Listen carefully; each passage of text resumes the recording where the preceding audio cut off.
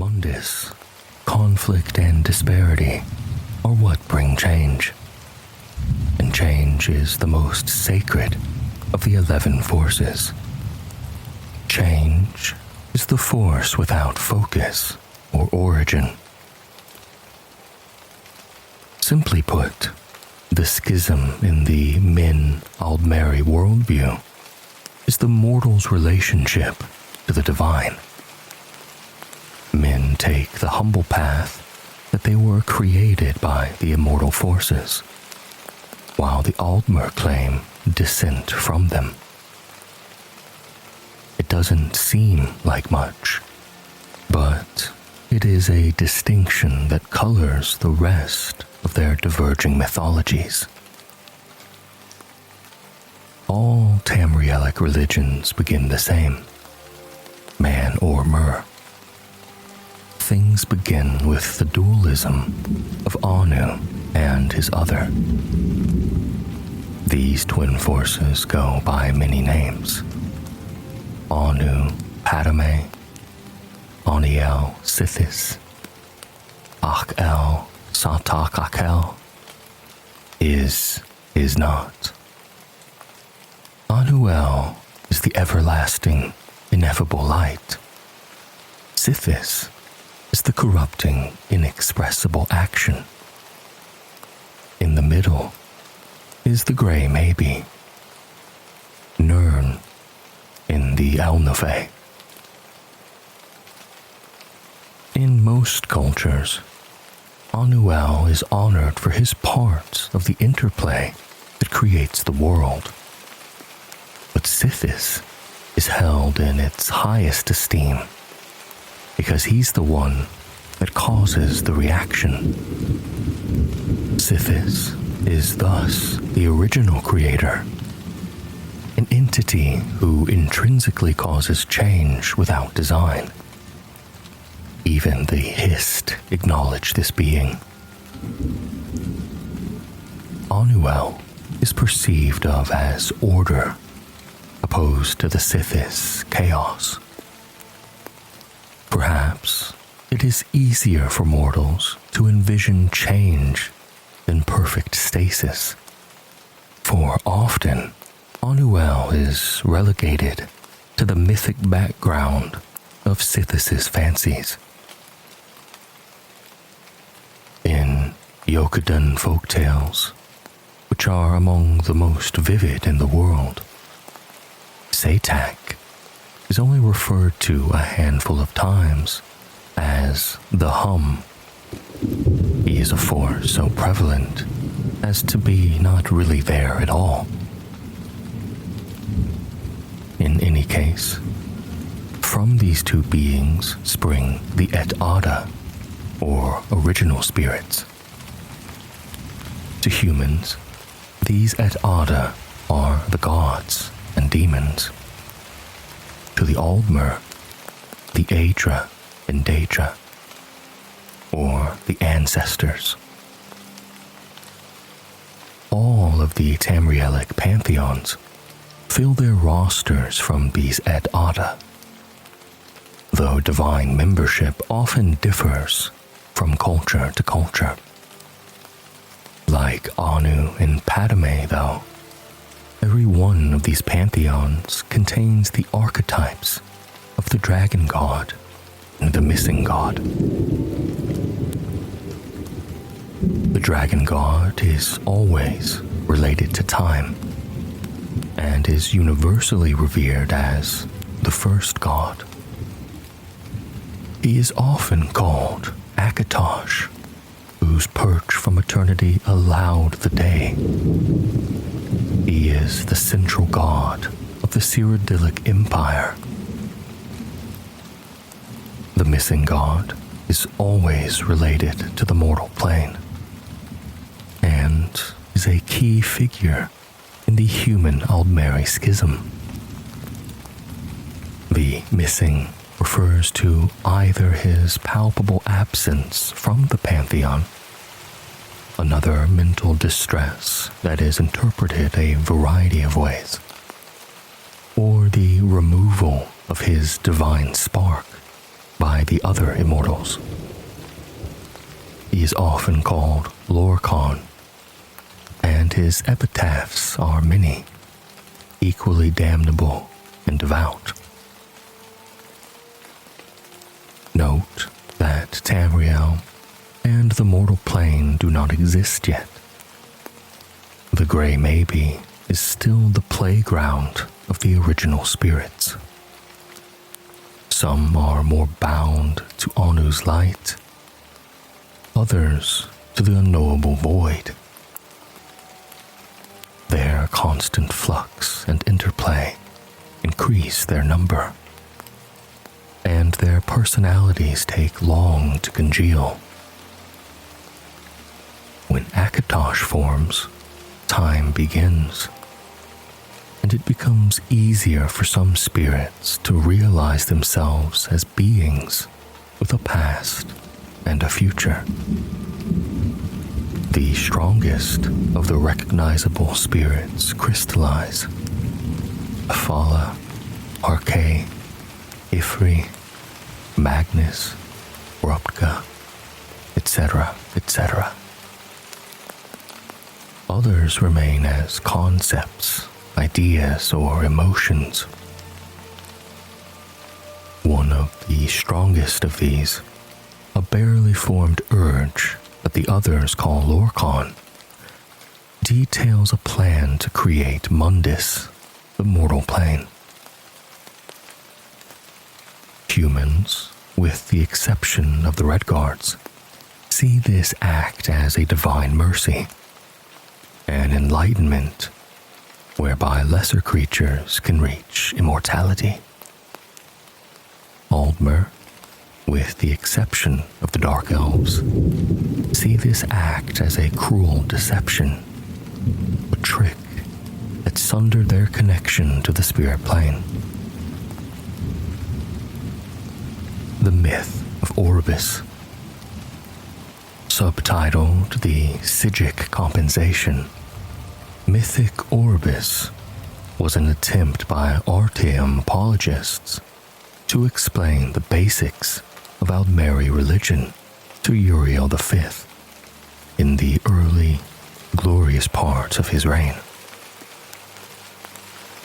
It quietly avoided any blame or bias against the Lorkhan concept, which was still held in esteem by the Cyrodiils as Shazar, the missing sibling of the Divines. Despite this, the Psijic still give a nice summary of the Elder view, and it will serve our purposes here. This version comes from the archives of the Imperial Seminary, from the handwritten notes of an unknown scribe. Mythic Orbis exists, and has existed from time without measure, as a fanciful, unnatural realm. Orbis is used to connote the imperceptible penumbra, the gray center between the is and is not of Anu and Padme. It contains the multitude realms of Aetherius and Oblivion, as well as other, less structured forms. The magical beings of mythic Orbis live for a long time and have complex narrative lives, creating the patterns of myth. These spirits are made from bits of the immortal polarity. The first of these was Akatosh, the Time Dragon, whose formation made it easier for other spirits to structure themselves. Gods and demons form and reform and procreate. Finally, the magical beings of mythic Orbis told the ultimate story, that of their own death. For some, this was an artistic transfiguration into the concrete, non-magical substance of the world. For For others, this was a war in which all were slain, their bodies becoming the substance of the world. For yet others, this was a romantic marriage and parenthood, with the parent spirits naturally having to die and give way to the succeeding mortal races. The agent of this communal decision was Lorcan, whom most early myths vilify as a trickster or deceiver. More sympathetic versions of this story point out Lorcan as being the reason the mortal plane exists at all. The magical beings created the races of the mortal orbis in their own image, either consciously as artists and craftsmen, or as the fecund rotting matter out of which the mortals sprung forth, or in a variety of other analogical senses. The magical beings, then having died, became the Et Ada. The Et Ada are the things perceived and revered by the mortals as gods, spirits, or geniuses of Orbis. Through their deaths, these magical beings separated themselves in nature from the other magical beings of the unnatural realm. The Daedra were created at this time also, being spirits and gods more attuned to oblivion, or that realm closer to the void of Padme. This act is the dawn of the mythic or Merithic era. It has been perceived by the earliest mortals many different ways, either as a joyous second creation, or, especially by the elves, as a painful fracturing from the divine. The originator of the event is always Lorcan. This creator, trickster, tester deity is in every Tamrielic mythic tradition. His most popular name is the Aldmeri Lorcan, or Doom Drum.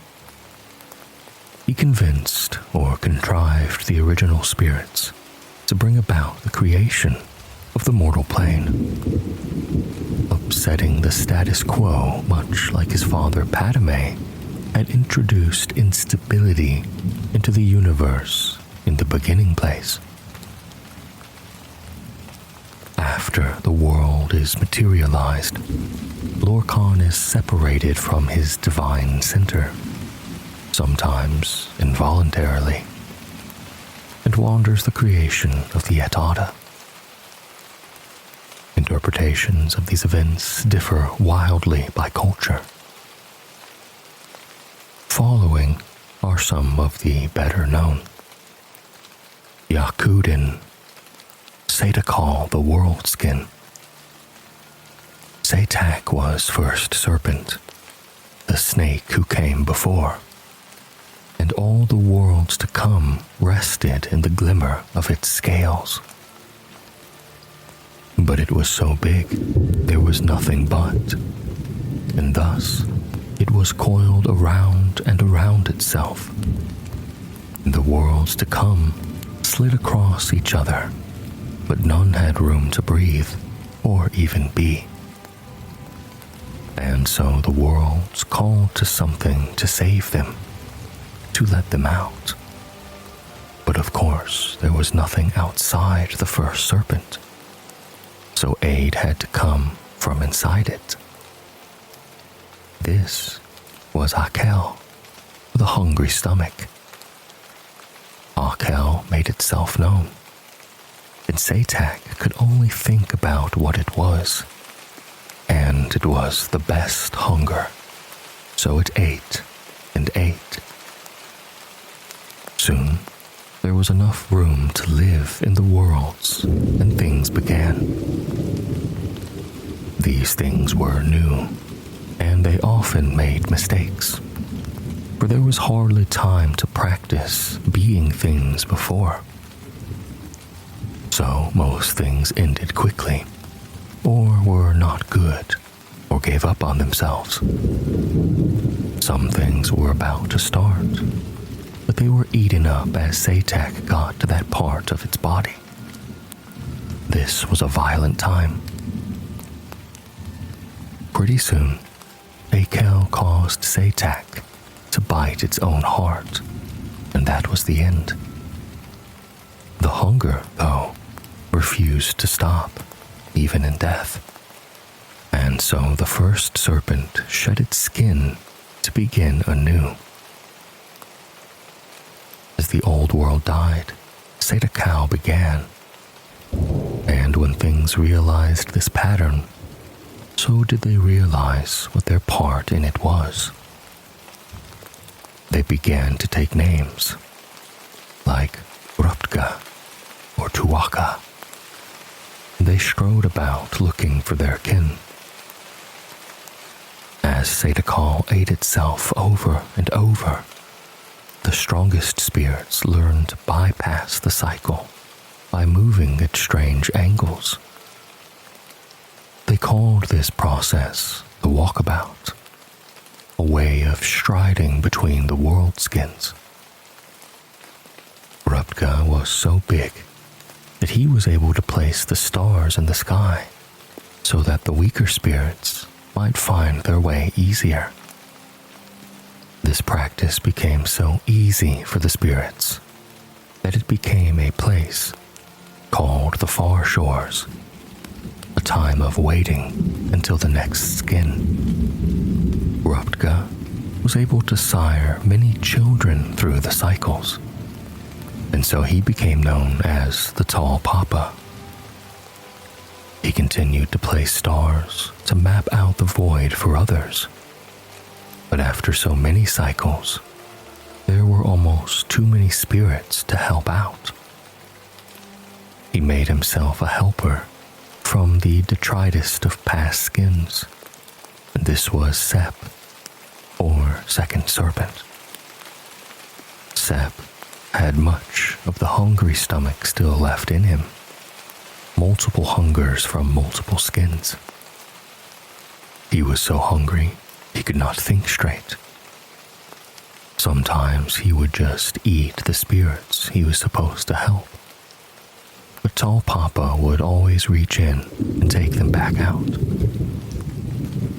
Finally, tired of helping Tall Papa, Sep went and gathered the rest of the old skins and balled them up, tricking spirits to help him, promising them this was how you reached the new world, by making one out of the old. These spirits loved this way of living, as it was easier. No more jumping from place to place. Many spirits joined in, believing this was good thinking. Tall Papa just shook his head. Pretty soon, the spirits on the skin ball started to die, because they were very far from the real world of Satekal, and they found that it was too far to jump into the Far Shores now. The spirits that were left pleaded with Tall Papa to take them back, but Grim Ruptka would not, and he told the spirits that they must learn new ways to follow the stars to the Far Shores now. If they could not, then they must live on through their children, which was not the same as before. Sep, however, needed more punishment, and so Tall Papa squashed the snake with a big stick. The hunger fell out of Sep's dead mouth, and was the only thing left of the Second Serpent. While the rest of the new world was allowed to strive back to godhood, Sep could only slink around in a dead skin or swim about in the sky, a hungry void that jealously tried to eat the stars. Cyrodiilic Shazar's song. This was a new thing that Shazar described to the gods, becoming mothers and fathers, being responsible and making great sacrifices, with no guarantee of success. But Shazar spoke beautifully to them and moved them beyond mystery and tears. Thus, the Aedra gave free birth to the world, the beasts, and the beings, making these things from parts of themselves. This free birth was very painful, and afterwards, the Aedra were no longer young and strong and powerful, as they had been from the beginning days. Some Aedra were disappointed and bitter in their loss, and angry with Shazar and with all creation, for they felt Shazar had lied and tricked them. These Aedra, the gods of the Aldmer, led by Ariel, were disgusted by their enfeebled selves and by what they had created.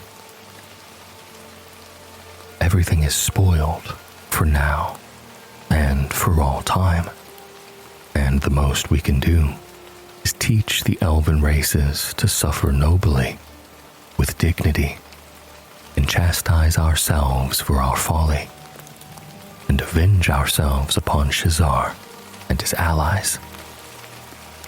Thus are the gods of the elves dark and brooding, and thus are the elves ever dissatisfied with mortality, and always proud and stoic, despite the harshness of this cruel and indifferent world.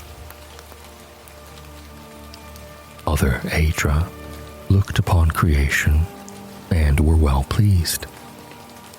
These Aedra, the gods of men and beast folk, led by Akatosh, praised and cherished their wards, the mortal races. We have suffered and are diminished for all time, but the mortal world we have made is glorious, filling our hearts and spirits with hope.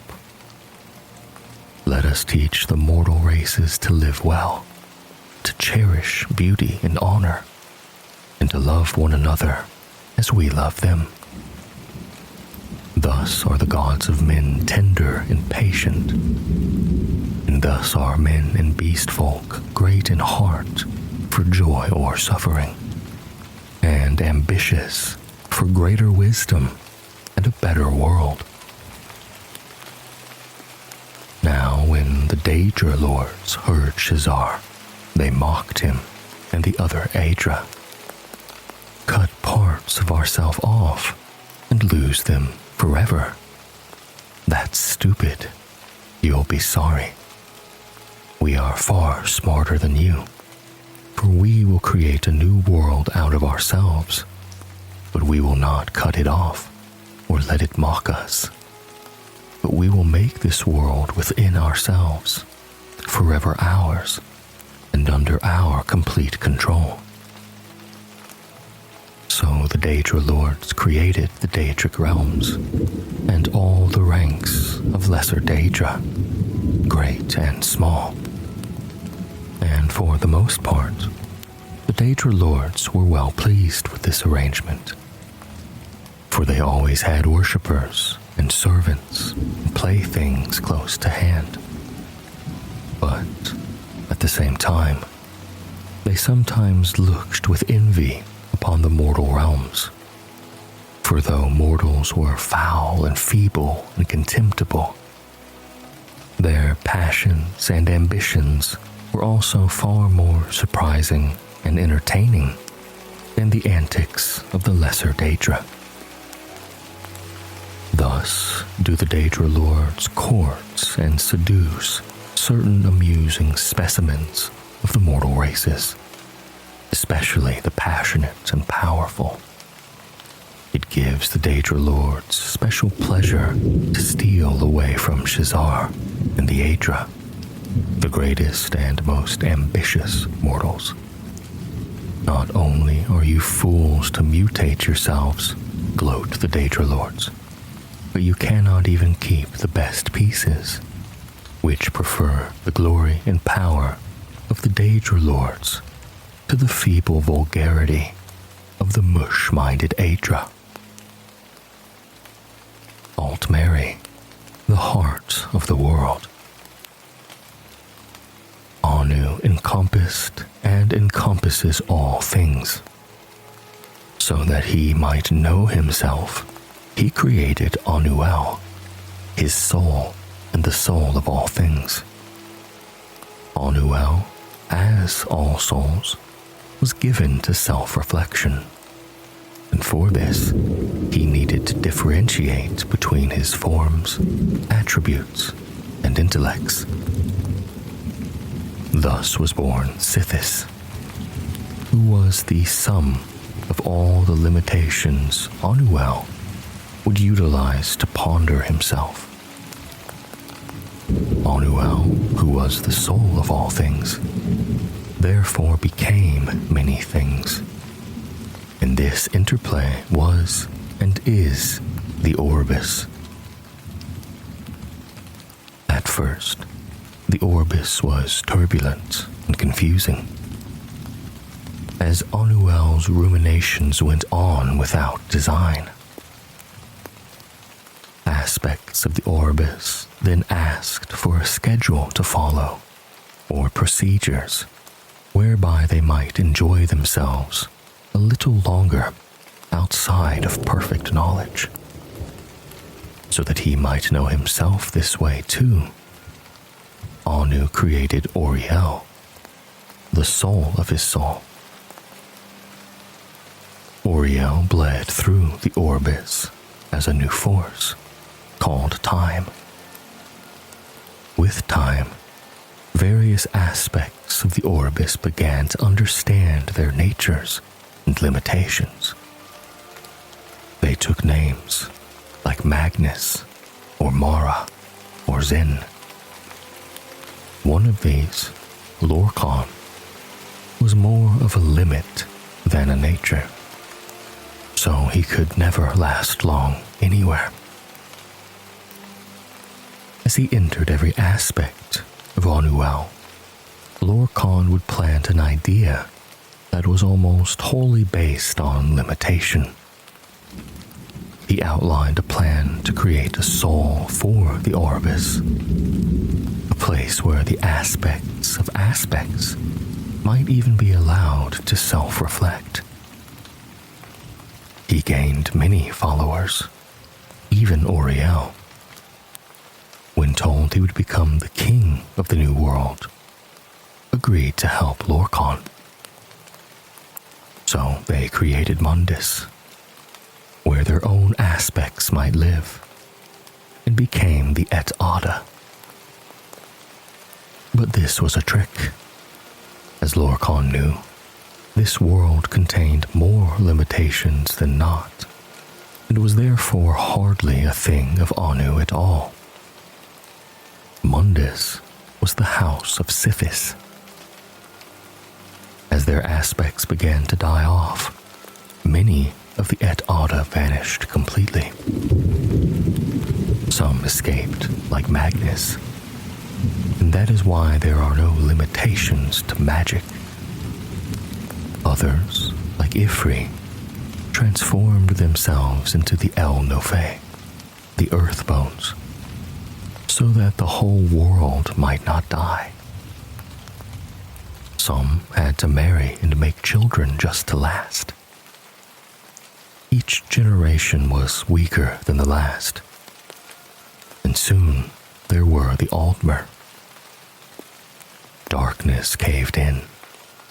Lorcan made armies out of the weakest souls and named them men, and they brought Sithis into every quarter.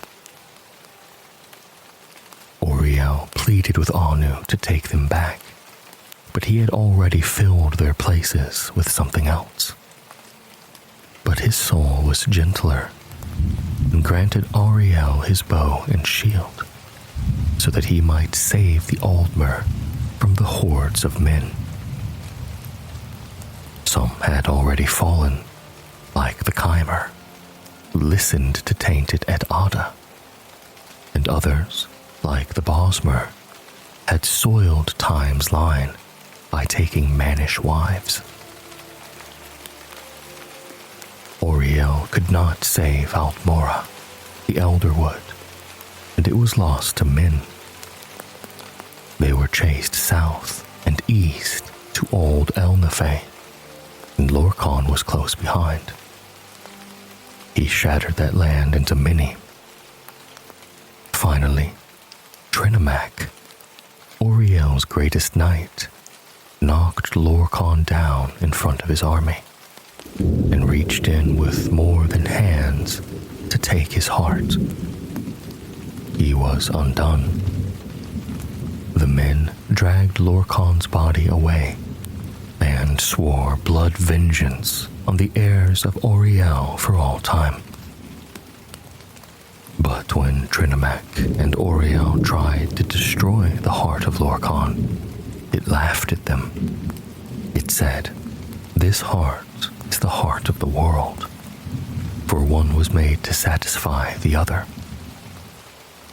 So Oriel fastened the thing to an arrow and let it fly long into the sea, where no aspect of the new world may ever find it. The Wolf Queen, Book 1. From the pen of the 1st century 3rd Era sage, Montakai. 3E63.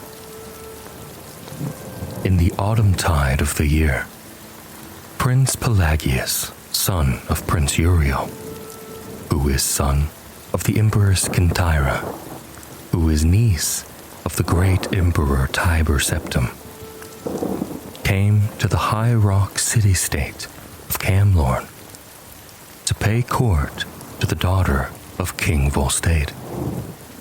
Her name was Quintilla, the most beauteous princess in Tamriel, skilled at all the maidenly skills, and an accomplished sorceress. 11 years a widower, with a young son named Anticius. Pelagius arrived at court to find that the city-state was being terrorized by a great demon werewolf. Instead of wooing, Pelagius and Quintilla together went out to save the kingdom. With his sword and her sorcery, the beast was slain, and by the powers of mysticism, Quintilla chained the beast's soul to a gem. Pelagius had the gem made into a ring and married her. But it was said that the soul of the wolf stayed with the couple until the birth of their first child. 3E80.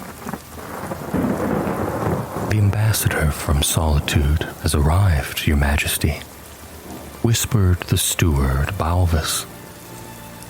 Right in the middle of dinner, muttered the Emperor weakly. Tell him to wait. No, Father, it's important that you see him, said Pelagius, rising. You can't make him wait and then give him bad news. It's undiplomatic. Don't go then. You're much better at diplomacy than I am. We should have all the family here, Emperor Uriel II added, suddenly aware how few people were present at his dinner table. Where's your mother? Sleeping with the archpriest of Kinnereth, Pelagius would have said, but he was, as his father said, diplomatic, and Instead, he said, at prayer. And your brother and sister? Amiel is in the first hold, meeting with the Archmagister of the Mages Guild. And Galana, though we won't be telling this to the ambassador, of course, is preparing for her wedding to the Duke of Narcissus. Since the ambassador expects her to be marrying his patron, the King of Solitude, instead, we'll tell him that she's at the spa, having a cluster of pestilent boils removed. Tell him that, and he won't press too hard for the marriage, politically expedient though it may be. Pelagius smiled. You know how queasy Nords are about warty women. But dash it, I feel like I should have some family around, so I don't look like some old fool despised by his nearest and dearest, growled the Emperor, correctly suspecting this to be the case. What about your wife? Where's she and the grandchildren? Quintilla's in the nursery with Sepphoris and Magnus. Anticius is probably whoring around the city. I don't know where Potama is, probably at her studies. I thought you didn't like children around. I do during meetings with ambassadors in damp staterooms, sighed the Emperor. They lend an air of, I don't know, innocence and civility. Ah, show the blasted ambassador in, he said to Balvis. Potama was bored. It was the rainy season in the Imperial Province, wintertide, and the streets and the gardens of the city were all flooded. She could not remember a time when it was not raining. Had it been only days, or had it been weeks or months since the sun shone? There was no judging of time anymore in the constant flickering torchlight of the palace. And as Potama walked through marble and stone hallways, listening to the pelting of the rain, she could think nothing but that she was bored. Astaphy, her tutor, would be looking for her now. Ordinarily, she did not mind studying. Rote memorization came easily to her. She quizzed herself as she walked down through the empty ballroom. When did Orsinium fall? 1E 980. Who wrote the Tamriel tractates? Cosi. When was Tiber Septim born? 2E 288.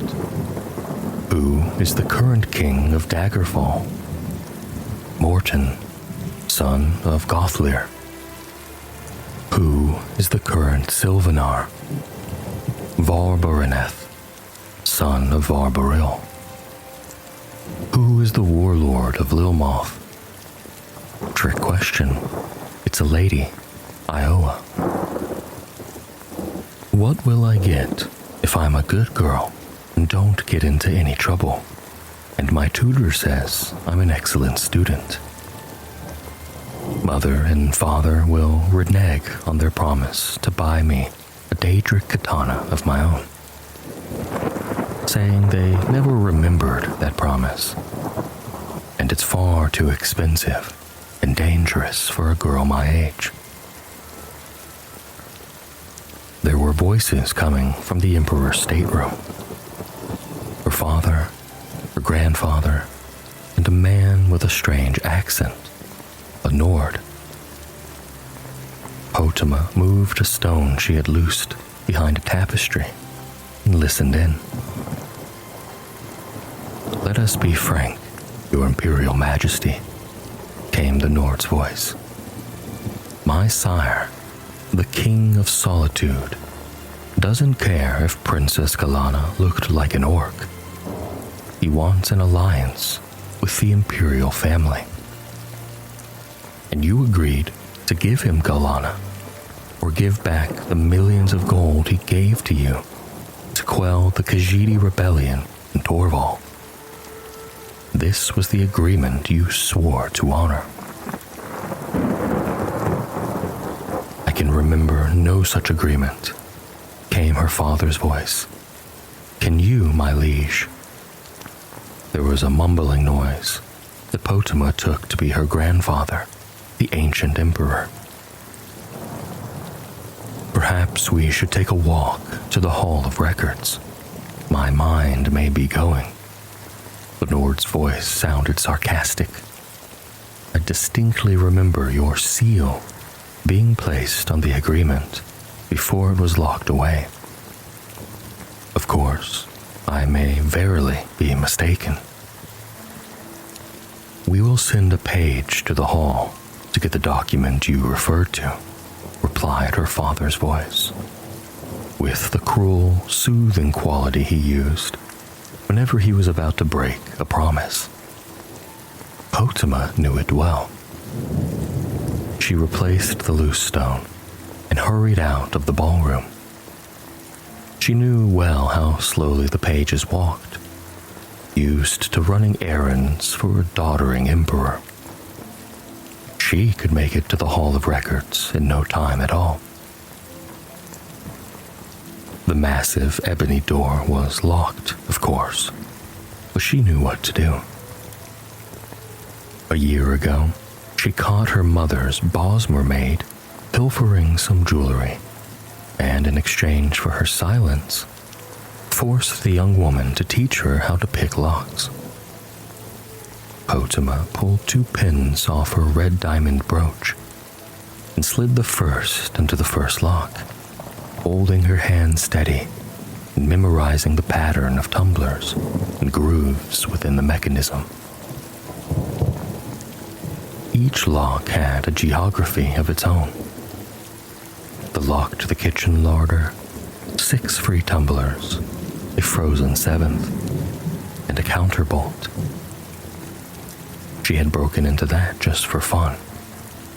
But if she had been a poisoner, the whole imperial household would be dead by now, she thought, smiling. The lock to her brother Anticius' secret stash of Khajiit pornography. Just 2 free tumblers, and a pathetic poisoned quill trap, easily dismantled with pressure on the counterweight. That had been a profitable score. It was strange that Anticius, who seemed to have no shame, proved so easy to blackmail. She was, after all, only 12. The differences between the perversions of the cat people and the perversions of the Cyrodiils seemed pretty academic. Still, Antiochus had given her the diamond brooch, which she treasured. She had never been caught. Not when she broke into the Archmage's study and stole his oldest spellbook. Not when she broke into the guest room of the King of Ghilain and stole his crown the morning before Magnus's official welcoming ceremony. It had become too easy to torment her family with these little crimes. But here was a document the Emperor wanted for a very important meeting. She would get it first. But this was the hardest lock she ever opened. Over and over, she massaged the tumblers, gently pushing aside the forked clamp that snatched at her pins, drumming the counterweights. It nearly took her half a minute to break through the door to the Hall of Records, where the Elder Scrolls were housed. The documents were well organized by year, province, and kingdom, and it took Potama only a short while to find the promise of marriage between Uriel Septim II, by the grace of the gods, Emperor of the Holy Cyrodiilic Empire of Tamriel, and his daughter, the Princess Galana, and His Majesty King Mantiarco of Solitude. She grabbed her prize and was out of the hall with the door well locked before the page was even in sight. Back in the ballroom, she loosened the stone and listened eagerly to the conversation within. For a few minutes, the three men, the Nord, the Emperor, and her father, just spoke of the weather and some boring diplomatic details. Then there was the sound of footsteps and a young voice, the page.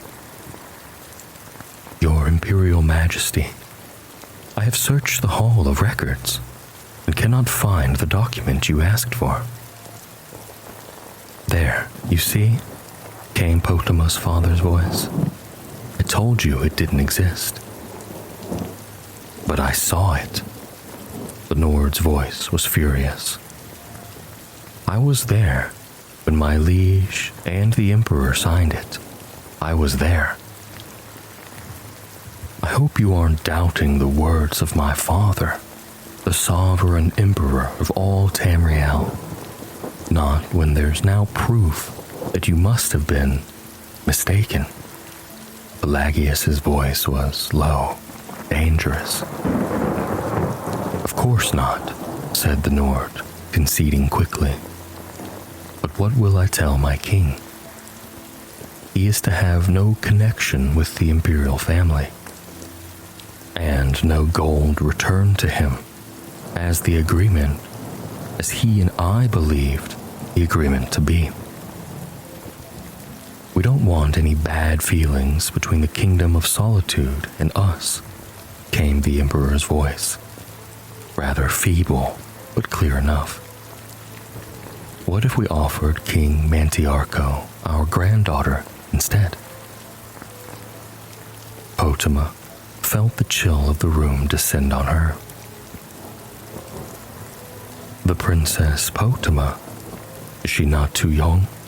Asked the Nord. She is 13 years old, said her father. That's old enough to wed. She would make an ideal mate for your king, said the Emperor. She is, admittedly, from what I see of her, very shy and innocent. But I am certain she would quickly grasp the ways of court. She is, after all, a septim. I think she would be an excellent queen of solitude. Not too exciting, but noble. The granddaughter of the Emperor is not as close as his daughter, said the Nord, rather miserably. But I don't see how we can refuse the offer. I will send word to my king. You have our leave, said the Emperor, and Potima heard the sound of the Nord leaving the stateroom. Tears streamed down Potima's eyes. She knew who the King of Solitude was from her studies. Mantiarco, 62 years old and quite fat. And she knew how far Solitude was, and how cold in the northernmost climate. Her father and grandfather were abandoning her to the barbaric Nords. The voices in the room continued talking. Well acted, my boy. Now, make sure you burn that document, said her father. My prince? Asked the page's querulous voice. The agreement between the Emperor and the King of Solitude, you fool. We don't want its existence known. My prince, I told the truth. I couldn't find the document in the Hall of Records. It seems to be missing. By Lorcan, roared her father. Why is everything in this palace always misplaced? Go back to the hall and keep searching until you find it. Potima looked at the document, millions of gold pieces promised to the Kingdom of Solitude in the event of Princess Galana not marrying the king. She could bring it in to her father, and perhaps as a reward, he would not marry her to Mantiarco. Or perhaps not. She could blackmail her father and the Emperor with it, and make a tidy sum of money. Or she could produce it when she became Queen of Solitude to fill her coffers and buy anything she wanted. More than a Daedric katana, that was for certain. So many possibilities, Potama thought, and she found herself not bored anymore. Book 2. From the pen of the 1st century 3rd Era stage, Montokai. 3E 82. A year after the wedding of his 14-year-old granddaughter, the Princess Potama, to King Mantiarco of the Nordic Kingdom of Solitude, the Emperor Uriel Septim II passed on. His son, Pelagius Septim II, was made emperor, and he faced a greatly depleted treasury thanks to his father's poor management. As the new Queen of Solitude, Potama faced opposition from the old Nordic houses, who viewed her as an outsider. Mantiarco had been widowed, and his former queen was loved. She had left him a son, Prince Bathorg, who was 2 years older than his stepmother and loved her not. But the king loved his queen and suffered with her through miscarriage after miscarriage until her 29th year, when she bore him a son. 3E 97. You must do something to help the pain, Potama cried, baring her teeth. The healer, Kelmeth, immediately thought of a she-wolf in labor, but he put the image from his mind. Her enemies called her the Wolf Queen for certes, but not for any physical resemblance. Your Majesty, there is no injury for me to heal. The pain you feel is natural and helpful for the birth. He was going to add more words of consolation, but he had to break off to duck the mirror she flung at him. I'm not a pig-nosed peasant girl, she snarled. I am the Queen of Solitude, daughter of the Emperor. Summon the Daedra. I'll trade the soul of every last subject of mine for a little comfort. My lady, said the healer nervously, drawing the curtains and blotting out the cold morning sun. It is not wise to make such offers, even in jest. The eyes of oblivion are forever watching for just such a rash interjection. What would you know of oblivion, healer? She growled, but her voice was calmer, quieter. The pain had relaxed. Would you fetch me that mirror I hurled at you? Are you going to throw it again, Your Majesty? Said the healer, with a taut smile, obeying her. Very likely, she said, looking at her reflection. And next time, I won't miss. But I do look a fright. Is Lord Voken still waiting for me in the hall? Yes, Your Majesty.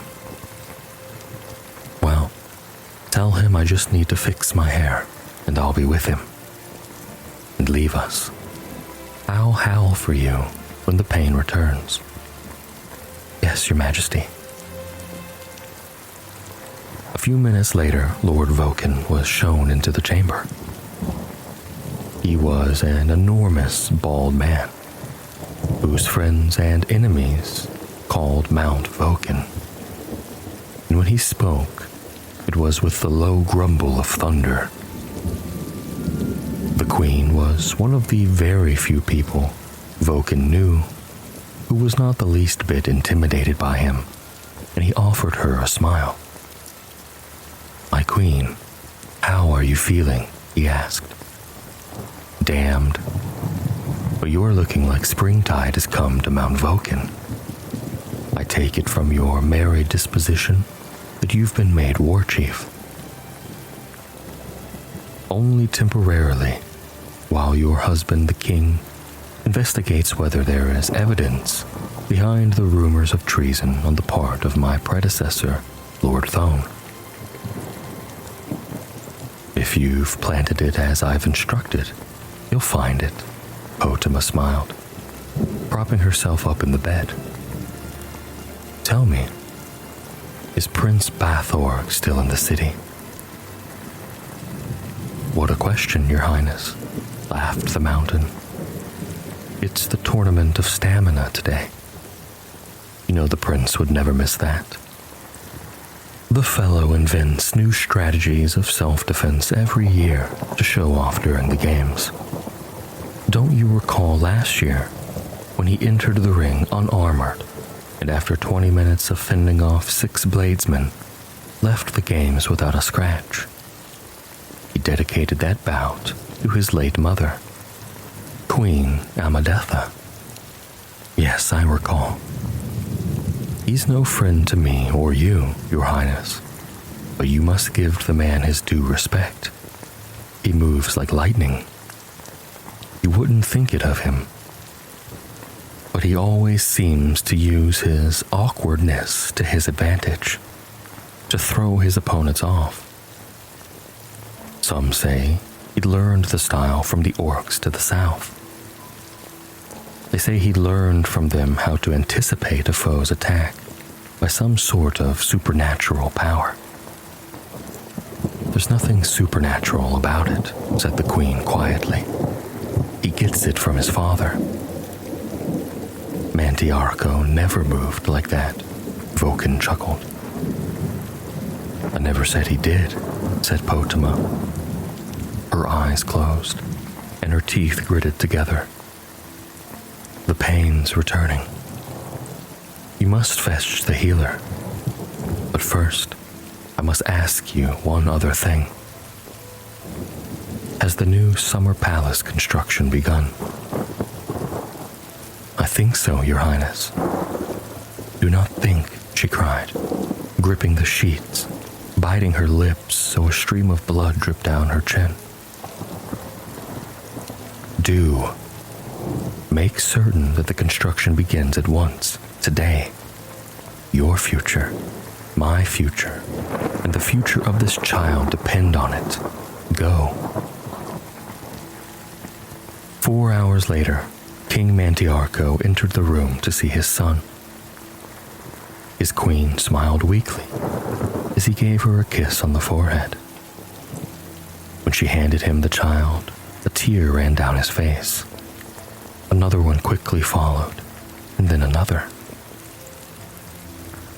"My lord," she said fondly, "I know you're sentimental, but really? It's not only the child, though he is beautiful, with all the fair features of his mother." Mantiarco turned to his wife sadly, his aged features twisting in agony. "My dear wife, there is trouble at the palace. In truth, this birth is the only thing that keeps this day from being the darkest in my reign." "What is it? Something at the tournament?" Potama pulled herself up in bed. "Something with Bathorg." "No, it isn't the tournament, but it does relate to Bathorg. I shouldn't worry you at a time like this. You need your rest." "My husband, tell me." "I wanted to surprise you with a gift after the birth of our child." So I had the old summer palace completely renovated. It's a beautiful place.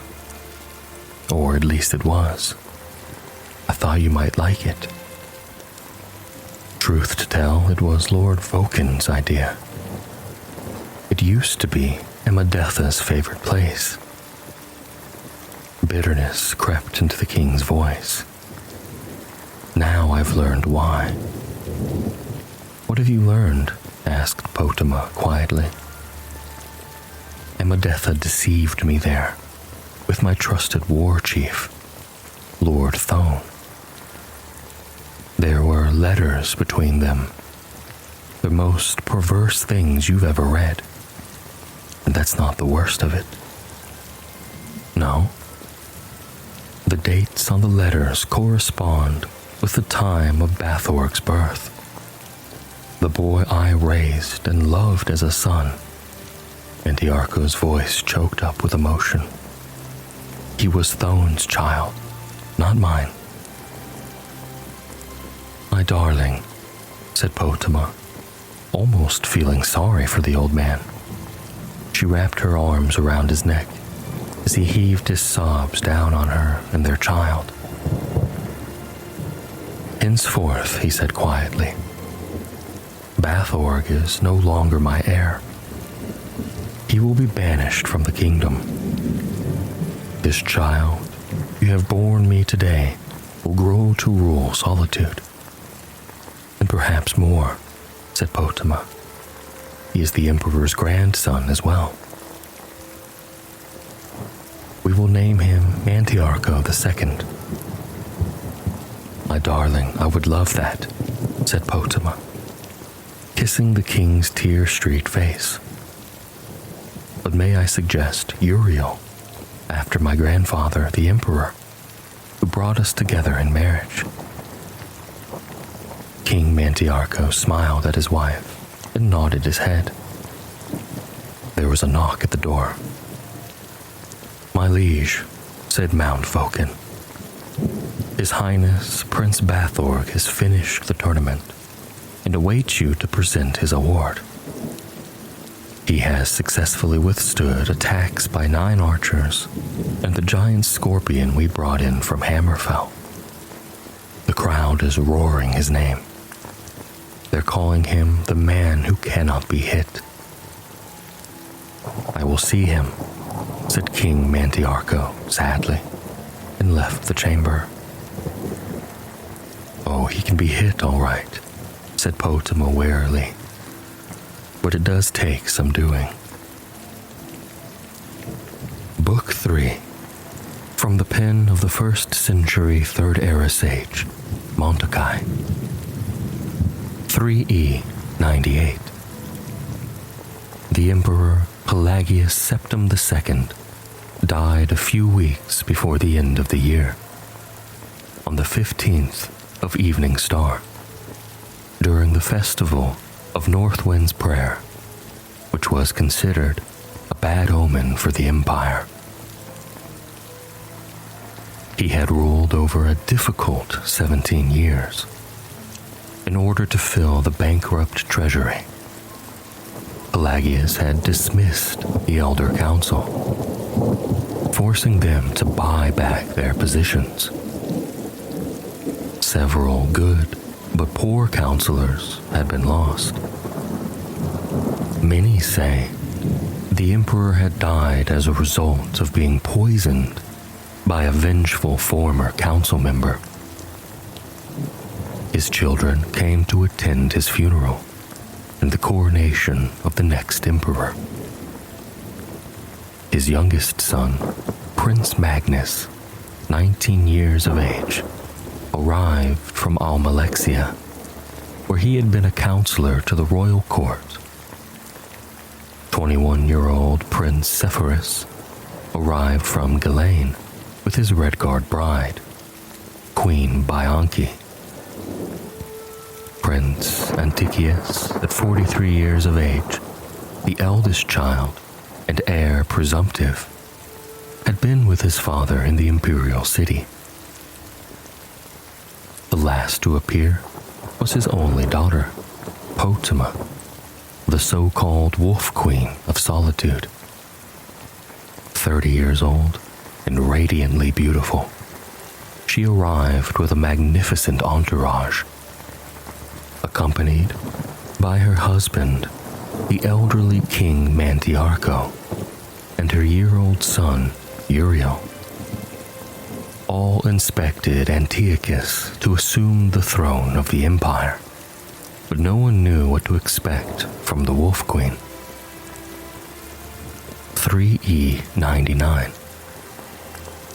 Lord Voken has been bringing several men to your sister's chambers late at night, every night this week, offered the spy master. Perhaps if her husband were made aware. My sister is a devotee of the conqueror gods, Riemann and Talos, not the love goddess Debella. She is plotting with those men, not having orgies with them. I'd wager I've slept with more men than she has, laughed Antiochus, and then grew serious. She's behind the delay of the council, offering me the crown. I know it. 6 weeks now. They say they need to update records and prepare for the coronation.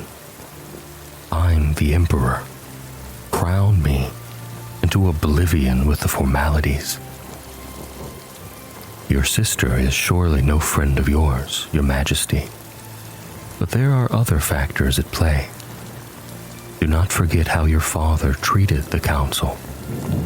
It is they who need following, and if need be, strong convincing, the spy master added, with a suggestive stab of his dagger.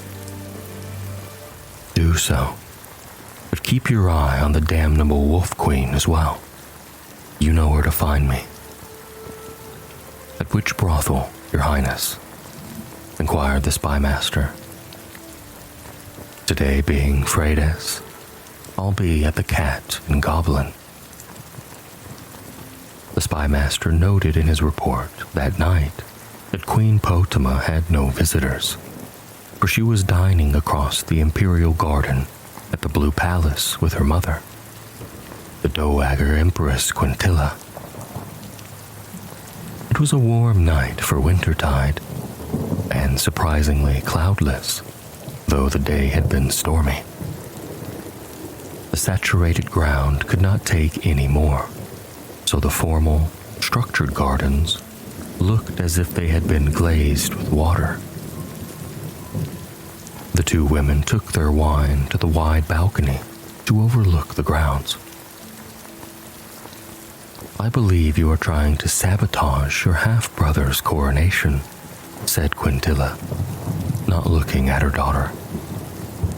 Potama saw how the years had not so much wrinkled her mother as faded her, like the sun on a stone.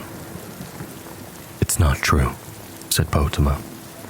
But would it bother you very much if it were true? Antiochus is not my son. He was 11 years old when I married your father, and we've never been close. I think that being heir presumptive has stunted his growth. He is old enough to have a family with grown children, and yet he spends all his time at debauchery and fornication. He will not make a very good emperor, Quintilla sighed, and then turned to Potama. But it is bad for the family for seeds of discontent to be sown. It is easy to divide up into factions, but very difficult to unite again. I fear for the future of the empire. Those sound like the words. Are you, by any chance, dying, Mother? I've read the omens, said Quintilla, with a faint, ironic smile. Don't forget, I was a renowned sorceress in Camlorn. I will be dead in a few months' time, and then, not a year later, your husband will die. I only regret that I will not live to see your child Uriel assume the throne of Solitude. Have you seen whether... Potama stopped, not wanting to reveal too many of her plans, even to a dying woman. Whether he will be emperor. I know the answer to that too, daughter. Don't fear. You'll live to see the answer, one way or another. I have a gift for him when he is of age. The Empress removed a necklace with a single great yellow gem from around her neck. It's a soul gem, infused with the spirit of a great werewolf your father and I defeated in battle 36 years ago. I've enchanted it with spells from the School of Illusion, so its wearer may charm whoever he chooses.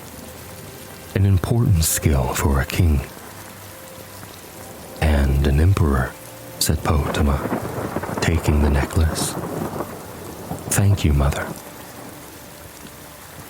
An hour later, passing the black branches of the sculpted doad shrubs, Potama noticed a dark figure, which vanished into the shadows under the eaves at her approach.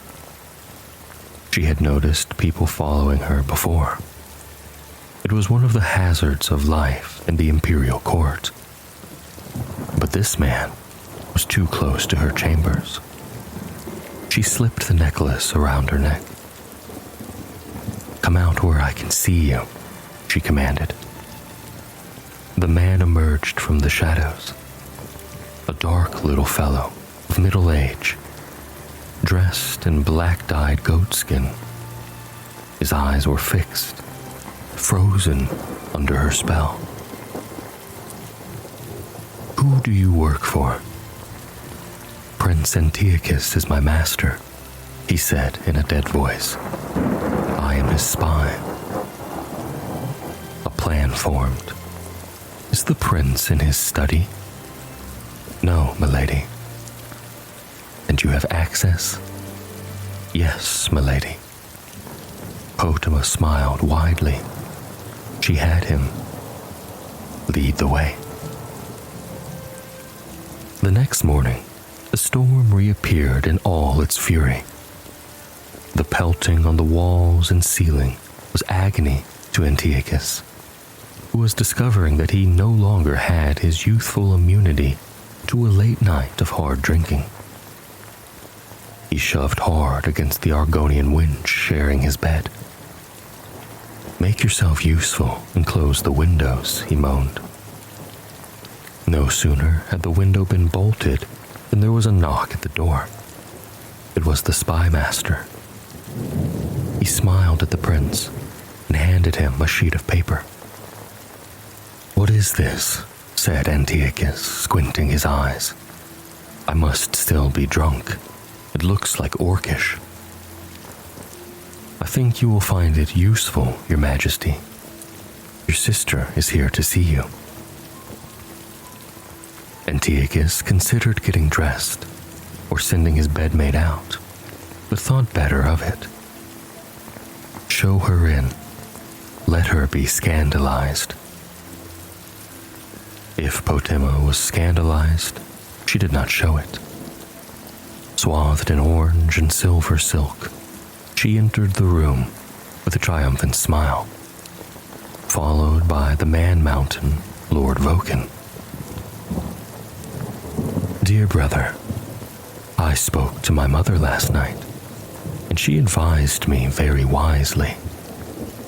She said I should not battle with you in public, for the good of our family and the empire. Therefore, she said, producing from the folds of her robe a piece of paper, I am offering you a choice. A choice, said Antiochus, returning her smile. That does sound friendly.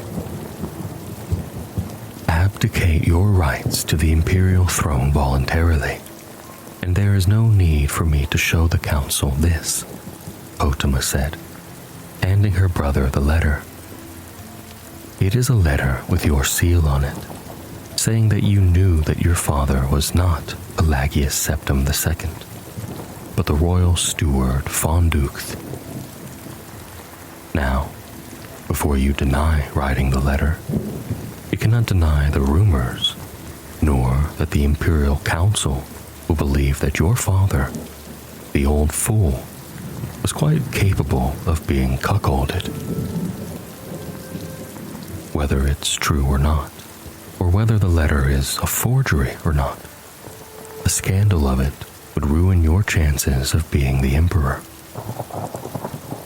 Antiochus's face had gone white with fury.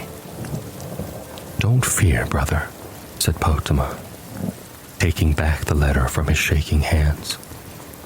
"I will see to it that you have a very comfortable life, and all the whores your heart or any other organ desires." Suddenly, Antiochus laughed. He looked over at his spymaster and winked. "I remember when you broke into my stash of Khajiit erotica and blackmailed me. That was close to 20 years ago. We've got better locks now, you must have noticed. It must have killed you that you couldn't use your own skills to get what you wanted." Potama merely smiled. It didn't matter. She had him. "You must have charmed my servant here into getting you into my study to use my seal," Antiochus smirked. "A spell, perhaps, from your mother, the witch?" Potama continued to smile. Her brother was cleverer than she thought. "Did you know that charm spells, even powerful ones, only last so long?" "Of course you didn't. You never were one for magic. Let me tell you, a generous salary is a stronger motivation for keeping a servant in the long run, sister."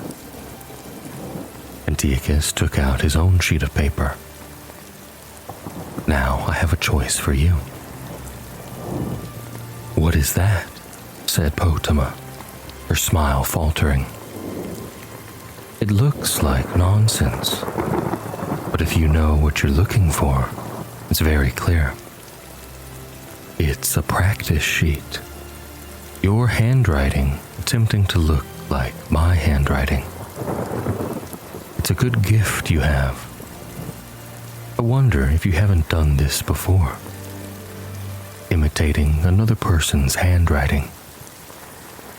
I understand a letter was found from your husband's dead wife, saying that his first son was a bastard. I wonder if you wrote that letter.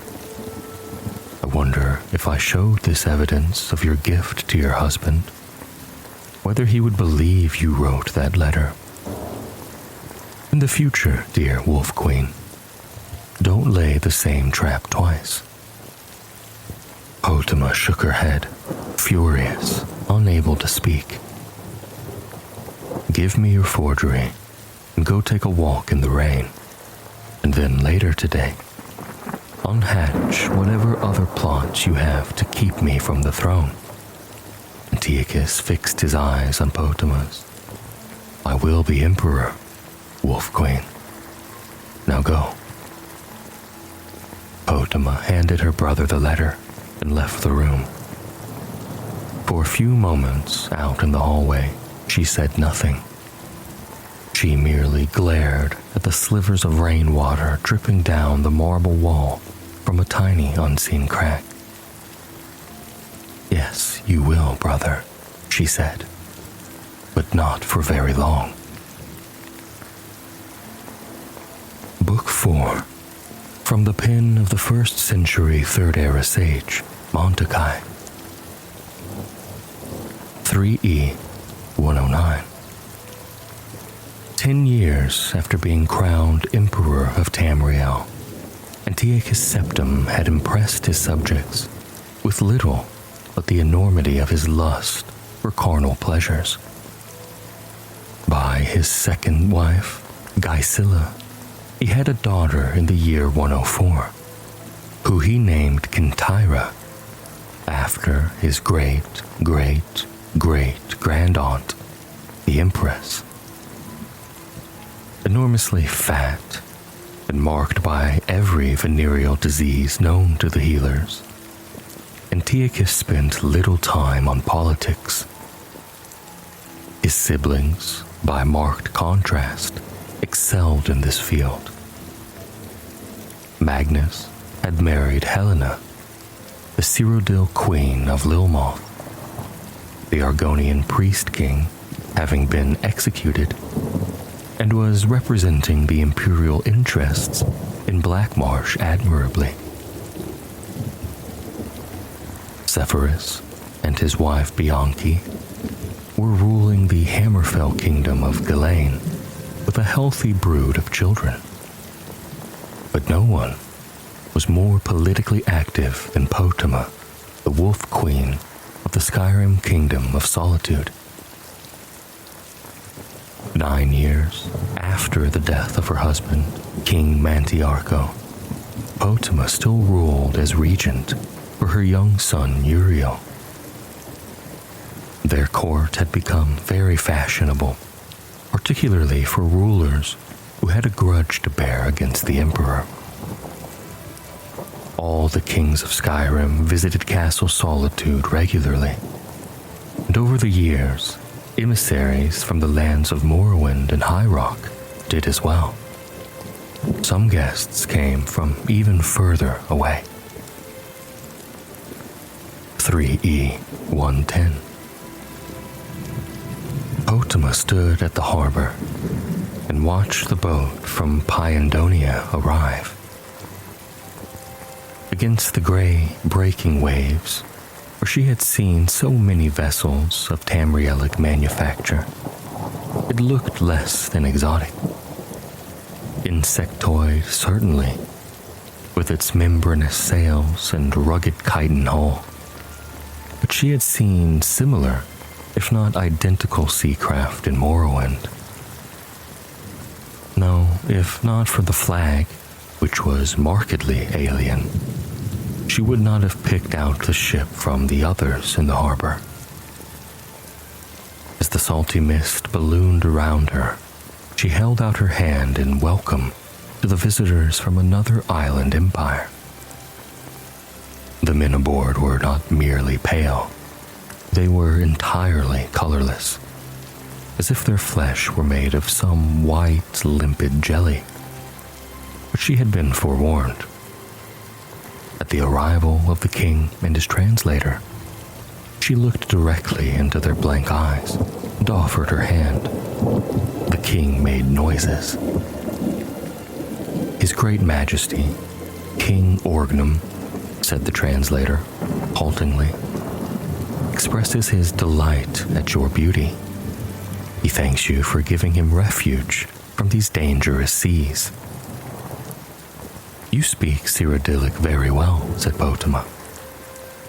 I am fluent in the languages of 4 continents, said the translator.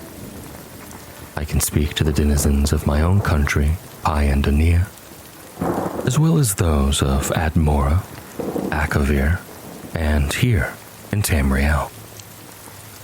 Yours is the easiest, actually. I was looking forward to this voyage. Please tell His Highness that he is welcome here and that I am entirely at his disposal, said Potema, smiling. Then she added, you understand the context, that I am just being polite. Of course, said the translator, then made several noises at the king, which the king reacted to with a smile. While they conversed, Potema looked up the dock and saw the now familiar greycloaks watching her while they spoke with Levlet, Antiochus's man. The Sigic order from the Somerset Isle, very bothersome. My diplomatic emissary, Lord Voken, will show you to your rooms, said Potema. Unfortunately, I have some other guests as well who require my attention. I hope your Great Majesty understands. His Great Majesty, King Orgnum, did understand, and Potema made arrangements to dine with the Pandanians that evening. meeting with the Psijic Order required all of her concentration. She dressed in her simplest black and gold robe and went to her stateroom to prepare.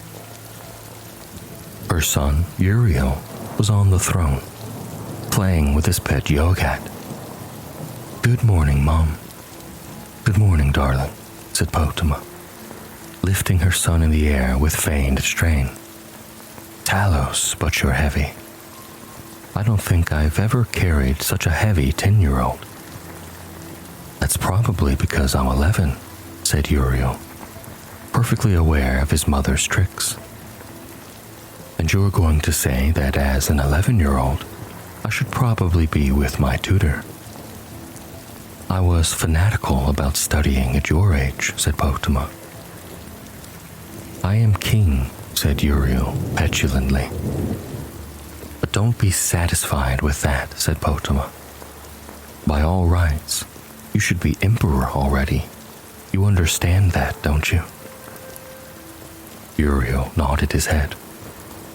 Potama took a moment to marvel at his likeness to the portraits of Tiber Septim. The same ruthless brow and powerful chin. When he was older and lost his baby fat, he'd be a spitting image of his great, great, great, great, great granduncle. Behind her, she heard the door opening and an usher bringing in several gray cloaks. She stiffened slightly, and Uriel, on cue, jumped down from the throne and left the stateroom, pausing to greet the most important of the Psijics. "Good morning, Master Eachesis," he said, enunciating each syllable with a regal accent that made Potama's heart soar. "I hope your accommodations at Castle Solitude met with your approval." "They do, King Uriel. Thank you," said Eachesis, delighted and charmed. Eachesis and his Psijics entered the chamber, and the door was shut behind them. Potama sat only for a moment on the throne before stepping off the dais and greeting her guests. "I am so sorry to have kept you waiting," said Potama. "To think that you sailed all the way from the Somerset Isles, and I should keep you waiting any longer. You must forgive me." "It's not all that long a voyage," said one of the gray cloaks angrily. "It isn't as if we sailed all the way from Pyandania." "Ah, you've seen my most recent guests, King Orgnum and his retinue," said Potama breezily. "I suppose you think it unusual me entertaining them, as well as we all know the Pyandanians mean to invade Tamriel. You are, I take it, as neutral in this as you are in all political matters." "Of course," said Eachesis proudly.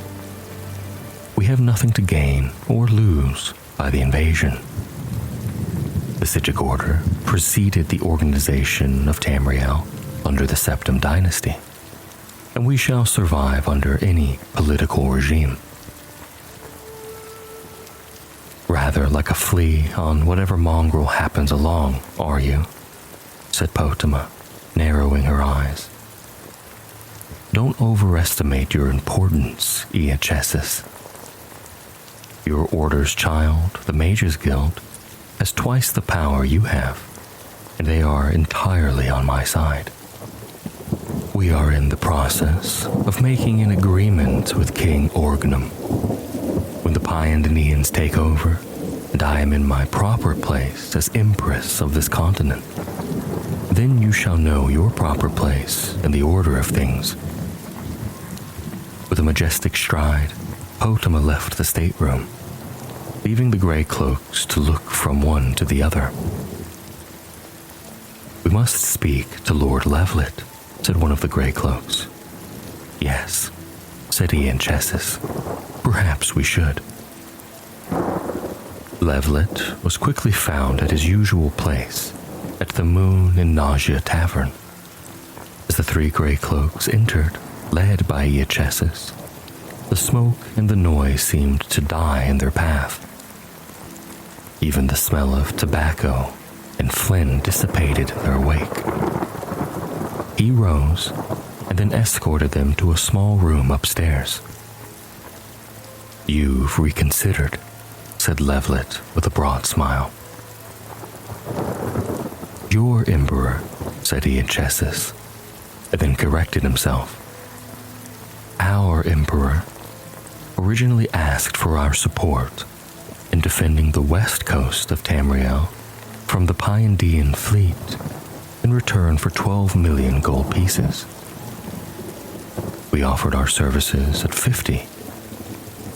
Upon reflections on the dangers that the Pyendian invasions would have, we accept his earlier offer. The Mages Guild has generously, perhaps for as low as 10 million gold pieces," said Iachesis quickly. Over the course of dinner, Potama promised King Orgnum, through the interpreter, to lead an insurrection against her brother. She was delighted to discover that her capacity for lying worked in many different cultures. Potama shared her bed that night with King Orgnum, as it seemed the polite and diplomatic thing to do. As it turned out, he was one of the better lovers she had ever had. He gave her some herbs before beginning that made her feel as if she were floating on the surface of time, conscious only of the gestures of love after she had found herself making them. She felt herself like the cooling mist, quenching the fire of his lust over and over and over again. In the morning, when he kissed her on the cheek and said with his bald, white eyes that he was leaving, she felt a stab of regret. The ship left harbor that morning, en route to the Somerset Isles and the imminent invasions. She waved him off to sea as she heard footsteps behind her. It was Levlet. "They will do it for 8 million, Your Highness," he said. "Thank Mara," said Potama. "I need more time for an insurrection. Pay them from my treasury, and then go to the Imperial City and get the 12 million from Antiochus. We should make a good profit from this game, and you, of course, will have your share." 3 months later, Potama heard that the fleet of the Pyendanians had been utterly destroyed by a storm that had suddenly appeared off the Isle of Artaeum, the home port of the Sigic Order. King Orgnum and all of his ships had been utterly annihilated. "Sometimes making people hate you," she said, holding her son Uriel close, "is how you make a profit." Book 5, from the pen of Inzalicus, 2nd century stage and student of Montakai. 3E 119. For 21 years, the Emperor Antiochus Septim ruled Tamriel and proved an able leader despite his moral laxity. His greatest victory was in the War of the Isle in the year 110, when the Imperial fleet and the royal navies of Somerset Isle, together with the magical powers of the Sigic Order, succeeded in destroying the Pyendanian invading armada. His siblings, King Magnus of Lilmoth, King Sepphoris of Ghislaine, and Potama, the Wolf Queen of Solitude, ruled well, and relations between the Empire and the kingdoms of Tamriel were much improved. Still, centuries of neglect had not repaired all the scars that existed between the Empire and the kings of High Rock and Skyrim. During a rare visitation from his sister and nephew Uriel, Antiochus, who had suffered from several illnesses over his reign, lapsed into a coma. For months, he lingered between life and death, while the Elder Council prepared for the ascension of his 15-year-old daughter Kintyra to the throne. 3E120. "Mother, I can't marry Kintyra," said Uriel, more amused by the suggestion than offended. "She's my first cousin. Besides, I believe she's engaged to one of the lords of council, Modelis." "You're so squeamish. There's a time and a place for propriety," said Potama. "But you're correct at any rate about Modelis, and we shouldn't offend the Elder Council at this critical juncture. How do you feel about Princess Rachma? You spent a good deal of time in her company in Faerun." "She's all right," said Uriel. "Don't tell me you want to hear all the dirty details. Please spare me your study of her anatomy," Potama grimaced. "But would you marry her?" "I suppose so." "Very good. I'll make the arrangements then." Potama made a note for herself before continuing. "King Leromo has been a difficult ally to keep, and a political marriage should keep Faerun on our side, should we need them. When is the funeral?" "What funeral?" asked Uriel. "You mean for Uncle Antiochus?" "Of course," sighed Potama. "Anyone else of note die recently?"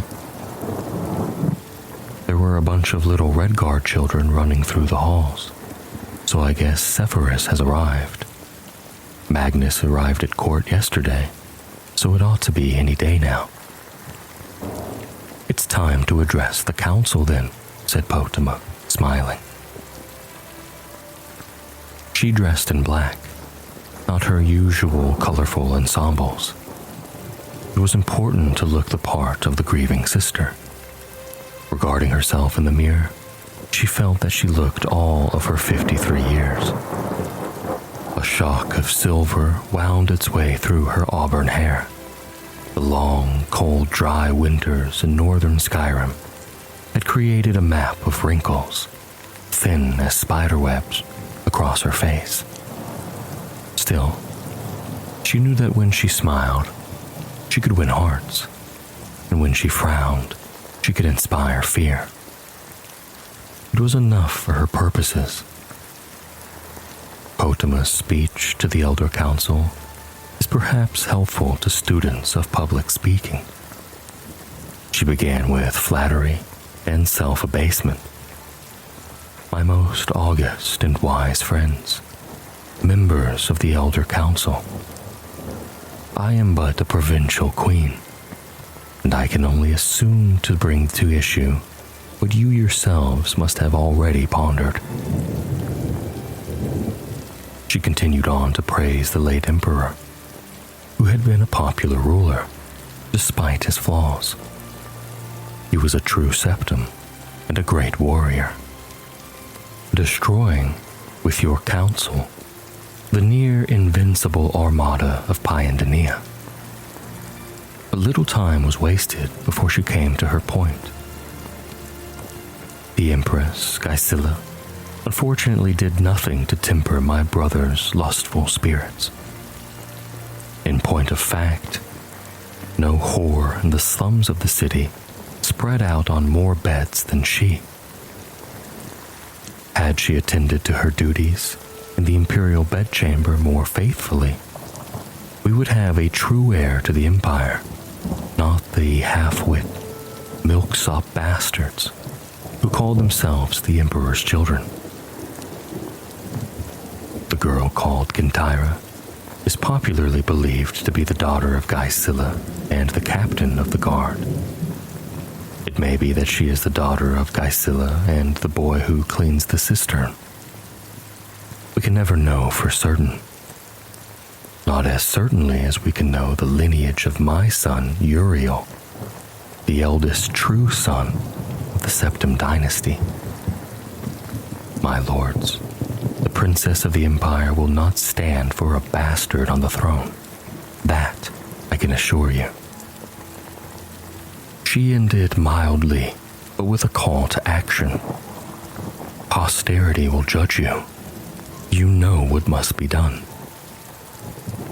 That evening, Photima entertained her brothers and their wives in the map room, her favorite of the imperial dining chambers. The walls were splashed with bright, if fading representations of the Empire and all the known lands beyond, at Mora, Okunda, Akavir, Pyandania, Thras. Overhead, the great glass domed ceiling, wet with rain, displayed distorted images of the stars overhead. Lightning flashed every other minute, casting strange phantom shadows on the walls. "When will you speak to the council?" asked Photima as dinner was served. "I don't know if I will," said Magnus. "I don't believe I have anything to say." "I will speak to them when they announce the coronation of Kintyra," said Sepphoris. "Merely as a formality, to show my support and the support of Hammerfell." "You can speak for all of Hammerfell?" asked Photima with a teasing smile. "The Redguards must love you very much." "We have a unique relationship with the Empire in Hammerfell," said Sepphoris' wife, Bianchi. "Since the Treaty of Strass Mackay, it's been understood that we are part of the Empire, but not a subject. I understand you've already spoken to the council," said Magnus's wife, Helena, pointedly. She was a diplomat by nature, but as the Cyrodiilic ruler of an Argonian kingdom, she knew how to recognize and confront adversity. "Yes, I have," said Photima, pausing to savor a slice of braised jalfbird. "I gave them a short speech about the coronation this afternoon." "Our sister is an excellent public speaker," said Sepphoris. "You're too kind," said Photima, laughing. "I do many things better than speaking." "Such as?" asked Bianchi, smiling. "Might I ask what you said in your speech?" asked Magnus, suspiciously. There was a knock on the chamber door. The head steward whispered something to Photima, who smiled in response and rose from the table. "I told the council that I would give my full support to the coronation, provided they proceed with wisdom." "What could be sinister about that?" Photima said, and took her glass of wine with her to the door. "If you'll pardon me, my niece Kintyra wishes to have a word with me." Kintyra stood in the hall with the Imperial Guard. She was but a child, but on reflection, Photima realized that at her age, she was already married 2 years to Mantiarco. There was a similarity to be certain. Photima could see Kintyra as the young queen, with dark eyes and pallid skin smooth and resolute like marble. Anger flashed momentarily in Kintyra's eyes on seeing her aunt, but emotion left her, replaced with calm, imperial presence. "Queen Photima," she said serenely, "I have been informed that my coronation will take place in 2 days' time. Your presence at the ceremony will not be welcome.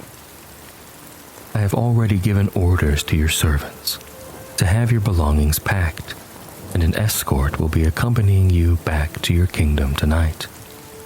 That is all. Goodbye, Aunt. Potama began to reply, but Kintyra and her guard turned and moved back down the corridor to the stateroom. The Wolf Queen watched them go, and then re-entered the map room. Sister-in-law, said Potama, addressing Bianchi with deep malevolence. You asked what I do better than speaking. The answer is war. Book 6, from the pen of Enzolicus, 2nd century sage. 3E 120.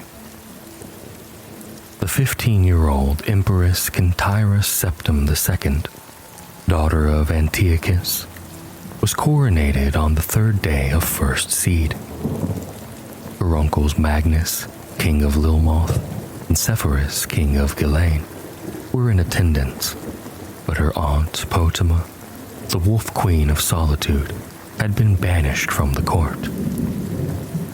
Once back in her kingdom, Queen Potama began assembling the rebellion, which was to be known as the War of the Red Diamond. All the allies she had made over the years of disgruntled kings and nobles joined forces with her against the new empress. The first early strikes against the empire were entirely successful. Throughout Skyrim and northern High Rock, the Imperial army found themselves under attack. Potama and her forces washed over Tamriel like a plague, inciting riots and insurrections everywhere they touched. In the autumn of the year, the loyal Duke of Glenpoint on the coast of High Rock sent an urgent request for reinforcements from the Imperial army, and Kintyra, to inspire the resistance to the Wolf Queen, led the army herself. 3E 121. We don't know where they are, said the Duke, deeply embarrassed. I've sent scouts out all over the countryside. I can only assume that they've retreated up north upon hearing of your army's arrival. I hate to say it, but I was hoping for a battle, said Kintyra. I'd like to put my aunt's head on a spike and parade it around the empire. Her son Uriel and his army are right on the border of the Imperial province, mocking me. How are they able to be so successful? Are they just that good in battle? Or do my subjects truly hate me? She was tired, after many months of struggling through the mud of autumn and winter. Crossing the Dragontail Mountains, her army nearly marched into an ambush. A blizzard snap in the normally temperate barony of Dwynnen was so unexpected and severe that it must have certainly have been cast by one of Potama's wizard allies. Everywhere she turned, she felt her aunt's touch, and now her chance of facing the Wolf Queen at last had been thwarted. It was almost too much to bear. It is fear, pure and simple, said the Duke. That is her greatest weapon. I need to ask, said Kintyra, hoping that by sheer will she could keep her voice from revealing any of the fear the Duke spoke of. You've seen the army. Is it true that she has summoned a force of undead warriors to do her bidding? No. As a matter of fact, it's not true. But she certainly fosters that rumor. Her army attacks at night, partly for strategic reasons, and partly to advance fears like that. She has, so far as I know, no supernatural aid other than the standard battle mages and night blades of any modern army. Always at night, said Kintyra thoughtfully. I suppose that's to disguise her numbers, and to move her troops into position before we're aware of them, added the Duke. She's the master of the sneak attack.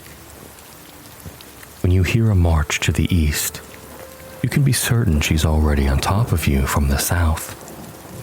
But listen, we'll discuss this all tomorrow morning. I've prepared the castle's best rooms for you and your men. Kintyra sat in her tower suite, and by the light of the moon and a single tallow candle, she pinned a letter to her husband-to-be, Lord Modelis, back in the Imperial City. She hoped to be married to him in the summer at the Blue Palace her grandmother Quintilla had loved so much, but the war may not permit it. As she wrote, she gazed out the window of the courtyard below, the haunted leafless trees of winter. Two of her guards stood on the battlements, several feet apart from one another. Just like Modelis and Kintyra, she thought, and proceeded to expound on the metaphor in her letter.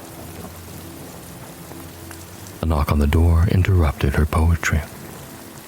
A letter, Your Majesty, from Lord Modelis, said the young courier, handing the note to her. It was short, and she read it quickly before the courier had a chance to retire. I'm confused by something. When did he write this? 1 week ago, said the courier. He said it was urgent, that I make it here as quickly as possible, while he mobilized the army. I imagine they've left the city already. Kintyra dismissed the courier. Modelis said that he had received a letter from her, urgently calling for reinforcements to the battle at Glenpoint. But there was no battle at Glenpoint. She had only just arrived today. But who wrote the letter in her handwriting?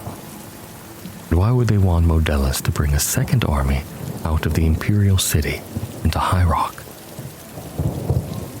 Feeling a chill from the night air at the window, Kintyra went to shut the latch.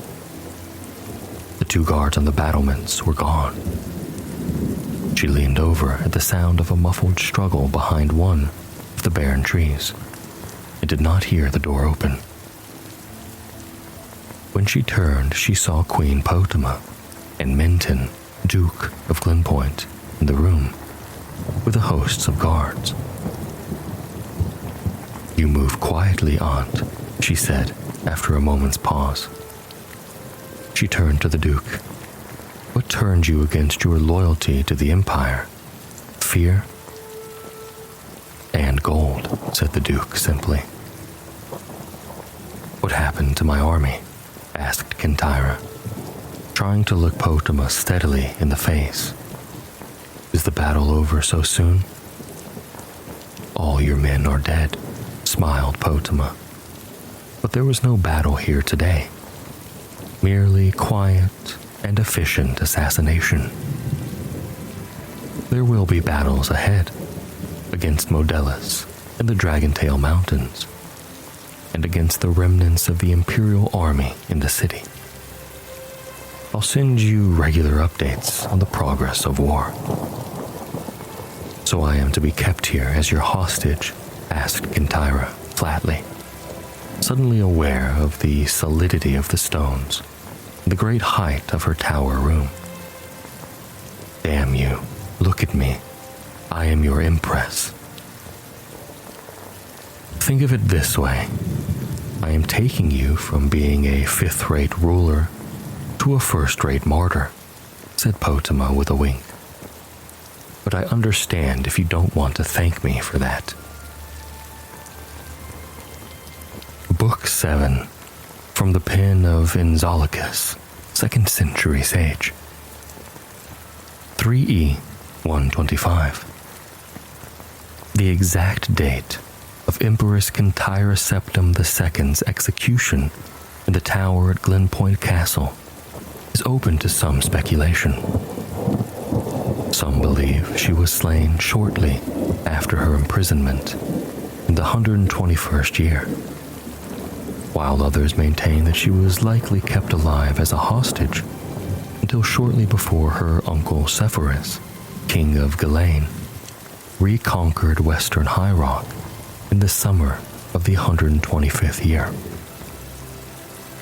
The certainty of Kintyra's demise rallied many against the Wolf Queen Potema and her son, who had been crowned Uriel Septim III 4 years previously when he invaded the underguarded imperial city. Sepphoris concentrated his army on the war in High Rock, while his brother Magnus, king of Lilmoth, brought his Argonian troops through the loyal Morrowind and into Skyrim to fight in Potema's home province.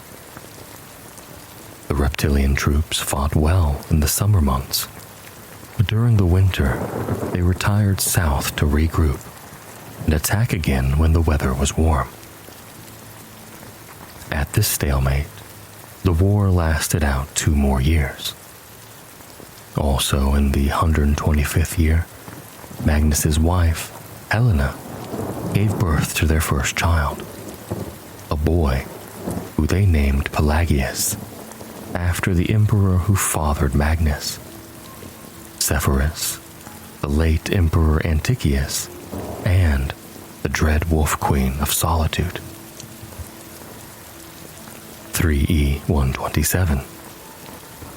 Potema sat on soft silk cushions in the warm grass in front of her tent and watched the sun rise over the dark woods on the other side of the meadow. It was a peculiarly vibrant morning, typical of Skyrim summertide. The high chirrup of insects buzzed all around her, and the sky surged with thousands of fallowing birds, rolling over one another and forming a multitude of patterns. Nature was unaware of the war coming to Falconstar, she surmised. "Your Highness, a message from the army in Hammerfell," said one of her maids, bringing in a courier. He was breathing hard, stained with sweat and mud, evidence of a long, fast ride over many, many miles. "My queen," said the courier, looking to the ground, "I bring grave news of your son, the Emperor. He met your brother, King Sepphoris' army in Hammerfell, in the countryside of Ishadag, and there did battle. You would be proud, for he fought well, but in the end, the Imperial army was defeated, and your son, our Emperor, was captured. King Sepphoris is bringing him to Galain." Potema listened to the news, scowling. "That clumsy fool," she said at last. Potema stood up and strolled into camp, where the men were arming themselves, preparing for battle. Long ago, the soldiers understood that their lady did not stand on ceremony, and she would prefer that they work rather than salute her. Lord Voken was ahead of her, already meeting with the commander of the battle mages, discussing last-minute strategy. "My queen," said the courier who had been following her, "what are you going to do?" "I'm going to win this battle with Magnus, despite his superior positioning, holding the ruins of Cogminst Castle," said Potema. "And then, when I know what Sepphoris means to do with the Emperor, I'll respond accordingly. If there's a ransom to be paid, I'll pay it. If there's a prison exchange needed, so be it. Now please, bathe yourself and rest. Try not to get in the way of the war." "It's not an ideal scenario," said Lord Voken, when Potema had entered the commander's tent. "If we attack the castle from the west, we'll be running directly into the fire from their mages and archers. If If we come from the east, we'll be going through swamps, and the Argonians do better in that type of environment than we do. A lot better. What about north and south? Just hills, correct? Very steep hills, Your Highness, said the commander. We should post bowmen there, but we'll be too vulnerable putting out the majority of our force. So it's the swamp, said Potama, and added pragmatically, unless we withdraw and wait for them to come out before fighting. If we wait, Sepphoris will have his army here from High Rock, and we'll be trapped between the two of them, said Lord Vulcan. Not a preferable situation. I'll talk to the troops, said the commander. Try to prepare them for the swamp attack. No, said Potama. I'll speak to them. In full battle gear, the soldiers gathered in the center of camp. They were a motley collection of men and women. Cyrodiils, Nords, Bretons, and Dunmer. Young bloods and old veterans. The sons and daughters of nobles, shopkeepers, serfs, priests, prostitutes, farmers, academics, adventurers. All of them under the banner of the Red Diamond, the symbol of the imperial family of Tamriel. My children, Potama said, her voice ringing out, hanging in the still morning mist.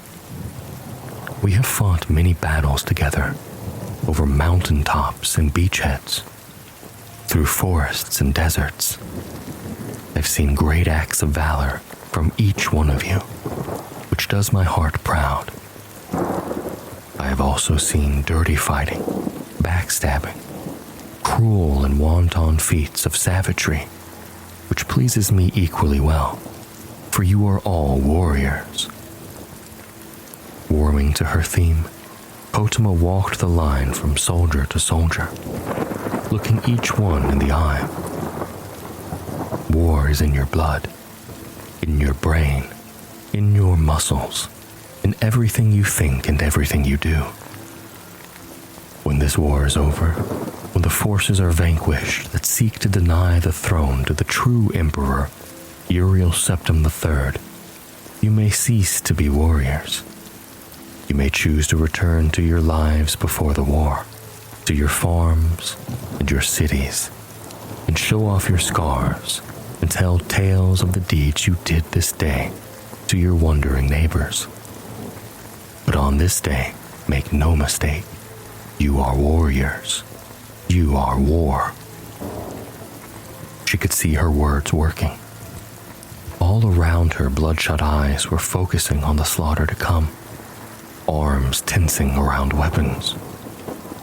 She continued in her loudest cry, and you will move through the swamplands like an unstoppable power from the blackest part of oblivion, and you will rip the scales from the reptilian things in Cogmanthist Castle.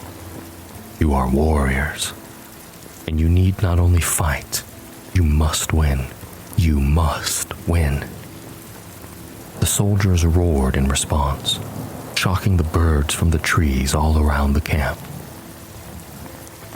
From a vantage point on the hills to the south, Potama and Lord Vulcan had excellent views of the battle as it raged on. It looked like two swarms of two colors of insects moving back and forth over a clump of dirt, which was the castle ruins. Occasionally, a burst of flame or a cloud of acid from one of the mages would flicker over the battle, arresting their attention.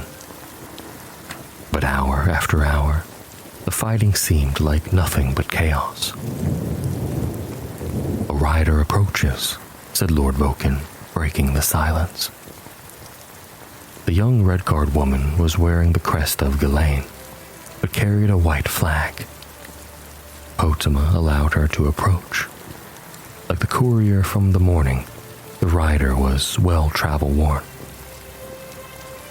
Your Highness, she said out of breath, I have been sent from your brother, my Lord King Sepphoris, to bring you dire news. Your son Uriel was captured in Ishidag on the field in battle, and from there transported to Ghislaine. I know all this, said Potama scornfully. I have couriers of my own. You can tell your master that after I've won this battle, I'll pay whatever ransom or exchange. Your Highness, an angry crowd met the caravan your son was in before it made it to Ghislaine. The rider said quickly. Your son is dead. He had been burned to death within his carriage. He is dead. Potama turned from the young woman and looked down at the battle. Her soldiers were going to win. Magnus's army was in retreat. One other item of news, Your Highness, said the rider. King Sepphoris is being proclaimed Emperor. Potama did not look at the woman. Her army was celebrating their victory. Book 8, from the pen of Inzalicus, 2nd century sage. 3E 127. Following the Battle of Ishidag, the Emperor Uriel Septim III was captured, and, before he was able to be brought back to his uncle's castle in the Hammerfell kingdom of Ghislaine, he met his death at the hands of an angry mob. This uncle, Sepphoris, was thereafter proclaimed emperor and rode to the imperial city. The troops, formerly loyal to Emperor Uriel and his mother, the Wolf Queen Potama, pledged themselves to the new emperor. In return for their support, the nobility of Skyrim, High Rock, Hammerfell, the Somerset Isle, Valenwood, Blackmarsh, and Morrowind demanded and received a new level of autonomy and independence from the Empire. The War of the Red Diamond was at an end. Potama continued to fight a losing battle, her area of influence dwindling and dwindling, until only her kingdom of solitude remained in her power. She summoned Daedra to fight for her, had her necromancers resurrect her fallen enemies as undead warriors, and mounted attack after attack on the forces of her brothers, the Emperor Sepphoris Septim I and King Magnus of Lilmoth. Her allies began leaving her as her madness grew, and her only companions were the zombies and skeletons she had amassed over the years. The Kingdom of Solitude became a land of death. Stories of the ancient Wolf Queen being waited on by rotting skeletal chambermaids and holding war plans with vampiric generals terrified her subjects. 3E 137. Magnus opened up the small window in his room. For the first time in weeks, he heard the sounds of a city, carts squeaking, horses clopping over the cobblestones, and somewhere, a child laughing. He smiled as he returned to his bedside to wash his face and finish dressing. There was a distinctive knock on the door. "Come in, pal," he said. Pelagius bounded into the room. It was obvious that he had been up for hours. Magnus marveled at his energy and wondered how much longer battles would last if they were run by 12-year-old boys. "Did you see outside yet?" Pelagius asked. "All the townspeople have come back. There are shops and a mage's guild, and down by the harbor, I saw 100 shops come in from all over the place. They don't have to be afraid anymore. We've taken care of all the zombies and ghosts that used to be their neighbors, and they know it's safe to come back." "Is Uncle Sepphoris going to turn into a zombie when he dies?" asked Pelagius. "I wouldn't put that past him," laughed Magnus. "Why do you ask?" I heard some people saying that he was old and sick, said Pelagius. He's not that old, said Magnus.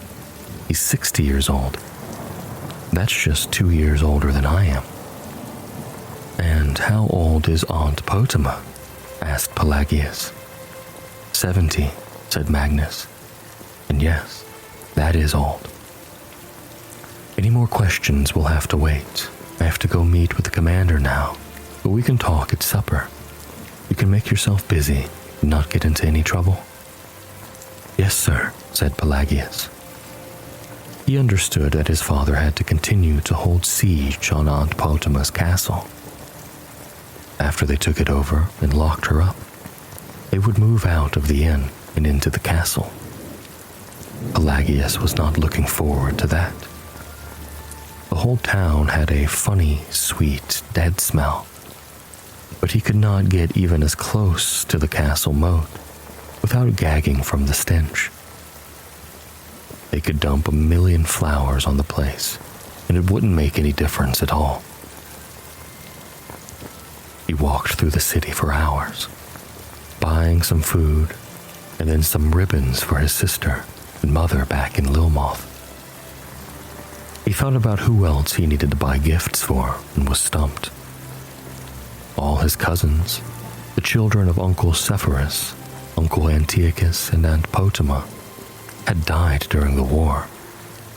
Some of them in the battle, and some of them during the famines, because so many crops had been burned.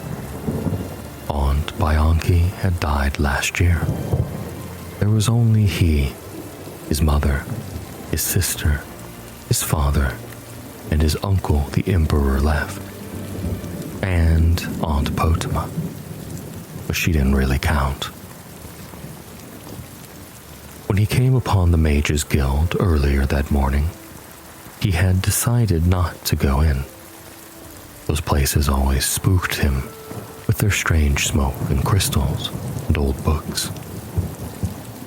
This time, it occurred to Pelagius that he might buy a gift for Uncle Sepphoris, a souvenir of Solitude's Mages Guild. An old woman was having trouble with the front door, so Pelagius opened it for her. "Thank you," she said. She was easily the oldest thing he had ever seen. Her face looked like an old rotted apple, framed with a wild whirl of bright white hair.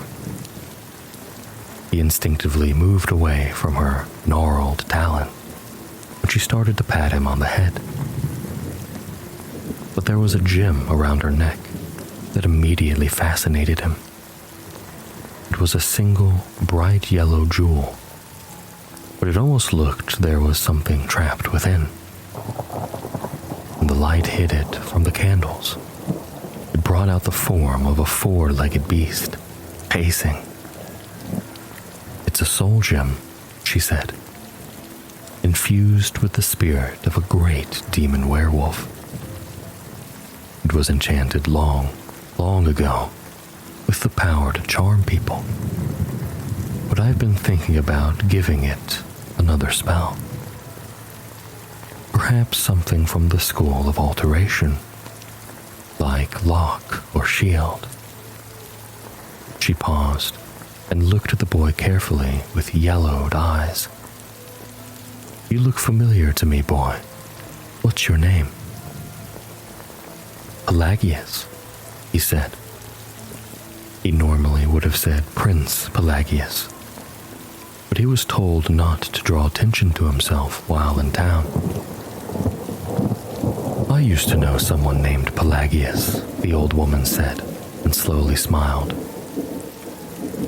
"Are you here alone, Pelagius?"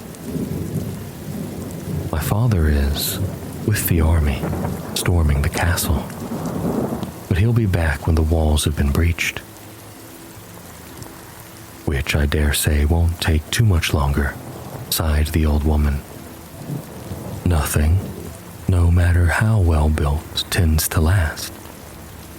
Are you buying something in the Mages Guild?" "I wanted to buy a gift for my uncle," said Pelagius, "but I don't know if I have enough gold."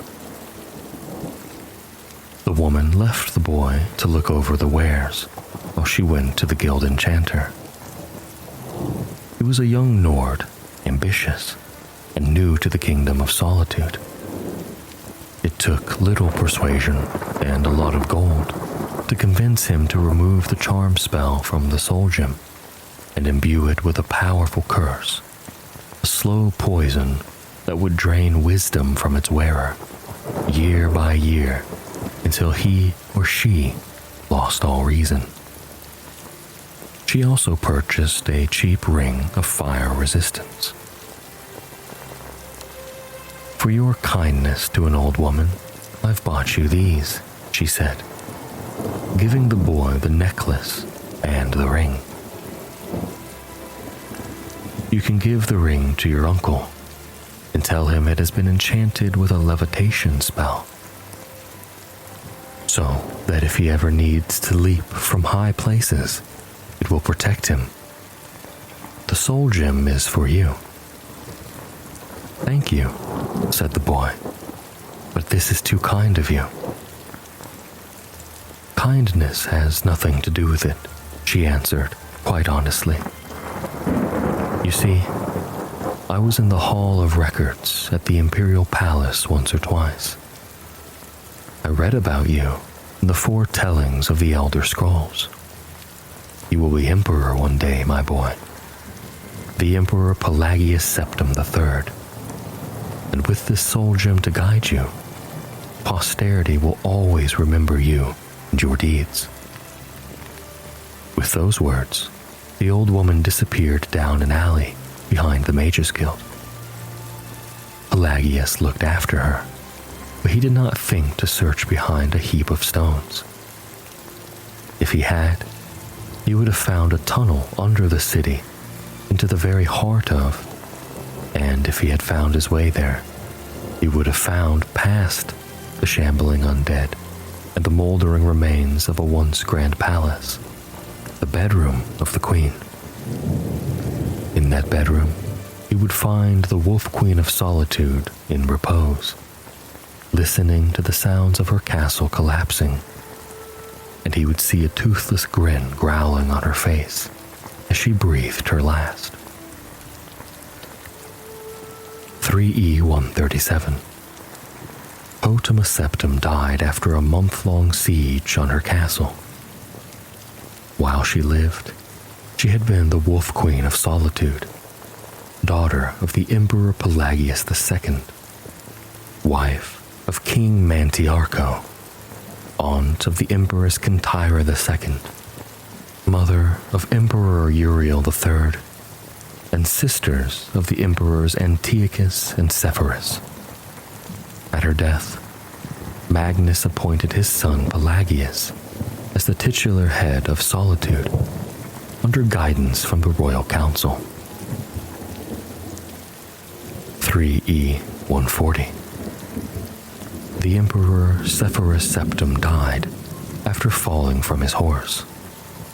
His brother was proclaimed the Emperor Magnus Septim. 3E141. Pelagius, King of Solitude, is recorded as occasionally eccentric in the imperial annals. He marries Catarish, Duchess of Vardenfell. 3E145. The Emperor Magnus Septim dies. His son, who will be known as Pelagius the Mad, is coronated. Like any great syndicate, the Dark Brotherhood lives by rules. Their demands ebb and sharpen with the character of whoever leads them. Yet the heart of their law never changes. The 5 tenets. A brother or sister must never dishonor the Night Mother, never betray the Brotherhood, never disobey or refuse an order from a superior, never steal from a dark brother or sister, and never kill one of their own. Break a tenet, and you invite the wrath of Sithis. phrase whispered as rumor, but treated as reality. When rot takes hold, the cure is merciless. In grim, rare hours, the Black Hand orders a purification, the sanctioned extermination of an entire sanctuary. The slain are offered to Sithis as a pledge of fealty, and treachery is cauterized in blood. The Brotherhood does not venerate Mephala as the Morag Tong does. They worship the void, Sithis, and frame murder as commerce rather than sacrament. Pragmatic, where the Tong is ritual bound. They have long been the Tong's bitter rivals. At the Syndicate's apex stands the Night Mother. Some say she is the first Night Mother's ghost, Sithis' bride, who slew her 5 children in his honor. Others insist Night Mother is merely a mantle worn by the current leader. There are even those who claim she is Mephala herself, the so-called patroness of the Dark Brotherhood.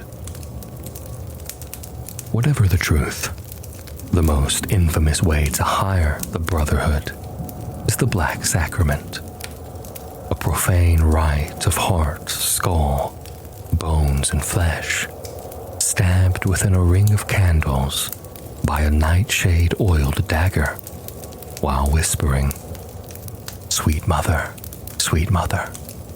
send your child unto me, for the sins of the unworthy must be baptized in blood and fear." Beneath the Night Mother moves the Black Hand, a hidden inner circle of 1 listener and 4 speakers. The listener hears the Night Mother. The speakers assign the kill and arrange the particulars. Their identities are veiled even from many within the Order. For centuries, the Brotherhood also kept a singular bond with Argonia in Blackmarsh.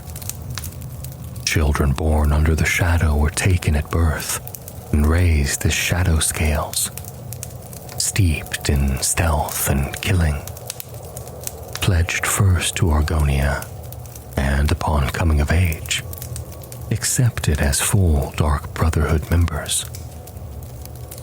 Desertion meant death. In the 4th era, this tradition withered, and by all signs died out. The Brotherhood's beginnings coil around the Morag Tong, though scholars still argue over the knot. Widely accepted in 1E 2920, the Tong killed Emperor Riemann III, almost certainly at the behest of his successor, Versidue Shay. In 2E 324, Versidue Shay himself fell to assassins, and noble houses across Tamriel erupted. The Tong was outlawed.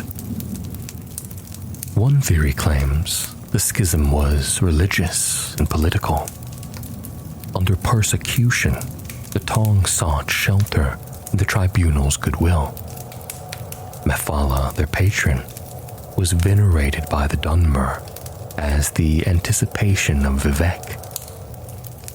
Tolerance, the story goes, was granted in exchange for refocusing the Tong on traditional inter-house rivalries and embracing the tribunal's order, while the nascent Dark Brotherhood rejected both compromise and conversion, choosing Sithis and the marriage of business with death.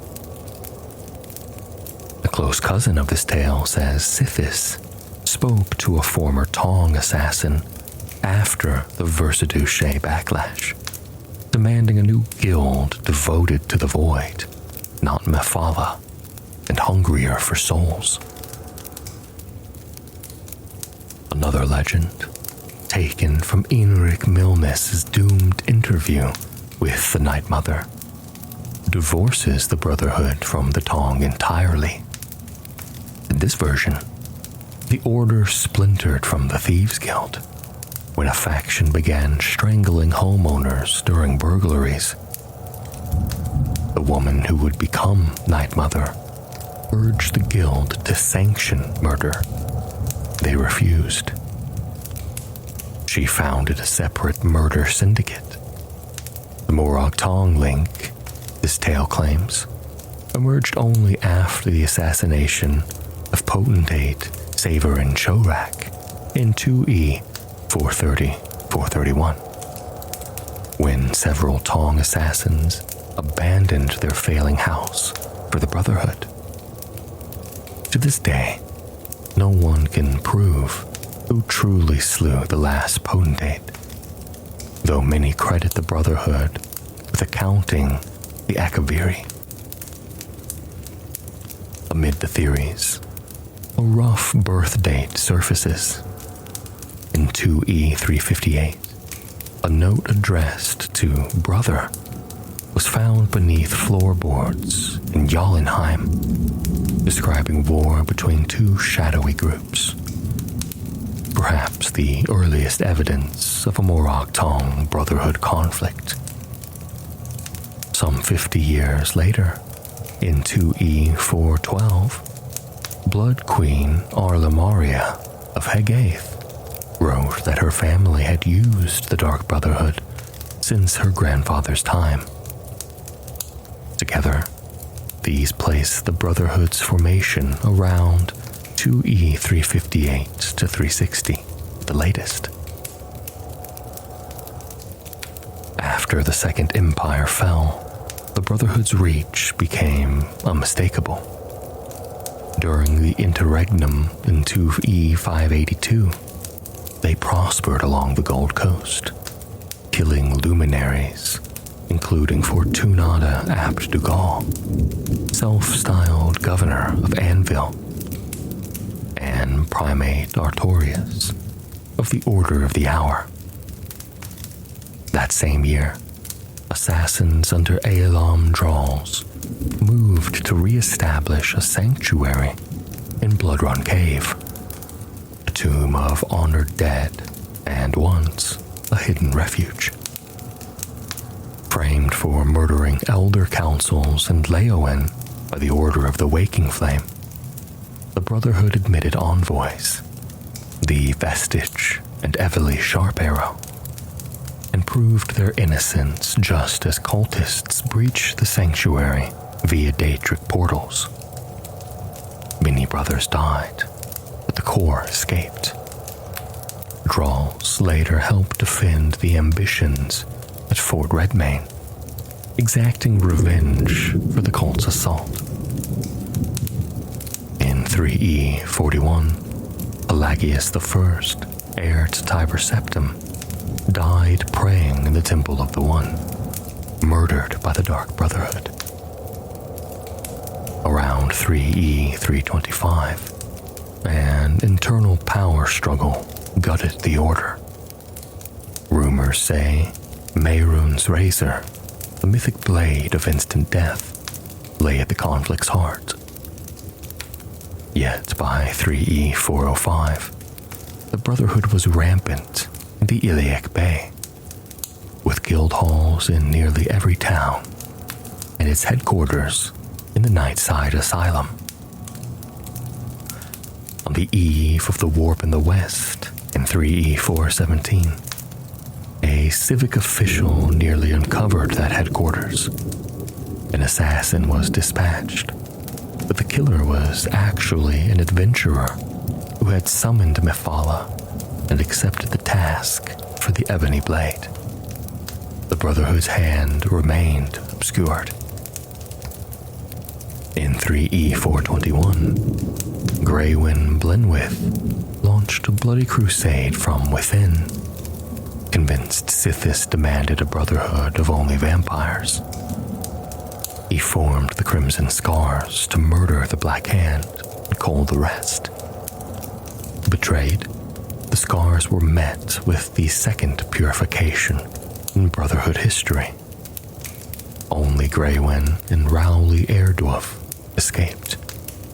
Their final fate is unknown. Though strong on mainland Morrowind, the Brotherhood's presence on Vardenfell was largely unseen until 3E427. That year, they tried to root themselves on the island, allied with Dagonites, cultists of Mehrunes Dagon, who gave them shelter. The Morag Tongs struck back with fury.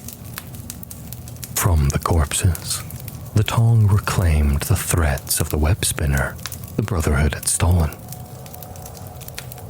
That same year, King Halu Helseth hired the Brotherhood to kill the Nerevarine.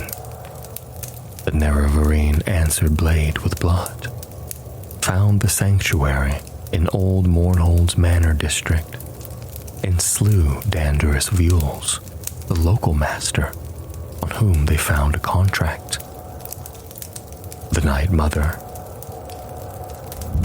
and an H, easily read as Helseth. The king later explained the attacks away as born of misinformation. The Brotherhood was not finished. They attempted to assassinate Queen Berenzia. The Nerevarine cut the killers down.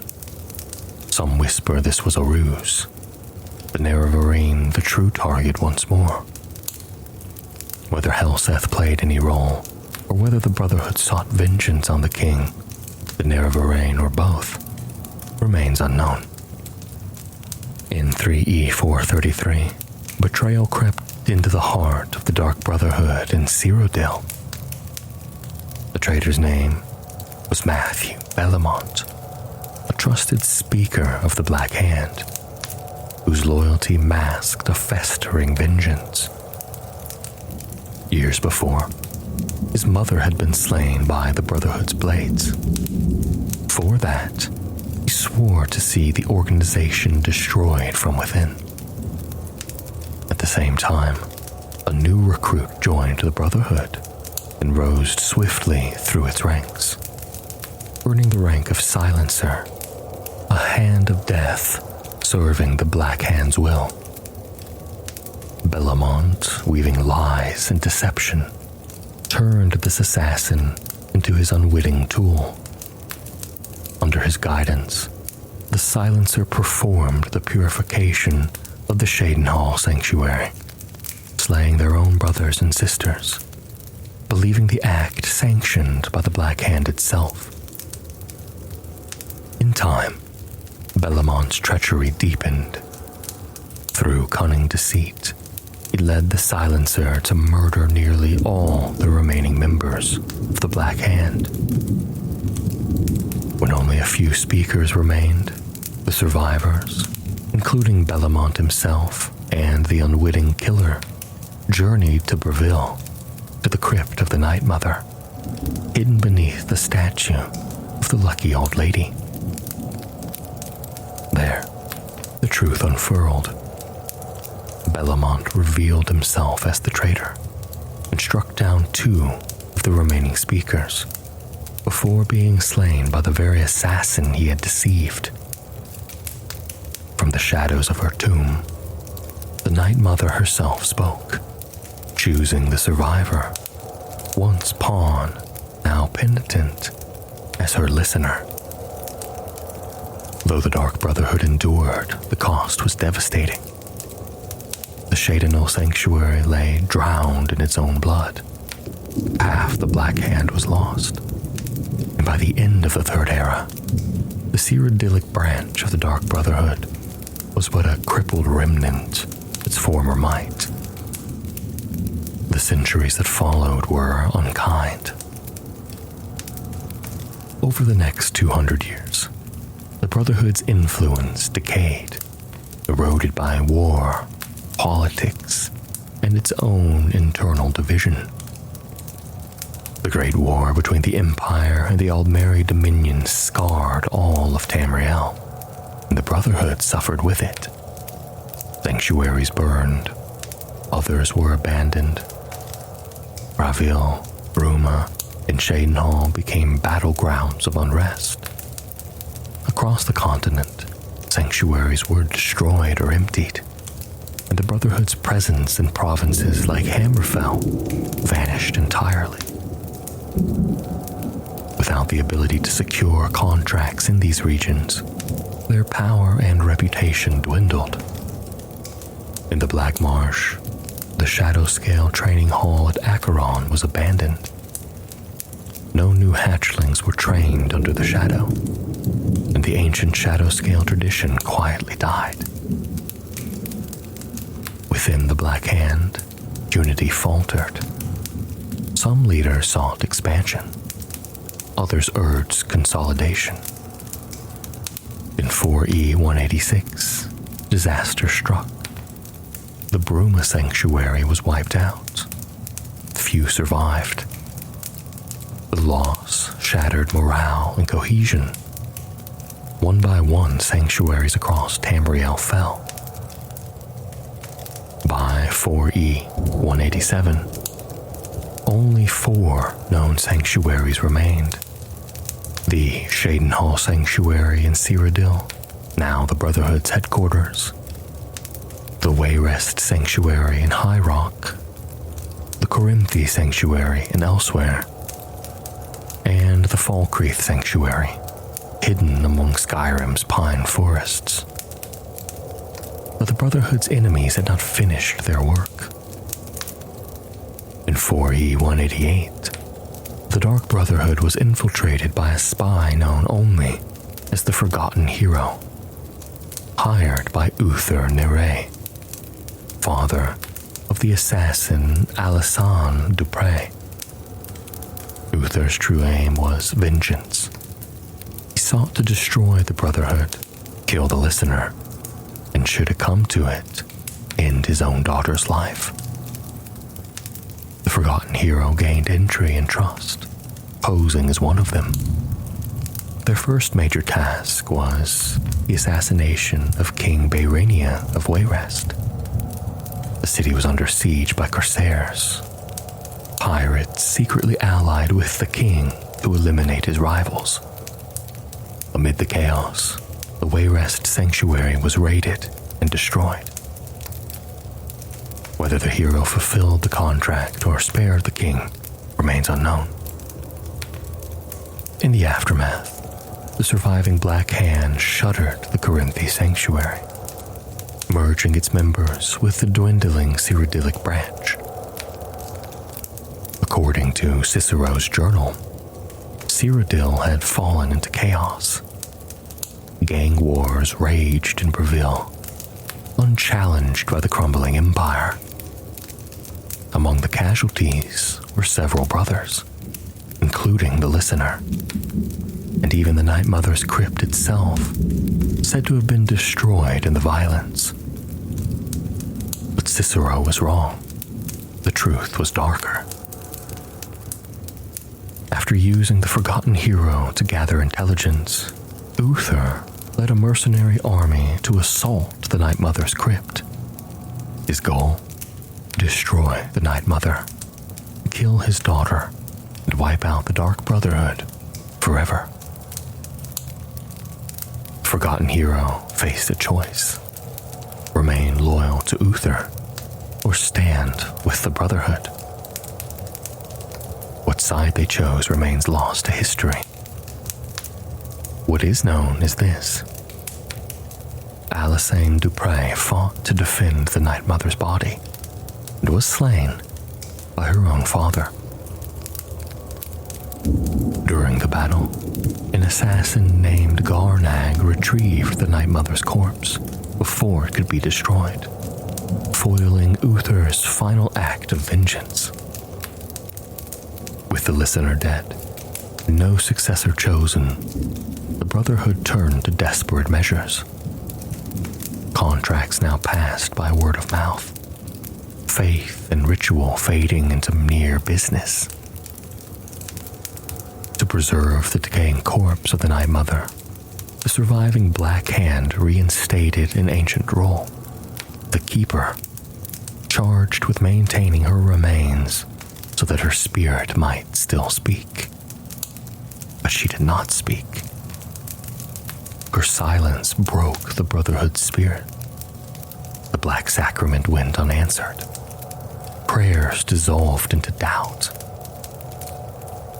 In time, Rasha, master of the Cyrodiil Sanctuary and the last surviving member of the Black Hand, proclaimed himself the new listener. When he failed to recite the sacred words known to all true listeners and keepers, he was executed. The sanctuary dwindled to 3: Cicero, Garnag, and Pontius. Then to 2, when Pontius fell to a street bandit. Finally to 1, when Garnag vanished without a trace, leaving Cicero alone. Isolation broke his mind.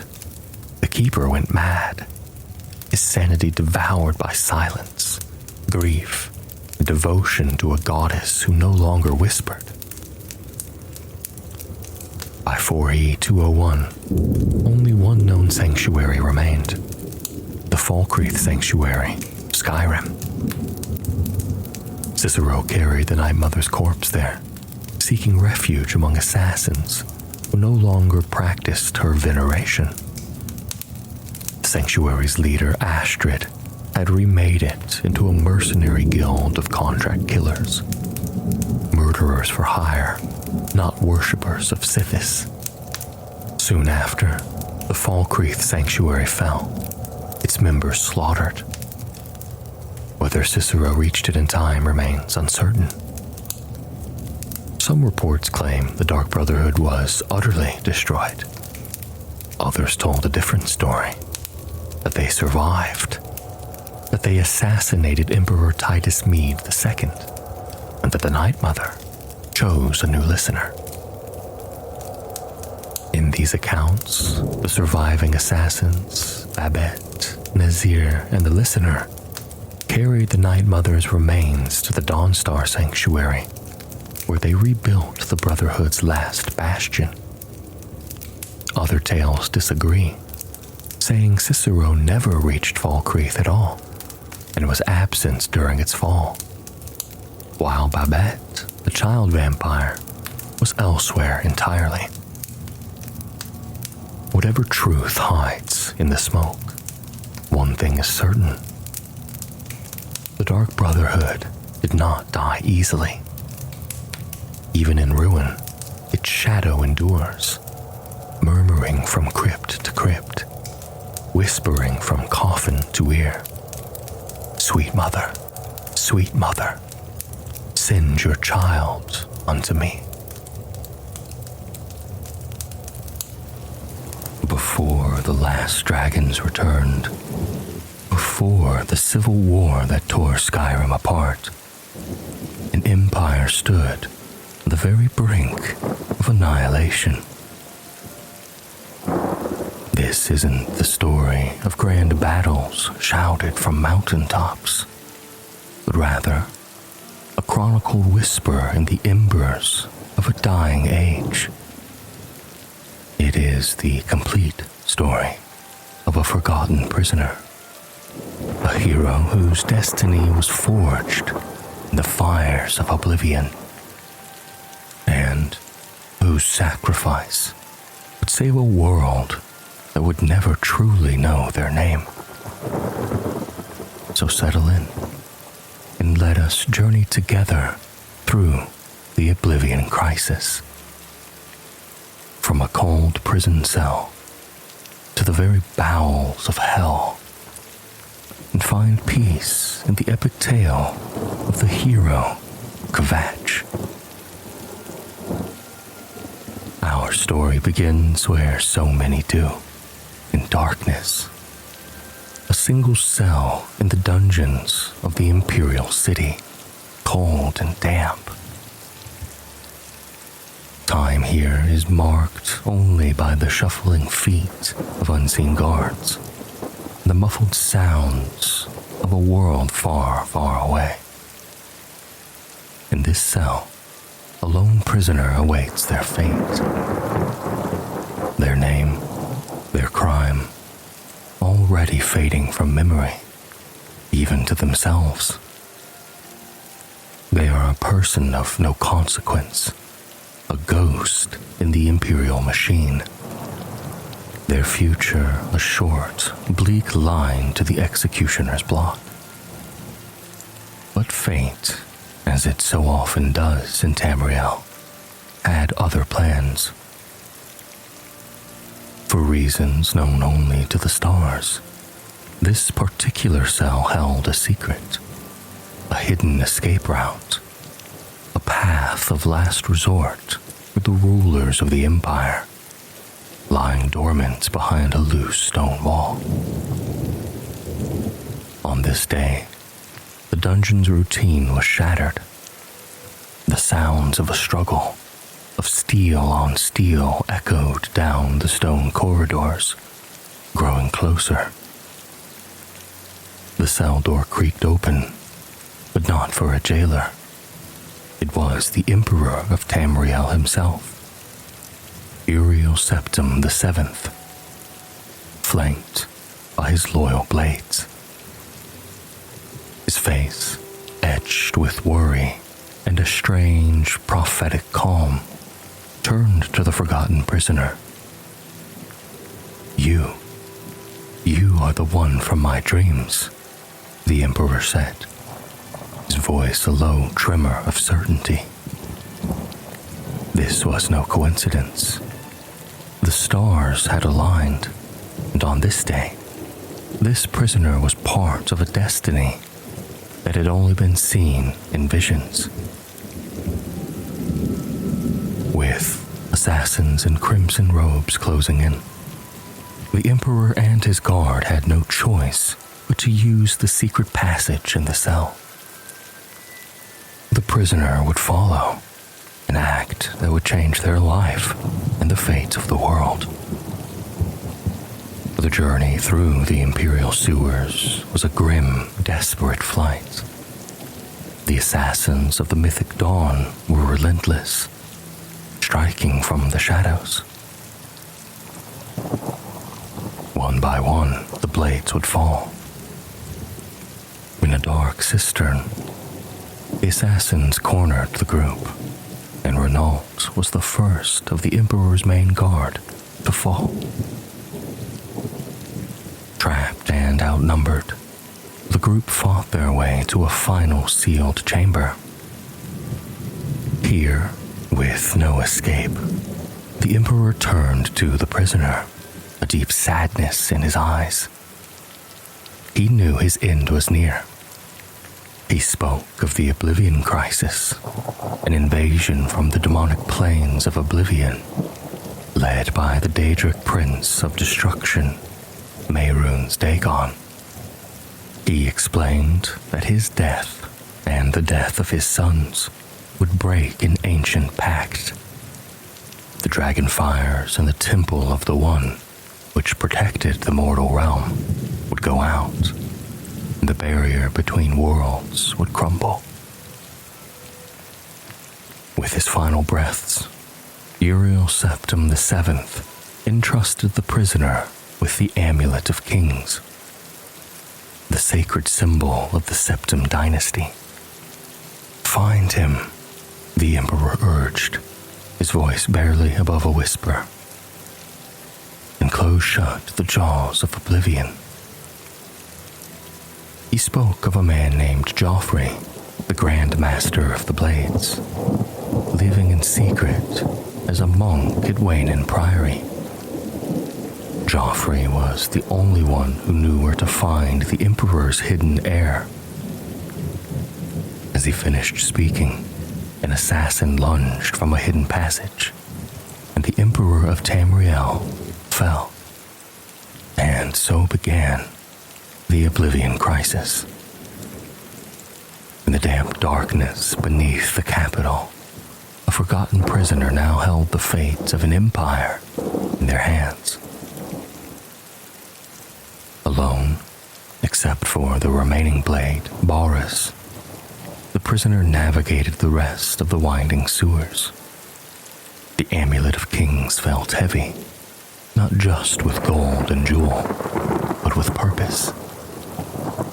The dying Emperor's last words echoed in their mind, a quest given by a ghost. After what felt like an eternity, a grate of light appeared, leading out into the open air of Cyrodiil. The world outside was deceptively peaceful. The sun shone, birds sang in the trees. But this tranquility was just a fragile veneer over a world about to burn. The journey to Wayne Priory was the first step into a new life. Nestled along the road between the Imperial City and Coral, the Priory was a quiet, unassuming place of worship. Its simple stone buildings were a peaceful sanctuary that had secretly served as a hidden headquarters for the Blades. When they arrived, a monk, Brother Piner, directed them to Joffrey. Joffrey, the Grand Master of the Blades, looked like nothing more than a humble prior in his simple robes. He listened with grim focus as the prisoner recounted the tragedy in the capital. When he saw the Amulet of Kings, his face hardened. The Emperor's prophecies were coming true. All of Uriel's known sons had been murdered by the Mythic Dawn, a Daedric cult devoted to Mehrunes Dagon. Their goal was clear: extinguish the Septim bloodline. Only a Dragonborn Emperor wearing the amulet could light the dragon fires and keep the barrier between Tamriel and Oblivion sealed. With the amulet now in his care, Joffrey revealed the secret the Emperor had died to protect. Uriel had an illegitimate son, a man named Martin. Years ago, the Emperor had entrusted Joffrey with this infant son, ordering him to find a safe home for the boy, far from the dangers of the court. Joffrey had done so. Martin grew up never knowing his true heritage. He had become a priest in the chapel of Akatosh in the city of Kvatch. Joffrey urged the prisoner to go to Kvatch at once, find Martin, and bring him safely back. The quest was clear. The prisoner, now an agent of the Blades and the last hope of the Empire, set out for the city of Kvatch to the southwest. They were given provisions and a horse from the priory stables, small comforts for the heavy task ahead. As they rode across the rolling hills of the Westweald, the sky seemed to darken. A palpable sense of dread began to hang in the air. The world was holding its breath, waiting for the first scream. And that scream was coming from Kvatch. The sight of Kvatch from a distance was horrifying. Where a proud city should have stood, there was only fire, smoke, and ruin. Pulsing with an unnatural, blood-red light just outside the city gates was a shimmering tear in reality. It was an Oblivion Gate, a direct doorway to the Deadlands, the chaotic realm of Mehrunes Dagon. From it, monstrous Daedra had poured in, overwhelming the city's defenses. A makeshift camp of terrified survivors huddled on the road, their stories coming out in panicked pieces. This attack was sudden, brutal, and absolute. At At the barricade before the gate stood Captain Argonian-Maid of the Kvatch Guard, his face a mask of grim determination. He explained the impossible situation. The Daedra had overrun the city, and survivors, including the Count of Kvatch, were trapped inside. When asked about a priest named Martin, Matthias confirmed he was still alive, having helped lead a group to the relative safety of the city's chapel. But there was no way to reach him. The Oblivion Gate had to be closed. It was a suicide mission, but it was the only way. With a courage that defied all logic, the person who just days ago was rotting in a cell agreed to venture into the maw of Oblivion itself. Stepping through the gate was like stepping into a nightmare. The sky burned an angry red, the ground a twisted mass of scorched rock and flesh-like plants, the air crackling with malevolent energy.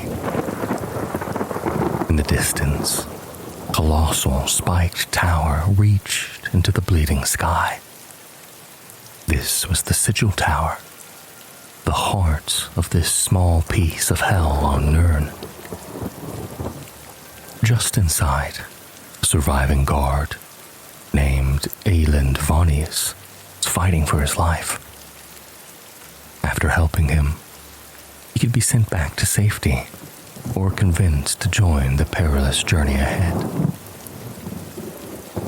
The path to the tower was a brutal landscape of falling rocks, lava, and hostile Daedra.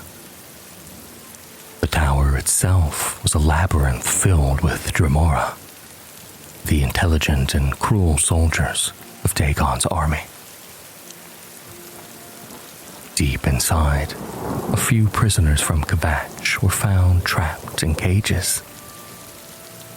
One of them, once freed, explained the key. At the very top of the main tower was a sigil stone, the object anchoring the gate to the mortal plane. Remove it, and the gate would collapse. Fighting through the tower, floor by agonizing floor, the hero finally reached the final chamber, the Sigillum Sanguis. After a desperate battle with a powerful Dremora sigil keeper, the path to the summit was clear. A colossal, glowing orb, the sigil stone, floated above a pedestal, pulsing with an immense power. Grasping it and ripping it from its mantle, the hero was engulfed in blinding white light and thrown back to Cyrodiil.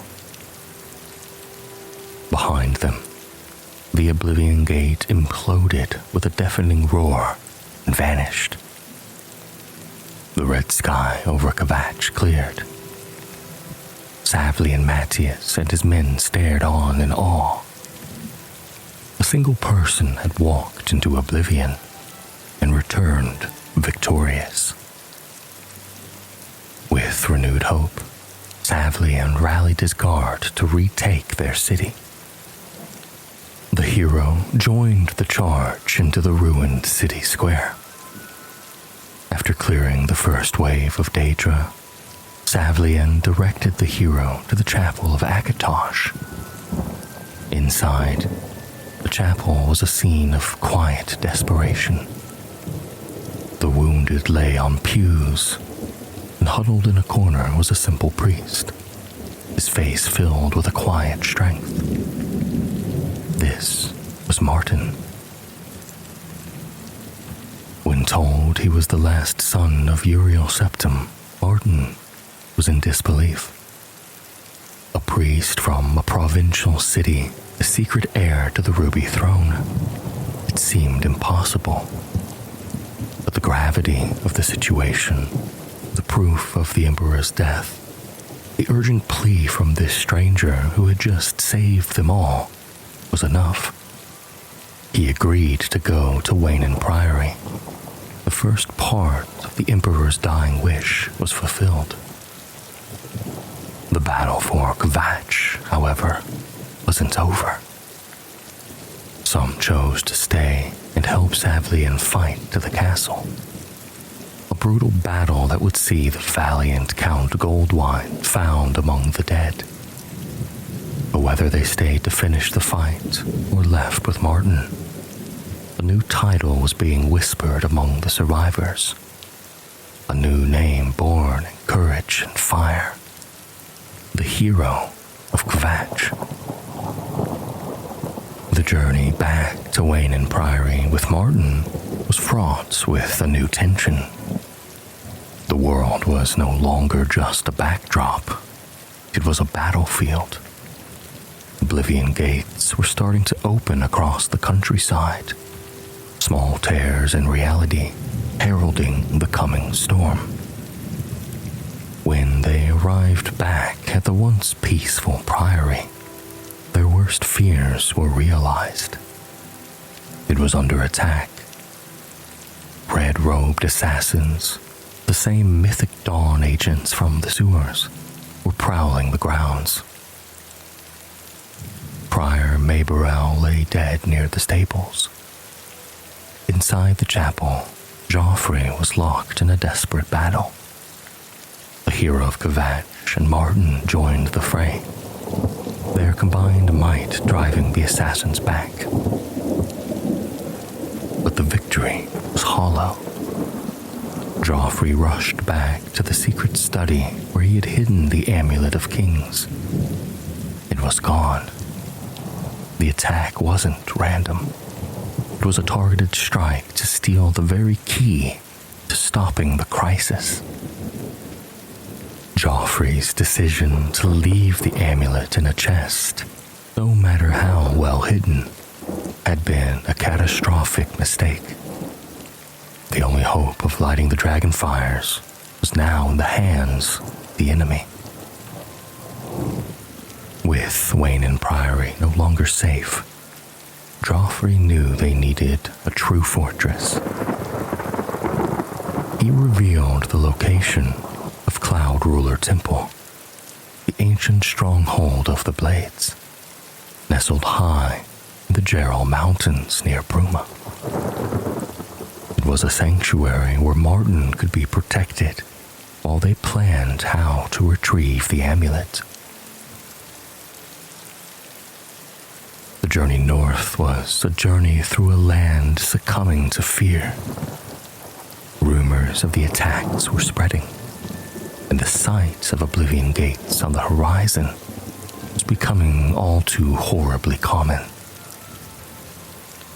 When they finally arrived at Cloud Ruler Temple, they were greeted by blades in their traditional Akaviri armor. They knelt before Martin, recognizing him not as a priest, but as the heir to the throne. For the first time, Martin truly began to feel the weight of the destiny that had been thrust upon him. Inside the temple's great hall, they held a council of war. The path forward was treacherous. They had to find the mythic dawn and get the amulet back. Joffrey suggested seeking out Boris, the blade who had survived the Emperor's assassination, who might have found a lead in the Imperial City. Martin, now embracing his new role, tasked the Hero of Kvatch with this mission. He pleaded with them to find the amulet, because without it, all was lost. The Hero of Kvatch, now acting with the full authority of the last septim, prepared to venture back into the capital, not as a prisoner, but as a hunter. The Imperial City was a hive of paranoia. The Emperor's assassination was fresh in everyone's minds. and whispers about strange red-robed figures were everywhere. Following Joffrey's lead, the hero found Boris at a boarding house in the Elven Gardens district. Boris had been tracking the Mythic Dawn and had a lead. A secret meeting was happening in the sewers beneath the city. Descending once more into the familiar gloom, the hero and Boris shadowed a cultist to the meeting. There they overheard the fanatics speaking of Lord Dagon and the coming of paradise. They also mentioned the Mysterium Xarxes, the sacred book of their cult, written by Mehrunes Dagon himself. The meeting turned into an ambush, and in the battle that followed, the hero recovered a strange book from one of the cultists. The first volume of the Mythic Dawn commentaries by their leader, Mankar Cameron. The book was the first real clue. It was a dense, rambling text, but it hinted at a path to enlightenment, a series of puzzles that would reveal the cult's hidden shrine. The hero took the book to Taormina, an expert on Daedric cults at the Arcane University. She recognized the writings and realized 4 volumes were needed to decipher the location. She provided the second and explained that the third and fourth were held by cult members. The search for the remaining books was a deep dive into a clandestine world of spies and fanatics. The third volume came from a sponsor of the cult, a man named Gwynos, who had been promised paradise but grew fearful and handed the book over. The fourth and final volume was held by a high-ranking cultist in a secret commune. To get it, the Hero of Kvatch had to pretend to be a new recruit. Inside, they were brought before a robed figure who turned out to be Mankar Cameron himself. He delivered a chilling sermon, speaking of Tamriel as a corrupted realm that would be cleansed by Dagon's fire and reborn as a paradise for the faithful. As he finished, Cameron opened a portal and escaped into his paradise, taking the Amulet of Kings with him. The hero, having now obtained the final volume of the commentaries and the unholy Mysterium Xarxes itself, fought their way out of the collapsing shrine. With all 4 volumes and the book, he now had the means to understand the enemy, and just maybe, to follow them. Returning to Cloud Ruler Temple, they presented the Mysterium Xarxes to Martin. He recognized it as a book of terrifying power, but also as their only hope. He believed that with time, he could use it to open a portal to Mankar Cameron's paradise and retrieve the amulet. But deciphering the arcane text of a Daedric prince would take time, a luxury they didn't have. Oblivion gates were opening with greater frequency, and the war had truly begun. While Martin dedicated himself to the perilous study of the Mysterium Xarxes, a more immediate threat emerged. Bruma, just down the mountain from Cloud Ruler Temple, became a prime target for the Mythic Dawn. An Oblivion gate opened right outside its walls. The Hero of Kvatch alongside Bruma's guards, plunged into the gate and destroyed it, earning the gratitude of the city's stern leader, Countess Narina Carvain. But this victory was just a temporary reprieve. Joffrey knew that the mythic Dawn wouldn't be deterred. They were massing their forces for a major assault on Bruma, rightly believing the last Septim heir was hiding nearby.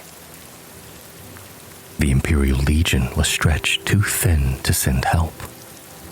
If Bruma was going to survive, it would need allies. Martin, speaking with the authority of a future emperor, gave the Hero of Kvatch a diplomatic mission. Travel to every great city in Cyrodiil and ask their counts and countesses for aid. This journey became a tour of the heart of the Empire, revealing a land of diverse peoples, politics, and simmering tensions. In Leowen, Count Marius Caro was hesitant to send troops so far north. In Bravio, the drunken Count Regulus Terentius was hard to reason with, but his sense of duty won out. To the west, Countess Umbernox of Anvil readily agreed, her loyalty to the Septim line unwavering. In Skingrad, the reclusive Count Hasilidor also pledged his support. In Coral and Shadenhall, Countess Volga and Count Indaris also saw the wisdom of a united defense and pledged their soldiers. For each city that pledged support, a soldier would appear at Cloud Ruler Temple, a symbol of a unifying Cyrodiil. But there was a catch. Each leader made it clear they would only send aid if the Oblivion Gate threatening their own city was closed first. And so, the Hero of Kvatch embarked on a grueling campaign, traveling from city to city again, but not as a diplomat this time, rather as a one-person army. They plunged into gate after gate, from the swamps of Blackwood to the snowy peaks of the Gerald Mountains. Each closure was a small victory, a beacon of hope. This heroic circuit solidified their legendary status. They were no longer just the Hero of Kvatch. Now, they were the champion of Cyrodiil. Back at Cloud Ruler Temple, Martin had made a breakthrough. He had deciphered a ritual from the Mysterium Xarxes to open a portal to Mankar Cameron's realm, a place called Gaiar Al-Ata, or Paradise. But the ritual required specific, powerful artifacts. The blood of a Daedra, the blood of a divine, and a great Welkin stone. Once more, the champion of Cyrodiil set out. For the blood of a Daedra, Martin suggested that any Daedric Princes artifact would do. For the blood of a divine, the hero delved into the ancient catacombs of Sankar Tor, the mythical founding place of the Empire. There, they fought through legions of the undead to recover the cursed armor of Tiber Septim, the man who became the god Talos. Finally, for the great Welkin stone, they journeyed into the Ayleid ruins of Miskarand, retrieving the magical stone from its treacherous depths. With all three artifacts gathered, Martin performed the dark ritual. In the great hall of Cloud Ruler Temple, a portal shimmered into existence. Not the angry red of oblivion, but a serene golden light. This was the gateway to paradise. Martin warned that this was a one-way trip. The only way back was to defeat Mankar Cameron himself. Stepping through, the hero found themselves in a world that was both beautiful and terrifying. A lush, idyllic garden. But this was no paradise.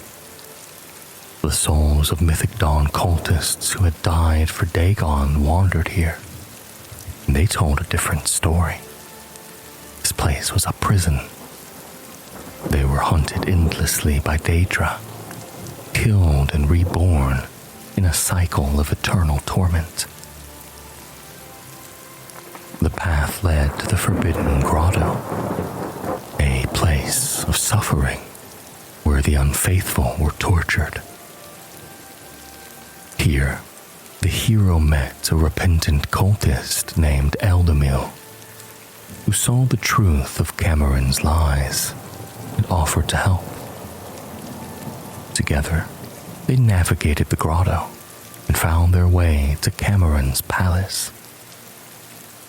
Inside, Mankar sat upon his throne, the amulet of kings around his neck, his children at his side. He greeted the hero not as an invader, but as an intellectual peer, launching into a final mad sermon. He argued that this world was just another plane of oblivion, and that Mehrunes Dagon was a liberator, come to reclaim it. His words fell on deaf ears. The battle was joined. The hero fought Cameron and his children in a chaotic, reality-bending conflict. But at last, Mankar Cameron fell. And as he died, the paradise he had created began to unravel. The sky tore open, the ground dissolved. The hero clutched the amulet of kings as the world vanished, and found themselves standing once again in the great hall of Cloud Ruler Temple. The mission was complete. The hero returned to a scene of grim preparation. The amulet was recovered, but the main Daedric army was now marching on Bruma. The combined forces of Cyrodiil's cities stood ready. Martin Septim himself, clad in imperial dragon armor, addressed the troops, his voice ringing with the authority of his bloodline. He would lead the battle himself. The battle for Bruma was a desperate, chaotic clash, but it was all a diversion. As the battle raged, a colossal great gate began to form, far larger than any seen before it. From it, a massive siege engine emerged, a weapon capable of leveling the entire city. Martin knew that the battle would be a lost cause if that engine got through. He tasked the hero with the most critical mission yet.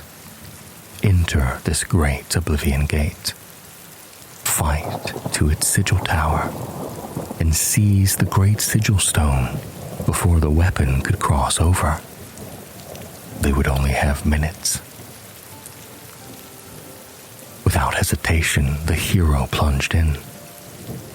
The Deadlands within were a war zone, a maelstrom of fire and battle. It was a desperate race against the clock. Fighting and dodging through the hellish landscape, They reached the main tower and began the frantic climb. At the very top, they seized the great sigil stone, just as the siege engine was halfway through the gate. Back in Bruma, the great gate imploded violently, severing the giant weapon in two and destroying the invading army. The battle was won. The champion of Cyrodiil had once again achieved the impossible. With no time to celebrate, they raced to the Imperial City.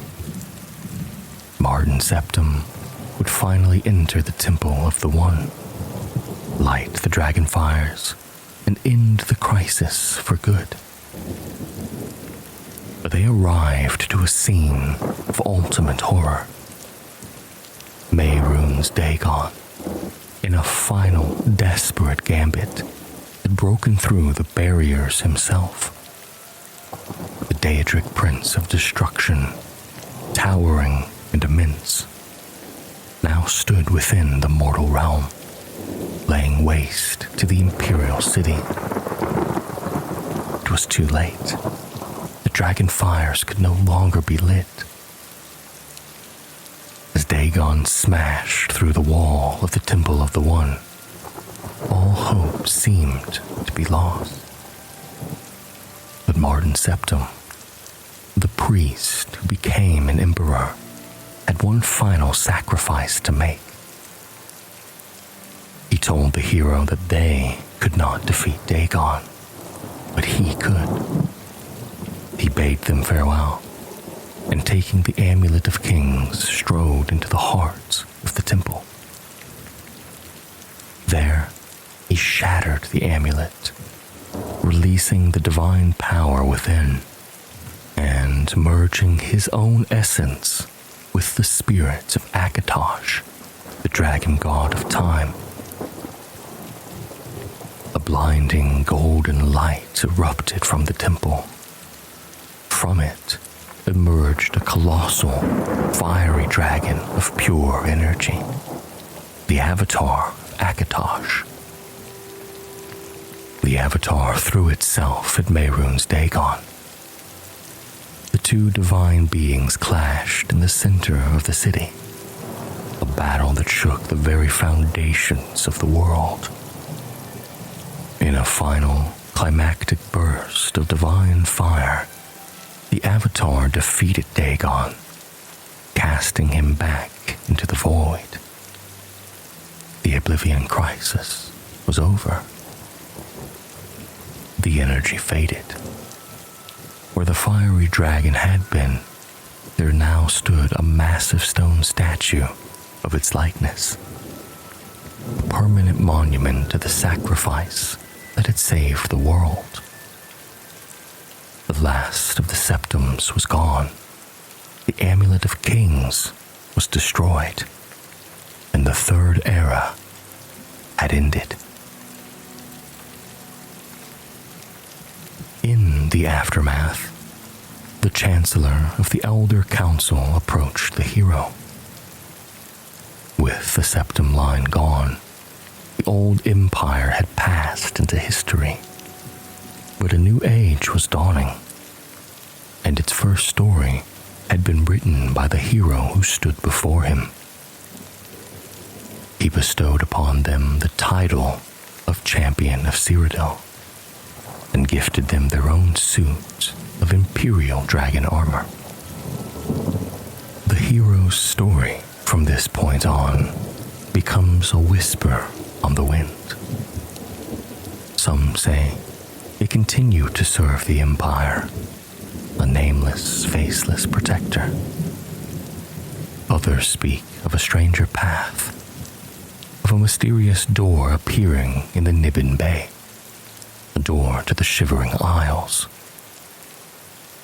It is rumored that here, in the realm of the Daedric Prince of Madness, the hero undertook one final journey, eventually assuming the mantle of Shigarath and becoming the Prince of Madness themselves.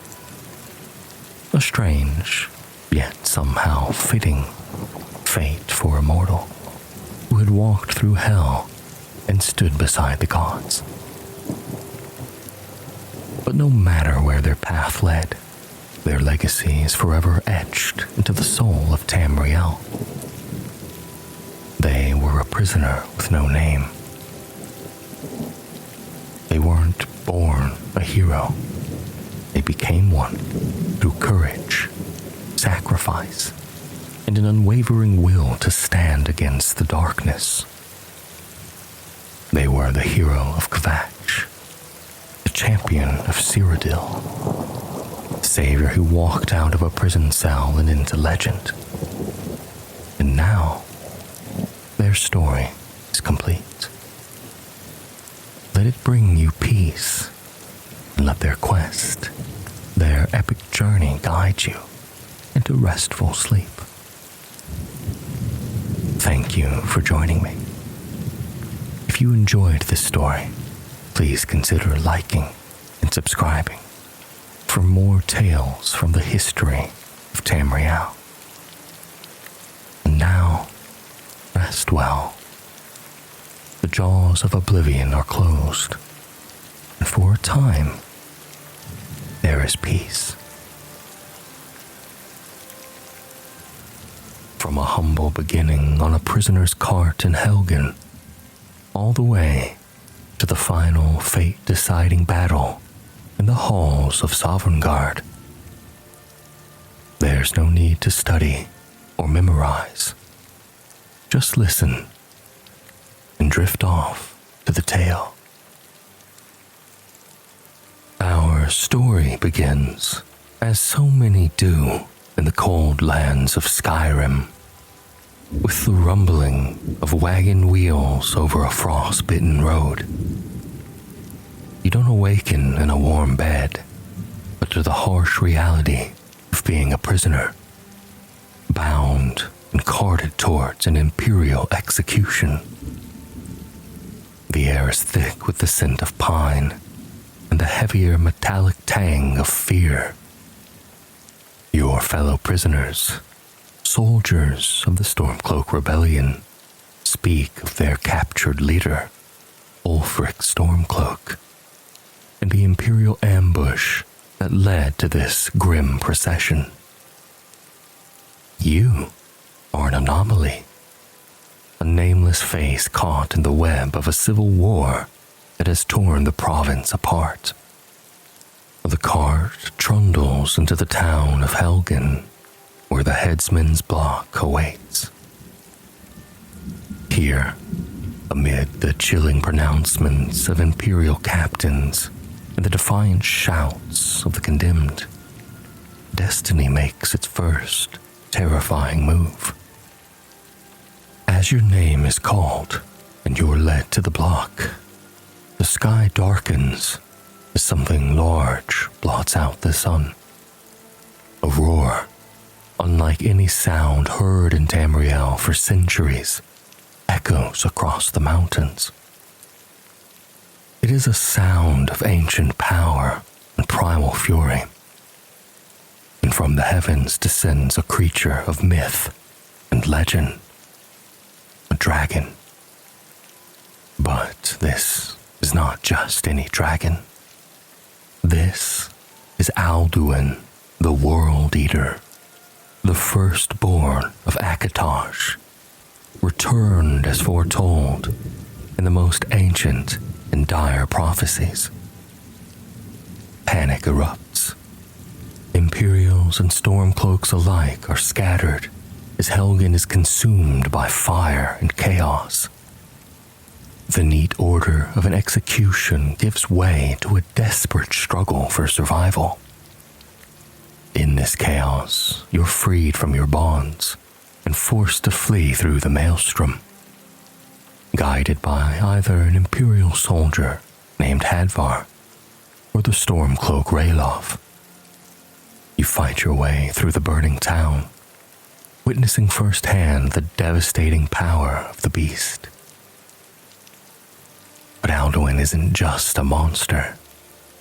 He is a force of nature and the harbinger of the end times.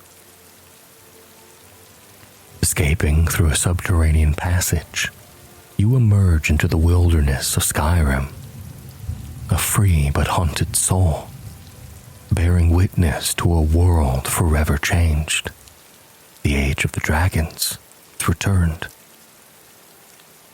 Your guide suggests you travel to the nearby village of Riverwood, a small, peaceful logging town nestled in a valley, seemingly untouched by the horrors you had just escaped.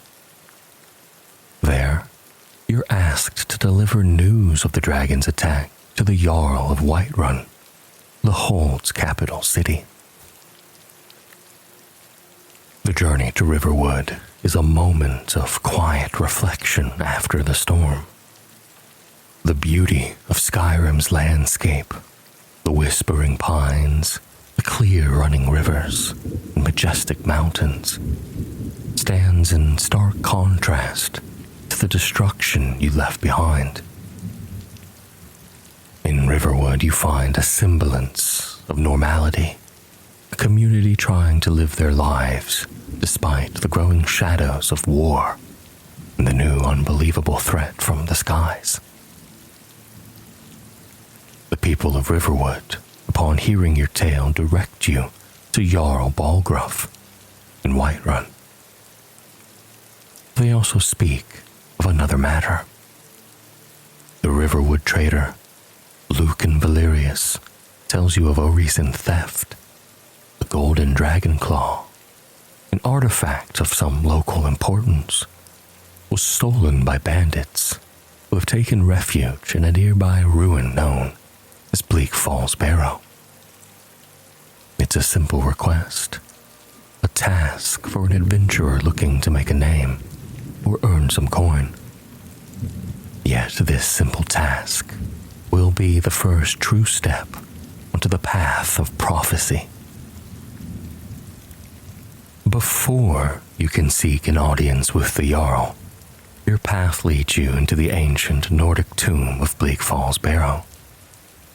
The air at the entrance is cold and heavy with the dust of ages. Inside, the barrow is a labyrinth of stone passages, patrolled by Draugr, the reanimated corpse of ancient Nord warriors who stir from their slumber, their eyes glowing with an eerie blue light. You fight your way through these undead guardians, solving cryptic puzzles left by the barrow's long-dead architects. Deeper within, you overhear the bandit who stole the claw, only to find them ensnared in a trap set by the tomb's most formidable resident. There, you encounter a giant frostbite spider, and then Arvel the Swift, the thief, trapped in a web. But after a brief and treacherous encounter with both Arvel and the frostbite spider, you retrieve the golden claw from the thief. This claw is more than just a treasure. It's a key. Using the symbols etched into its palm, you unlock the final chamber of the tomb. Beyond the door, the air crackles with a strange energy. The walls are covered in carvings, and at the far end of the chamber stands a large, curved wall of stone. As you approach, you feel a faint hum. In the carvings, a language you cannot read, seem to pulse with a hidden power. This is a word wall, an ancient repository of a single word from the dragon language, the Thu'um. As you stand before it, you inexplicably absorb the knowledge of the word etched upon it, Fus, meaning force. But you don't yet understand what this means. Only that a strange power has has settled within you.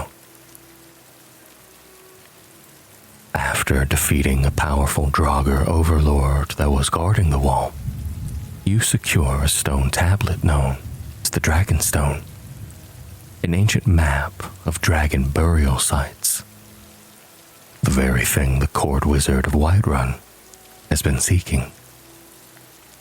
You return to Riverwood, the golden claw in hand, and then proceed to Whiterun. You present the Dragonstone to Farengar, the Jarl's wizard, who is intrigued by your findings. As he examines the stone, a guard rushes in, breathless. A dragon has been sighted near the western watchtower. Jarl Bolgruff, placing his trust in you, the stranger who brought news from Helgen and who recovered the Dragonstone, asks you to accompany his housecarl, Irileth, to investigate. You arrive at the watchtower to find it in ruins, smoldering from a recent attack. And then it appears. A dragon named Mirmonir descends from the sky, its scales glistening in the fading light.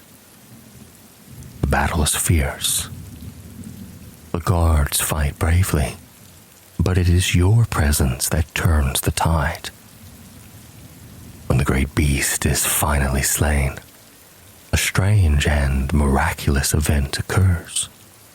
The dragon's body begins to burn, its physical form dissolving into pure energy that flows towards you. A torrent of light and power that you absorb into your very being. The remaining guards look on in stunned silence. They've heard tales of this, ancient legends of mortals who could absorb a dragon's soul. In that moment, a voice echoes across the plains, seemingly from the sky itself. Dova Keen, it booms. The Greybeards, the masters of the Way of the Voice, have summoned you. You've absorbed a dragon's soul, and with it, its knowledge of the Thu'um. The word you learned in Bleakfall's Barrow is now unlocked. Instinctively, you speak it, and a wave of pure force erupts from you. You are no longer just a warrior. You are Dragonborn. But the path of the Dragonborn is a lonely one, paved with a power that few can comprehend. The summons from the Greybeards offers the first glimmer of guidance. They reside in the monastery of High Hrothgar, perched near the summit of the throat of the world, the highest mountain in all of Tamriel. To reach them, you must climb the 7,000 steps, a winding, treacherous path that has tested the resolve of pilgrims for centuries. The journey is an ascent not just in altitude, but in spirit as well. You pass by ancient emblems carved into the rock, by offerings left by pilgrims, and by the biting cold of the mountain air. As you climb higher, the world below fades in a sea of clouds, and a profound silence settles, broken only by the wind. Finally, you reach the imposing doors of High Hrothgar. Inside, you are met by silent, cloaked figures. These are the Greybeards, masters of the Thu'um, who live a life of quiet contemplation, speaking only when absolutely necessary, for the power of their voice can shake the very foundations of the mountain. Their leader, Arngir, speaks for them. His voice calm and measured. He explains the nature of your gift. You were born with the soul of a dragon, a blessing from the dragon god of time, Akatosh himself. This is why you can absorb the souls of slain dragons and master their shouts, their thumes, with an instinctual ease that takes the Greybeards decades of study to achieve. They guide you through a series of trials to confirm your identity.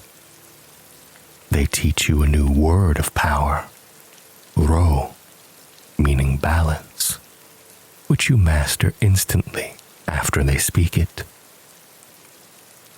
They then ask you to demonstrate the shout you learned, unrelenting force, and your innate power confirms their belief.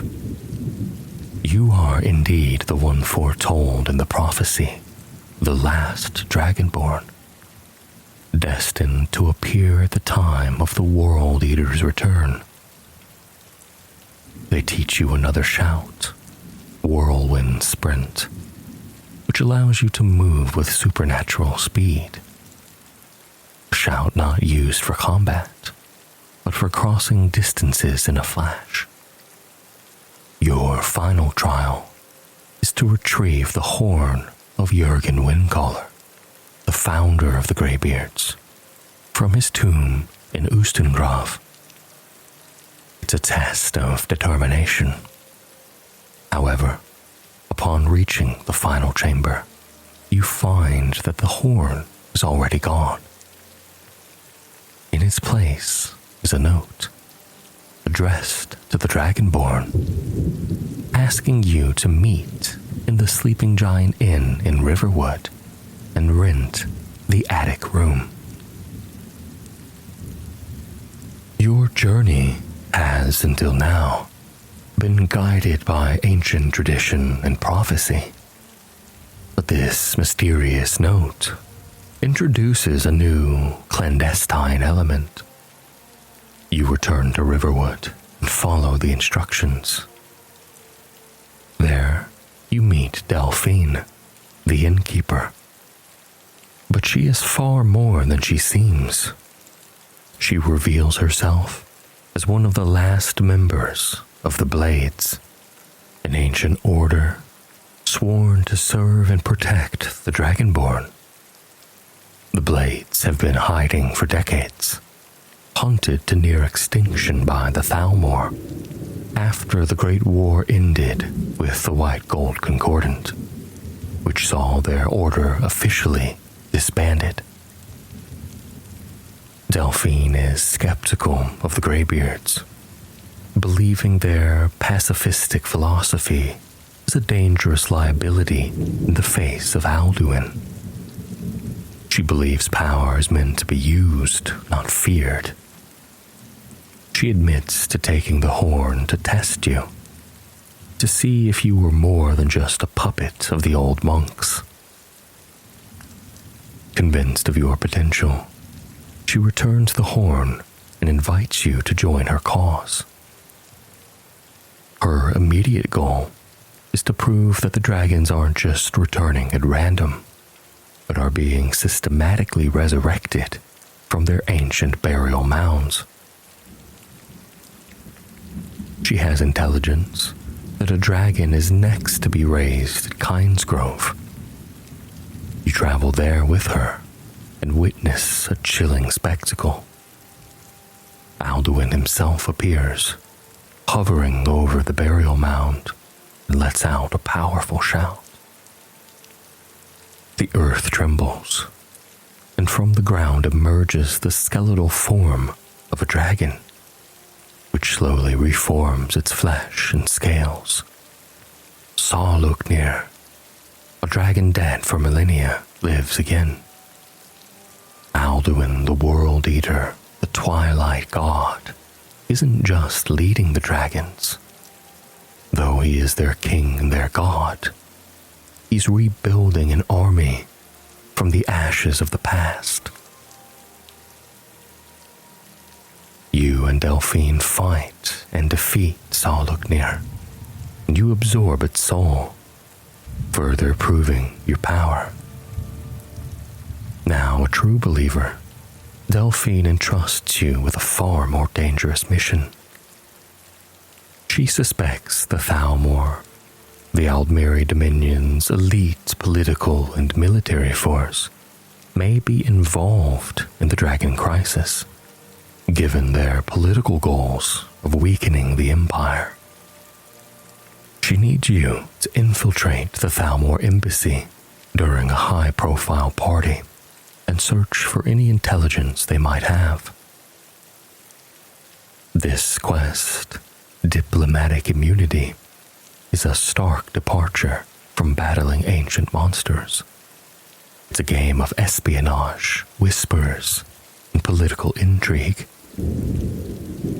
With the help of an inside contact, you slip into the embassy, create a distraction, and steal confidential files. The documents reveal a shocking truth.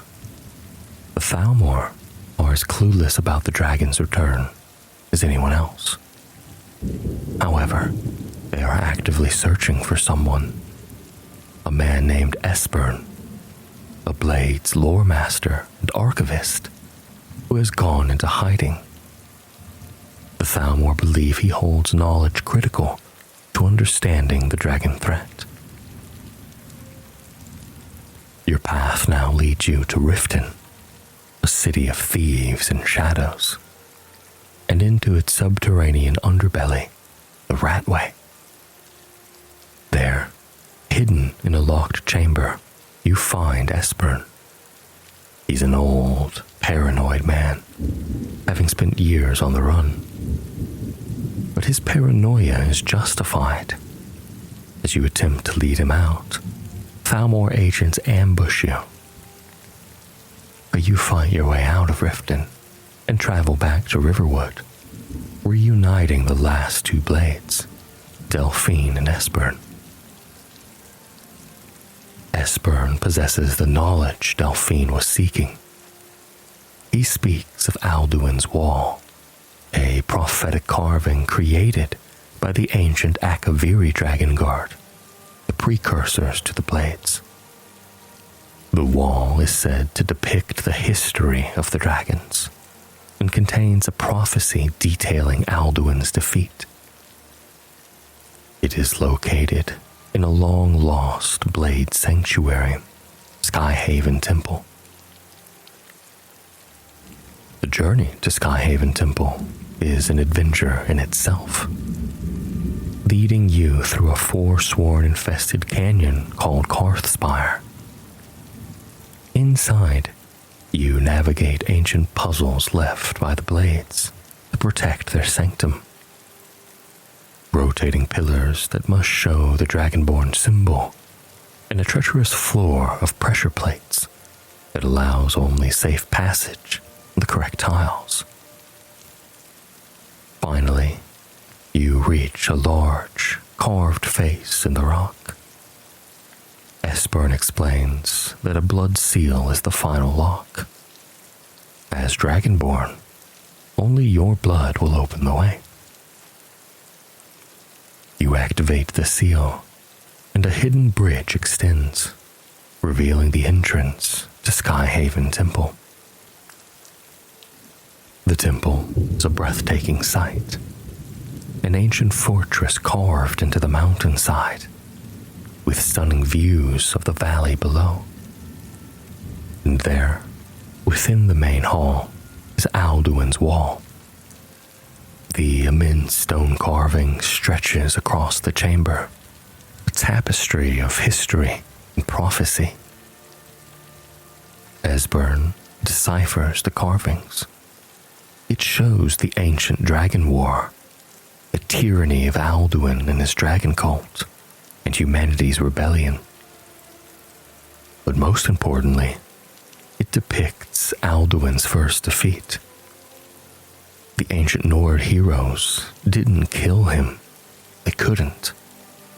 Instead, they used a special shout, a power so unique that it was said to force a dragon to experience the concept of mortality, grounding him and making him vulnerable, and send him forward into time, thus creating the prophecy.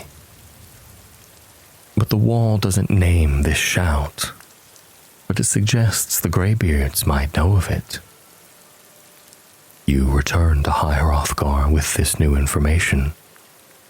Arngir's hesitant. He explains that this shout, known as Dragonrend, was created by mortals and born of their hatred and anger toward dragons. To the Greybeards, it is a foul blasphemy against the nature of the Thu'um, which they see as a tool for worship and enlightenment, not war. Their philosophy, the way of the voice, dictates a peaceful use of this power. Despite his reservations, he knows it is necessary. He tells you that the one who can help you is their true leader, the one who first taught men the Thu'um centuries ago, Paarthurnax. Arngir teaches you the words to a new shout, Clear Skies, which is needed to navigate the magical blizzard that shrouds the peak of the throat of the world.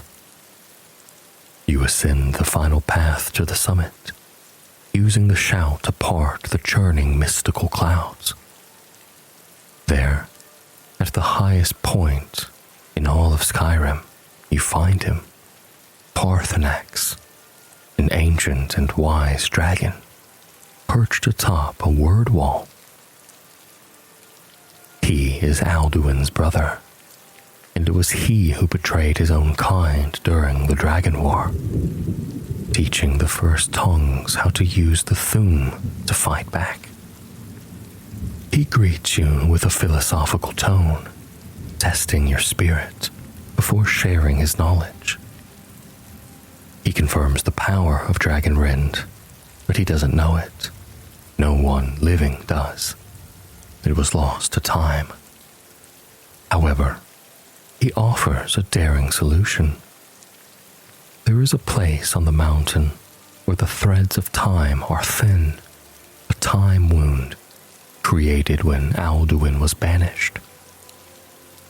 Paarthurnax believes that if you can find an Elder Scroll, a fragment of creation itself, you may be able to use its power to look back through the wound and witness the moment the ancient heroes used Dragonrend, learning it directly from the past.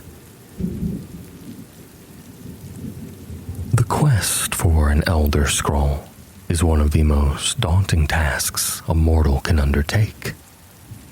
These are artifacts of immense, incomprehensible power, said to exist outside of time. Their script is a reflection of all possibilities, and to read them without proper preparation is to invite madness. Your search leads you to the College of Winterhold, the center of magical study in Skyrim. The college librarian, an orc named Urag Groshub, provides you with 2 books on the subject. One of them, Ruminations on the Elder Scrolls, is utterly incomprehensible, written by a madman. Urag tells you the author, Septimus Cygnus, is a brilliant but unstable expert who has become a hermit, living in an outpost on the frozen seas to the far north. You find Septimus in his icy cave, surrounded by strange Dwemer machinery. He's eccentric, almost lost in his own thoughts, but he confirms that an Elder Scroll is hidden deep within the ancient Dwemer ruin of Blackreach. He gives you 2 items, an attunement sphere to gain access to the ruin, and a blank lexicon to transcribe the knowledge held within the Dwemer machinery to protects the scroll. Your journey takes you deep underground, into the ruins of Aftland, and from there, into the vast, beautiful and dangerous cavern of Blackreach. It's a subterranean world of its own, filled with glowing mushrooms, strange flora, and populated by the Falmer, the twisted, blind descendants of the ancient snow elves. After battling through legions of Falmer and ancient Dwemer automatons, you finally reach the tower of Mazark. Inside, you find a complex Dwemer oculary. You place the lexicon on its pedestal and begin to manipulate the controls, aligning lenses and focusing beams of light in a magnificent puzzle of forgotten science. As the machine whirs and clicks into its final configuration, a crystal container descends from the ceiling, opening to reveal the Elder Scroll. You take it, and the knowledge transcribed upon the lexicon. The quest is complete. You return to the throat of the world with the scroll. Parthenax instructs you to stand on the time wound, read it. As you do, the world around you vanishes. You are no longer in the present, but a spectator to the past. You witness the final battle of the Dragon War. 3 ancient Nord heroes, Gormlaith Goldenhilt, Hakon One-Eye, and Feldir the Old, are locked in a desperate struggle against Alduin at this very spot. You hear them speak the words of Dragonrend, and as they shout, you learn them. Mortal, finite, temporary.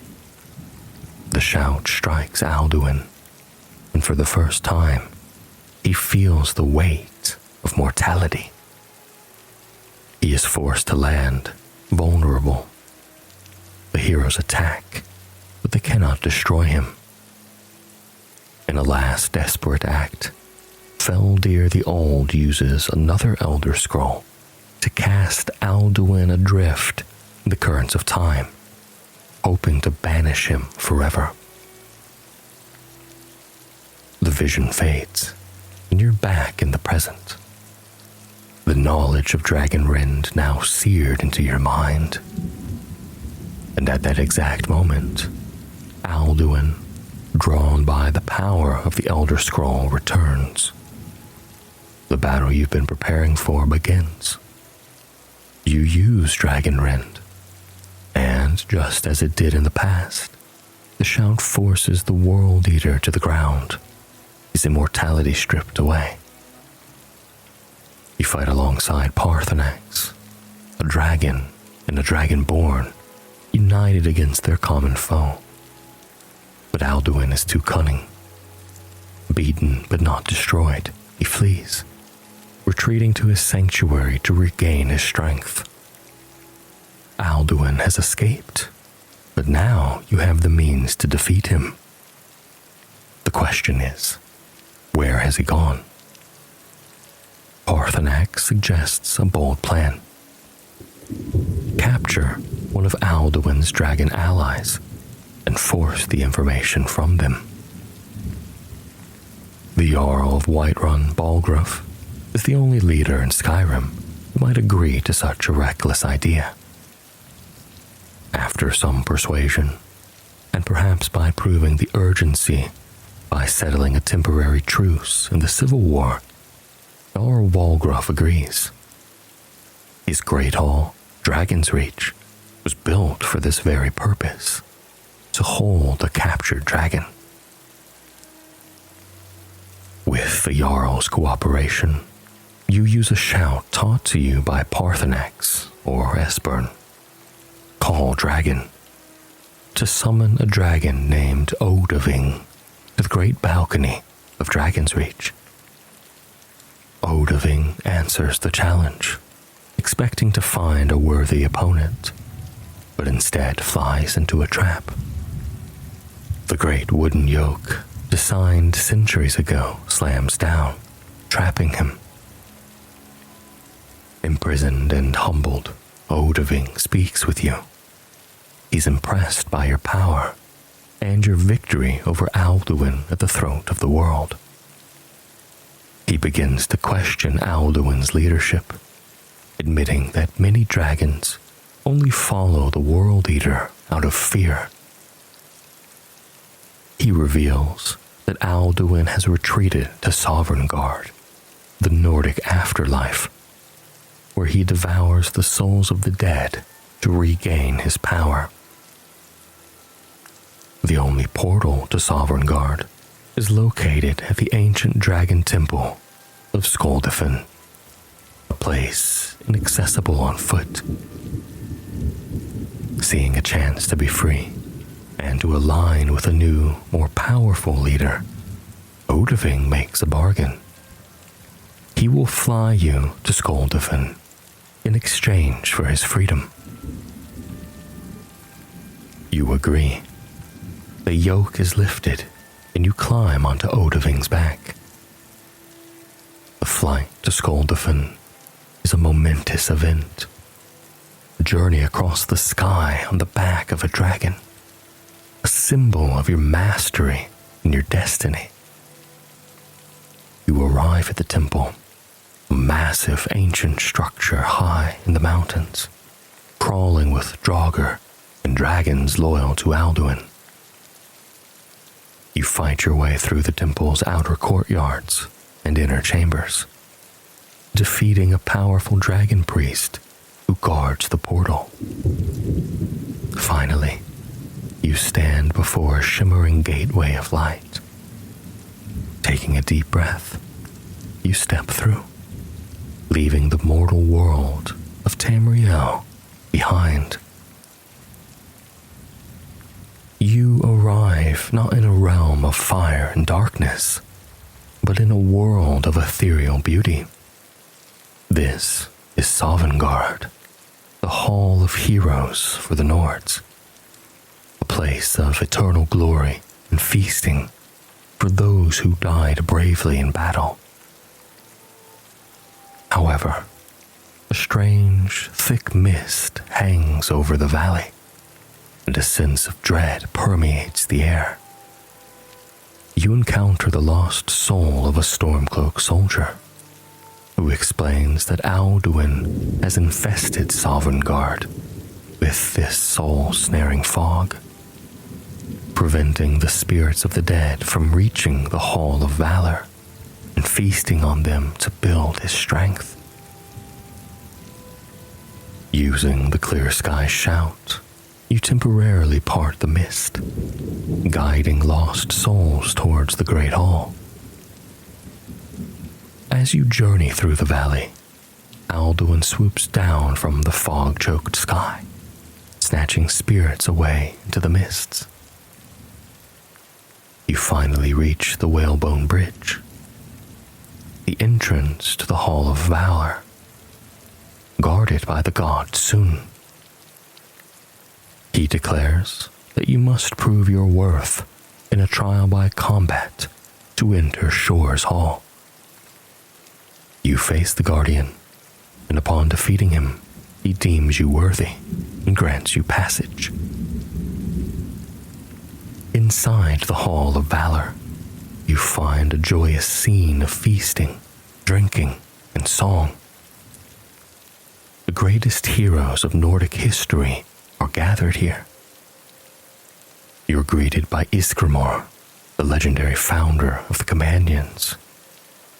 But you're here for 3 specific heroes: Gormlaith Goldenhilt, Hakon One-Eye, and Feldir the Old, the very warriors you saw in your Elder Scroll vision.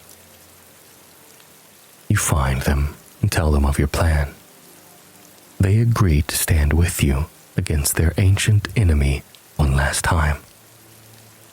You lead them out of the hall and back to the Whalebone Bridge.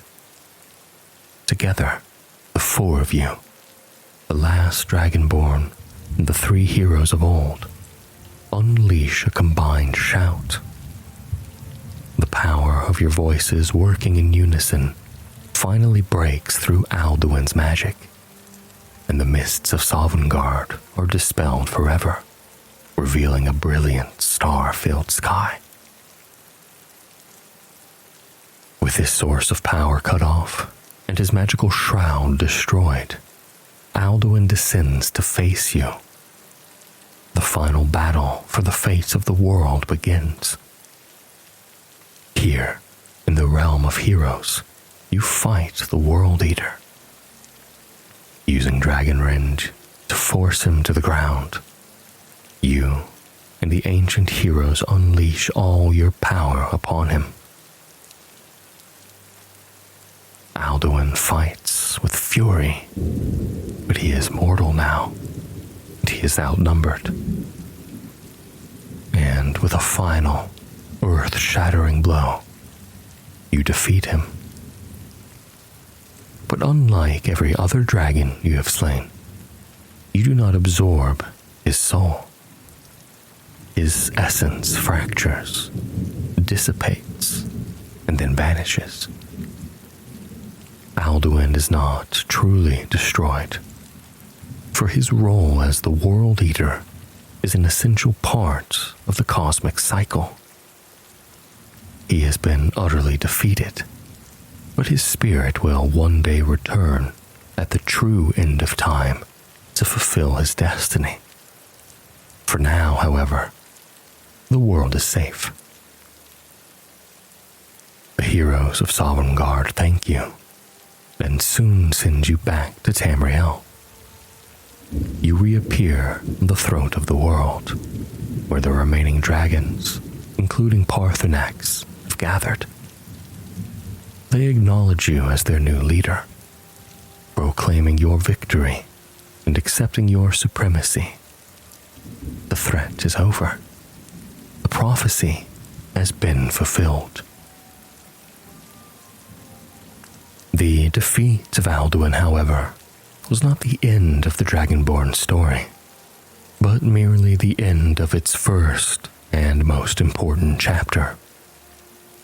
The world was saved, but other ancient powers were stirring. Their stories could unfold in any number of ways.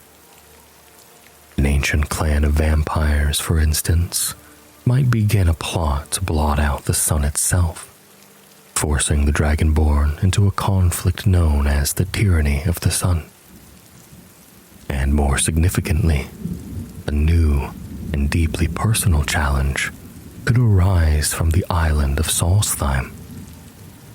Cultists might begin to hunt the Dragonborn, proclaiming the imminent return of their true master. Their trail would lead back to the ash-covered island, where a dark influence was taking root, enslaving the minds of the people there.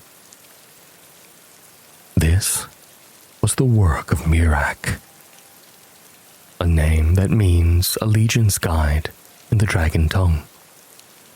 He was a dragon priest from the Merithic era, and he was the first Dragonborn. Like you, Miraak was born with a dragon's soul, but his ambition led him down a different path. He betrayed his dragon masters and sought forbidden knowledge, becoming the champion of Hermaeus Mor, the Daedric Prince of fate and knowledge. In his rebellion, he was defeated and spent millennia trapped in Mor's realm of Apocrypha, gathering power, waiting for his chance to return and dominate the world. The last Dragonborn was forced to follow in Miraak's footsteps, trafficking with Hermaeus Mora and learning secrets from his black books to gain the power needed to confront him. The journey culminated in a final battle within the shifting, book-filled halls of Apocrypha itself.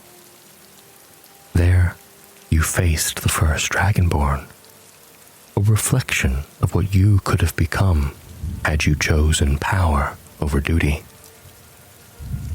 In the end, you struck down Mirak, absorbing his soul and all the souls of the dragons he had consumed over the ages, in a final, overwhelming torrent of power.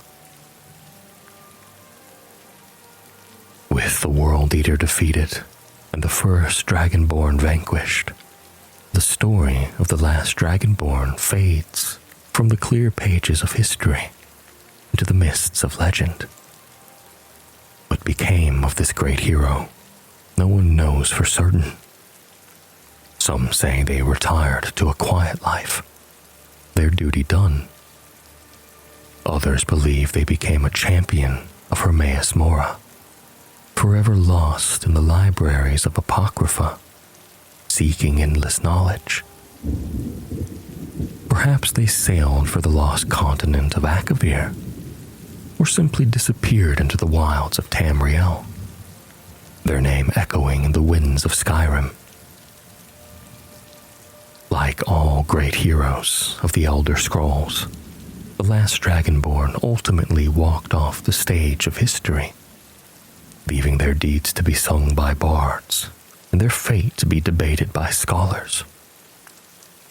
They were a prisoner who became a hero, a mortal who wielded the power of a god, and a soul who stood against the end of the world and won. And though their journey has ended, their legend is eternal. Thank you for joining me on this journey through the story of the last Dragonborn. May the tales of Skyrim bring you peace and restful dreams. For more stories to sleep to, consider subscribing and joining our library of lore. Until next time, travel safely and let your adventures be legendary. The Argonian Account, Book 1. In a minor but respectable plaza, the Imperial City sat, or perhaps lounged, Lord Vanek's building commission. It was an unimaginative, austere building, not noted so much for its aesthetic or architectural design as for its prodigious length. If any critics wondered why such an unornamented, extended erection held such fascination for Lord Vanek, they kept it to themselves. In the 398th year of the Third Era, Decimus Scotti was a senior clerk at the Commission. It had been a few months since the shy, middle-aged man had brought Lord Vanek the most lucrative of all contracts, granting the Commission the exclusive right to rebuild the roads of Valenwood, which had been destroyed in the 5-Year War. For this, he had become the darling of managers and the clerks, spending his days recounting his adventures, more or less faithfully. Although he did omit the ending of the tale, since many of them had partaken in the celebratory Unthrapa roast provided by the Seleninstri. Informing one's listeners that they've gorged on human flesh improves very few stories of any good taste. Scotti was neither particularly ambitious nor hard-working, so he did not mind that Lord Vanek had not given him anything to actually do. Whenever the squat, little gnomish man would happen upon Decimus Scotti in the offices, Lord Vanek would always say, "You're a credit to the Commission. Keep up the good work." In the beginning, Scotti had worried that he was supposed to be doing something, But as the months went on, he merely replied, "Thank you, I will." There was, on the other hand, the future to consider. He was not a young man, and though he was receiving a respectable salary for someone not doing actual work, Scotty considered that soon he might have to retire and not get paid for not doing work. It would be nice, he decided, if Lord Vanek, out of gratitude for the millions of gold the Valenwood contract was generating, might deign to make Scotty a partner, or at least give him a small percentage of the bounty.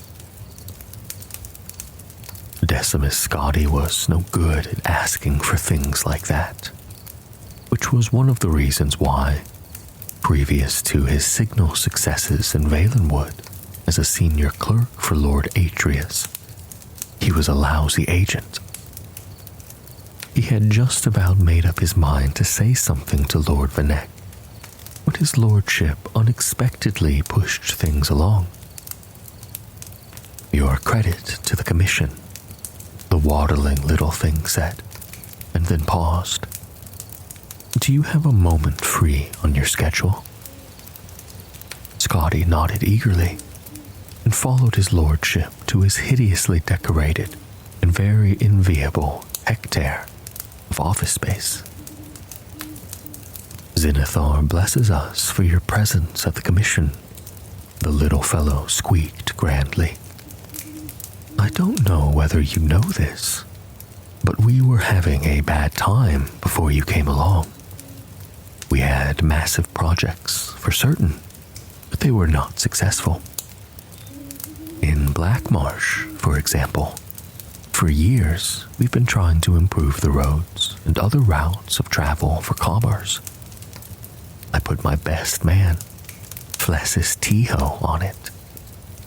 But every year, despite staggering investments of time and money, the trade along those routes only gets slower and slower. Now we have your very clean, very profitable Valenwood contract to boost the commission's profits. I think it's time you were rewarded." Scotty grinned a great grin of modesty and subtle avarice. "I want you to take over the Blackmarsh account from Flesh's Tiho." Scotty shook, as if awakening from a pleasant dream to hideous reality. "My lord, I couldn't."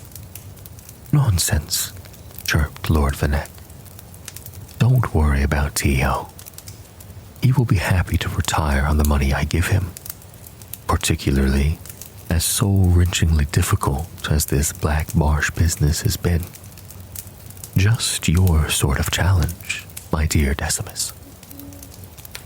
Scotty couldn't utter a sound, though his mouth feebly formed the word "no," as Lord Vanek brought out the box of documents on Blackmarsh.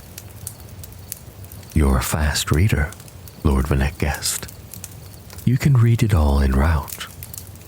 En route to Blackmarsh, of course," the tiny fellow giggled.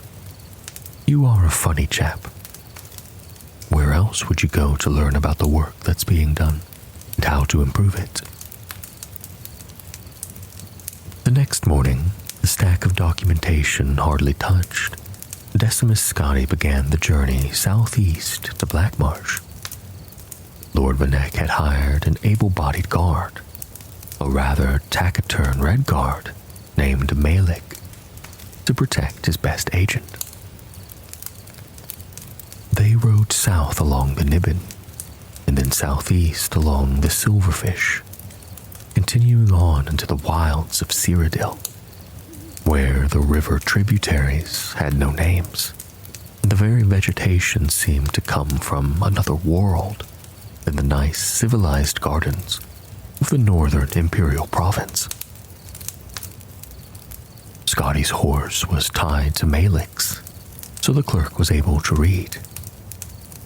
It made it difficult to pay attention to the path they were taking, but Scotty knew he needed at least a cursory familiarity with the Commission's business dealings in Blackmarsh.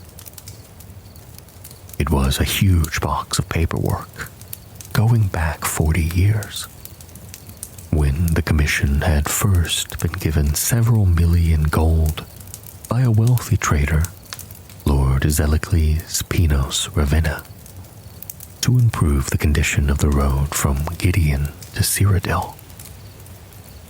At that time, it took 3 weeks, a preposterously long time, for the rice and root he was importing to arrive, half-rotten, in the Imperial Province. Pinos Ravenna was long dead, but many other investors over the decades, including Pelagius IV himself, had hired the Commission to build roads, drain swamps, construct bridges, devise anti-smuggling systems, hire mercenaries, and, in short, do everything that the greatest empire in history knew would work to aid trade with Blackmarsh.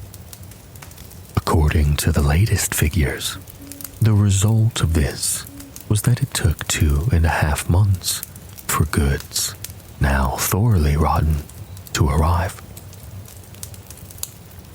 Scotty found that when he looked up after concentrating on what he was reading, the landscape had always changed, always dramatically, always for the worse.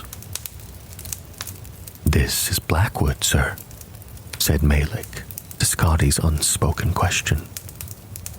It was dark and woodsy, so Decimus Scotty thought that a very appropriate name.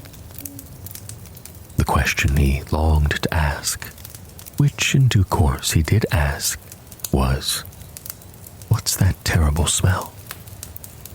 "Slough Point, sir," Malik replied, as they turned the next bend, where the umbrageous tunnel of tangled tree and vine opened to a clearing. There squatted a cluster of formal buildings in the dreary imperial design, favored by Lord Venek's commission, and every emperor since Tiber, together with a stench so eye-blindingly, stomach-wrenchingly awful that Scotty wondered suddenly if it were deadly poisonous. The swarms of blood-colored, sand-grain-sized insects obscuring the air did not improve the view. Scotty and Malik batted at the buzzing clouds as they rode their horses together towards the largest of the buildings, which, on approach, revealed itself to be perched at the edge of a thick black river.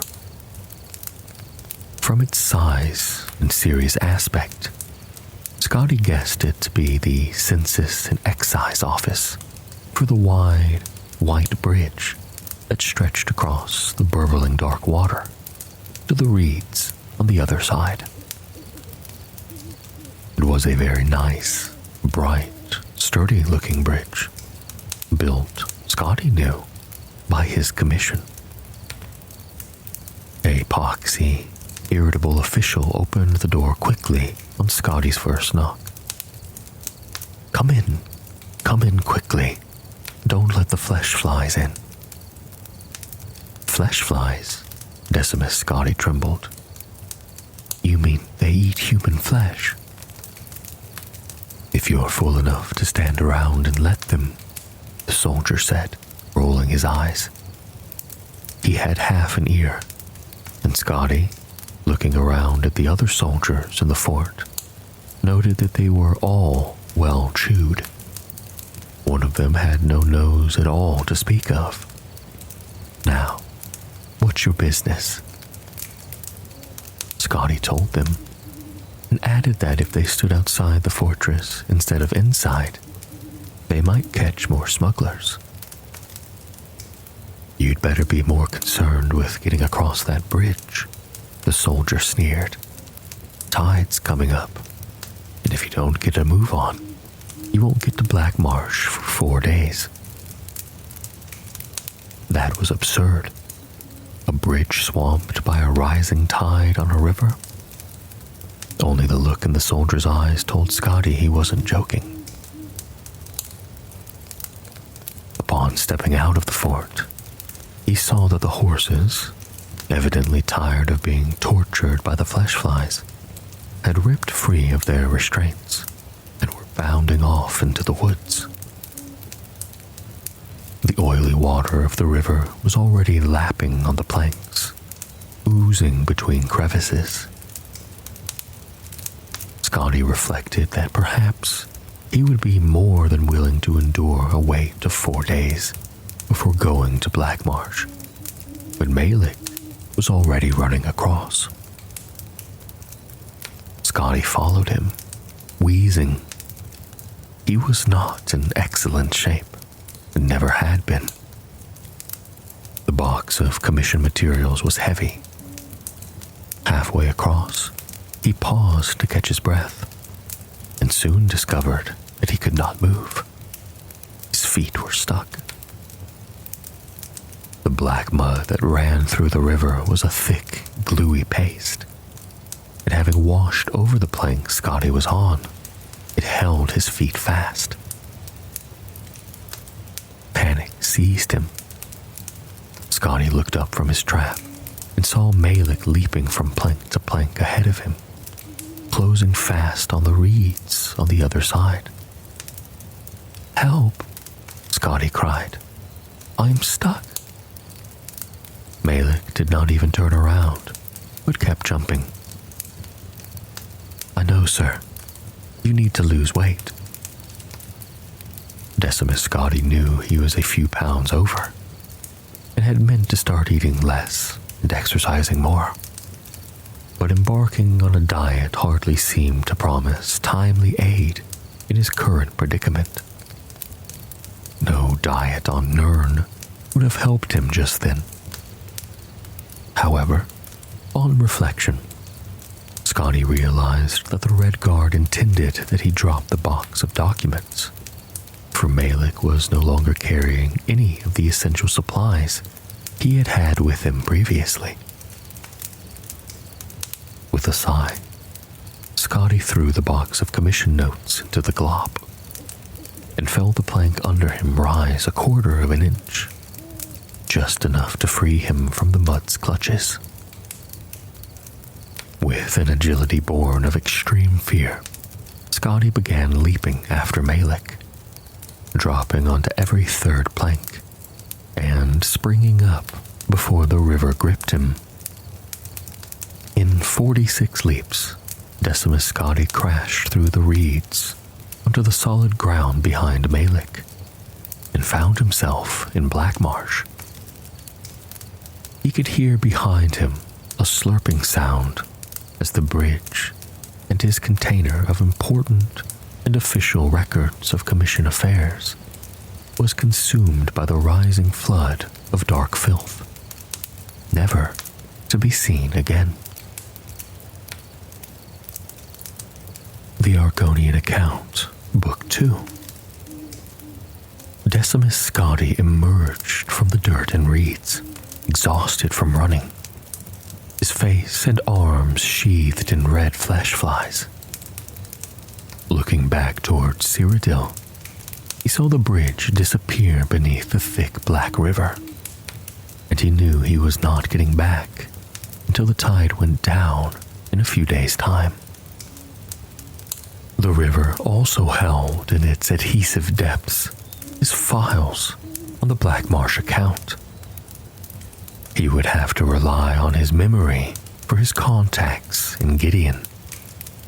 Malik was purposefully striding through the reeds ahead, flailing ineffectually at the flesh flies. Scotty hurried after him. "We're lucky, sir," said the Red Guard, which struck Scotty as an extraordinarily odd thing to say, until his eyes followed where the man's finger was pointing. "The caravan is here." 21 rusted, mud-spattered wagons with rotting wood and wobbly wheels sat half-sunk in the soft earth ahead. A crowd of Argonians, gray-scaled and gray-eyed, the sort of sullen manual laborers that were common in Cyrodiil, pulled at one of the wagons, which had been detached from the others. As Scotty and Malik came closer, they saw it was filled with a cargo of blackberries so decayed that they had become hardly recognizable, more a festering jelly than a wagon load of fruit. Yes, they were going to the city of Gideon, and yes, they said Scotty could get a ride with them after they were finished unloading the shipment of lumberries. How long ago were they picked? Scotty asked, looking at the wagon's rotten produce. The harvest was in last seed, of course, said the Argonian, who seemed to be in charge of the wagon. It was now sun's dusk, so they had been en route from the fields for a little over 2 months. Clearly, Scotty thought, there were problems with transportation. But fixing that, after all, was what he was doing here as a representative of Lord Vinek's building commission. It took close to an hour of the berries rotting even more in the sun for the wagon to be pushed to the side. The wagons in front of it and behind it to be attached to one another, and one of the 8 horses from the front of the caravan to be brought around to the now independent wagon. The laborers moved with dispirited lethargy, and Scotty took the opportunity to inspect the rest of the caravan and talk to his fellow travelers. 4 of the wagons had benches in them, fit for uncomfortable riders. All the rest were filled with grain, meat, and vegetation in various stages of corruption.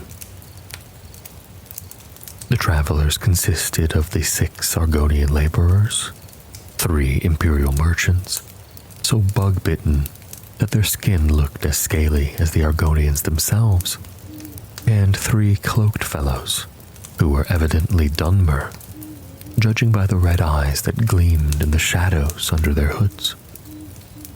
All were transporting their goods along this imperial commerce road. "This is a road?" Scotty exclaimed, looking at the endless field of reeds that reached up to his chin or higher.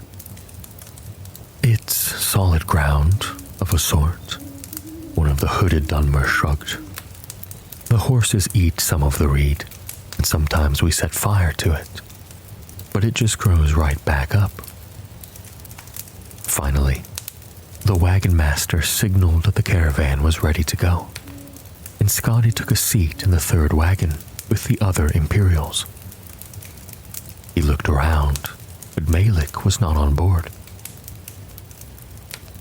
"I agreed to get you to Black Marsh and take you back out," said the Red Guard, who had plumped down a rock in the sea of reeds and was munching on a hairy carrot. "I'll be here when you get back." Scotty frowned, not only because Malik had dropped the deferential title Sir while addressing him. Now he truly knew no one in Black Marsh. But the caravan slowly grinded and bumped forward, so there was no time to argue. A noxious wind blew across the commerce road, casting patterns in the endless, featureless expanse of reeds. In the distance, there seemed to be mountains, but they constantly shifted, and Scotty realized they were banks of mist and fog. Shadows flitted across the landscape, and when Scotty looked up, he saw they were being cast by giant birds with long, saw-like beaks, nearly the size of the rest of their bodies. Hackwings, Hero Gimlis, an Imperial on Scotty's left, who might have been young, but looked old and beaten, muttered, "Like everything else in this damnable place, they'll eat you if you don't keep moving. Beggars pounce down and give you a nasty chop, then fly off and come back when you're mostly dead from blood loss." Scotty shivered. He hoped they'd be in Gideon before nightfall. It was then it occurred to him that the sun was on the wrong side of the caravan. "Excuse me, sir," Scotty called to the wagon master. "I thought you said we were going to Gideon." The wagon master nodded. "Why are we going north then, when we should be going south?" There was no reply but a sigh. Scotty confirmed with his fellow travelers that they too were going to Gideon, and none of them seemed very concerned about the circuitous route to getting there.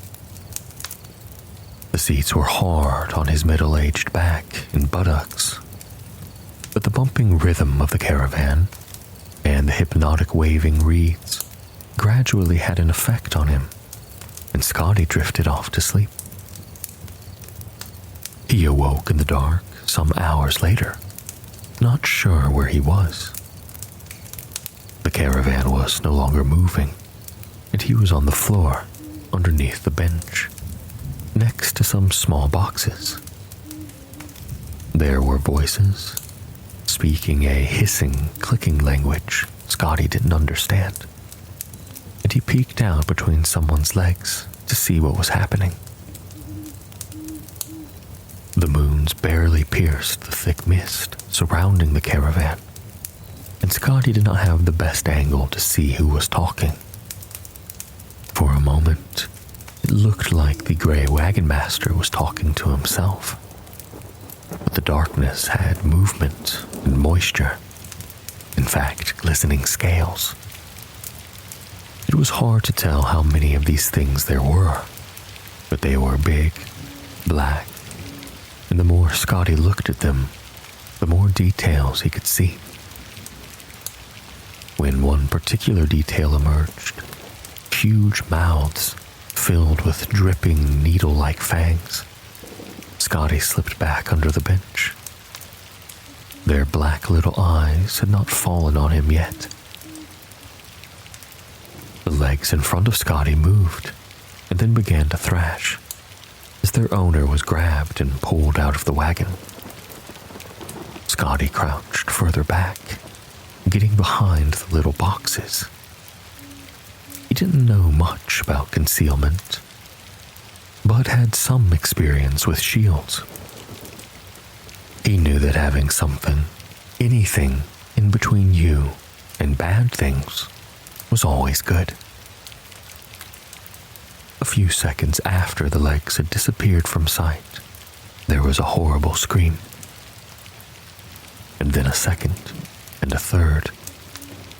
Different timbres, different accents, but the same inarticulate message. Terror and pain, horrible pain. Scotty remembered a long-forgotten prayer to the god Stendar and whispered it to himself. Then there was silence. Ghastly silence that lasted only a few minutes, but which seemed like hours, years. And then the carriage started rolling forward again. Scotty cautiously crawled out from under the cargo. Hero Gimlis gave him a bemused grin. "There you are," he said. "I thought the Nagas took you." "Nagas?" "Nasty characters," Gimlis said, frowning. "Puff adders with legs and arms, 7 feet tall, 8 when they're mad. come from the inner swamp, and they don't like it here much, so they're particularly peevish. You're the kind of posh Imperial they're looking for. Scotty had never in his life thought of himself as posh. His mud and flesh-fly bespeckled clothing seemed eminently middle class, best to him. What would they want me for? To rob, of course, the Imperial smiled, and to kill. You didn't notice what happened to the others? The Imperial frowned, as if struck by a thought. You didn't sample from those boxes down below, did you? Like the sugar, do you? Gods, no, Scotty grimaced. The Imperial nodded, relieved. You just seem a little slow. First time to Black Marsh, I gather? Oh, hey-ho, Istpiss. Scotty was just about to ask Gimmelis what that vulgar term meant when the rain began. It was an inferno of foul-smelling, yellow-brown rain that washed over the caravan, accompanied by the growl of thunder in the distance. Gimmelis worked to pull the roof up over the wagon, glaring at Scotty until he helped with the laborious process. He shuddered, not only from the cold damp, but from contemplation of the disgusting precipitation pouring down on the already nasty produce in the uncovered wagon. We'll be dry soon enough, Gimmelis smiled, pointing out to the fog. Scotty had never been to Gideon, but he knew what to expect. A large settlement, more or less, laid out like an imperial city, with more or less imperial style, architecture, and all the imperial comforts and traditions, more or less. The jumble of huts half sunk in the mud was decidedly less. Where are we? Asked Scotty, bewildered. Hixinoag, replied Gimmelis, pronouncing the queer name with confidence. You were right. We were going north when we should have been going south. The Argonian Account, Book 3. Decimus Scotty was supposed to be in Gideon, a thoroughly imperialized city in southern Blackmarsh, arranging business dealings to improve commerce in the province on behalf of Lord Venek's building commission and its clients. Instead, he was in a half-submerged, rotten little village called Hixinoag, where he knew no one, except for a drug smuggler named Cairo Gimmelis. Gimmelis was not at all perturbed that the merchant caravan had gone north instead of south. He even let Scotty share his bucket of trode, tiny little crunchy fish he had bought from the villagers. Scotty would have preferred them cooked, or at any rate dead, but Gimmelis blithely explained that dead, cooked trode are deadly poisonous. If I were where I was supposed to be, Scotty pouted, putting one of the wriggling little creatures in his mouth, I could be having a roast and some cheese and a glass of wine. I sell moon sugar in the north and buy it in the south, he shrugged. You have to be more flexible, my friend. My only business is in Gideon, Scotty frowned. Well, you have a couple choices, replied the smuggler.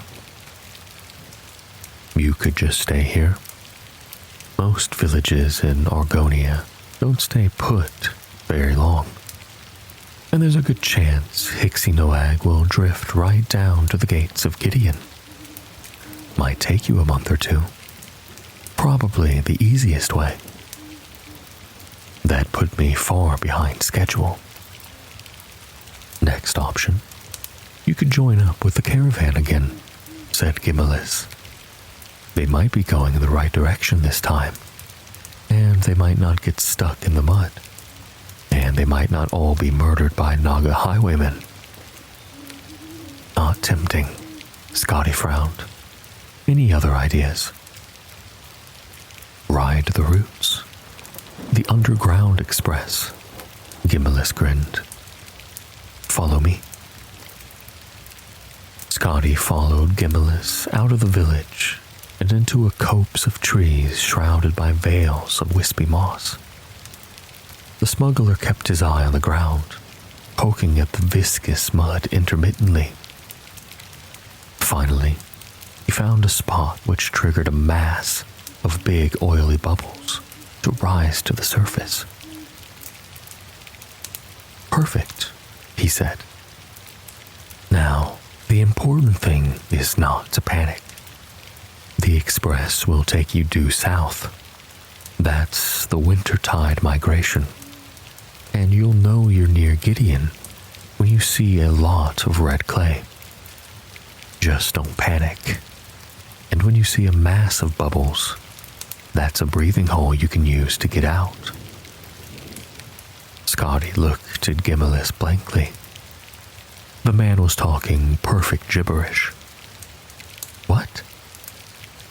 Gimmelis took Scotty by the shoulder, positioning him on top of the mass of bubbles. You stand right here.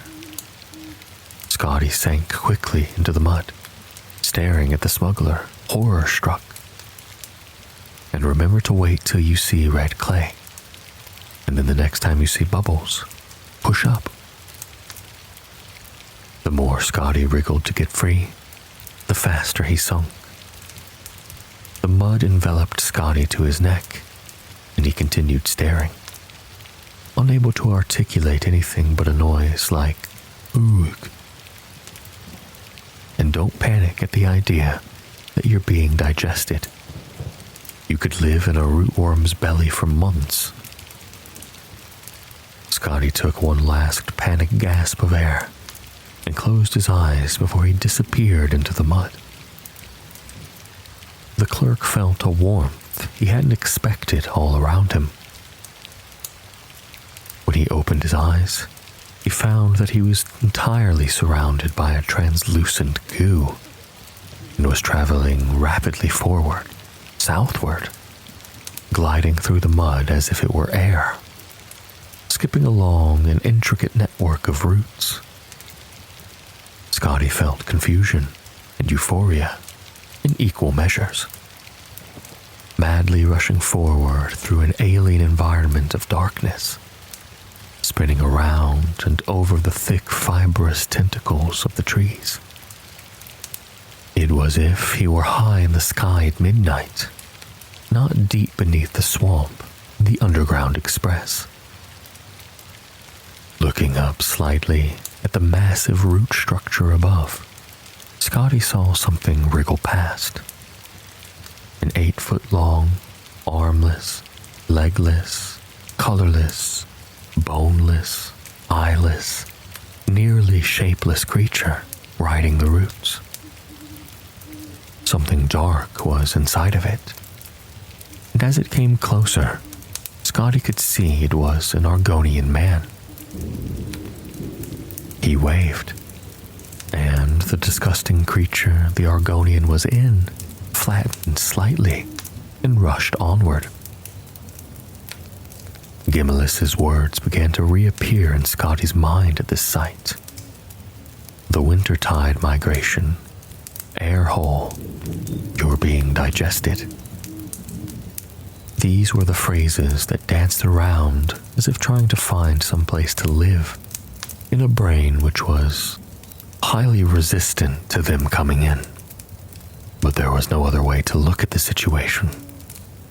Scotty had gone from eating living fish to being eaten alive as a way of transport. He was in one of those worms. Scotty made an executive decision to faint.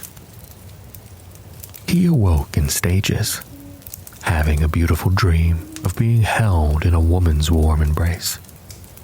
Smiling and opening his eyes, the reality of where he really was rushed over him. The creature was still rushing madly, blindly forward, gliding over roots. But it was no longer like a flight through the night sky. Now it was like the sky at sunrise, in pinks and reds. Scotty remembered Gimmelis telling him to look for the red clay, and he would be near Gideon. The next thing he had to find was the bubbles. There were no bubbles anywhere, though the inside of the worm was still warm and comfortable. Scotty felt the weight of the earth all around him. "Just don't panic," Gimmelis had said. But it was one thing to hear that advice, and quite another to take it. He began to squirm, and the creature began to move faster at the increased pressure from within. Suddenly, Scotty saw it ahead of him, a slim spire of bubbles rising up through the mud from some underground stream, straight up, through the roots to the surface above him. The moment the root worm went through it, Scotty pushed with all his might upward, bursting through the creature's thin skin.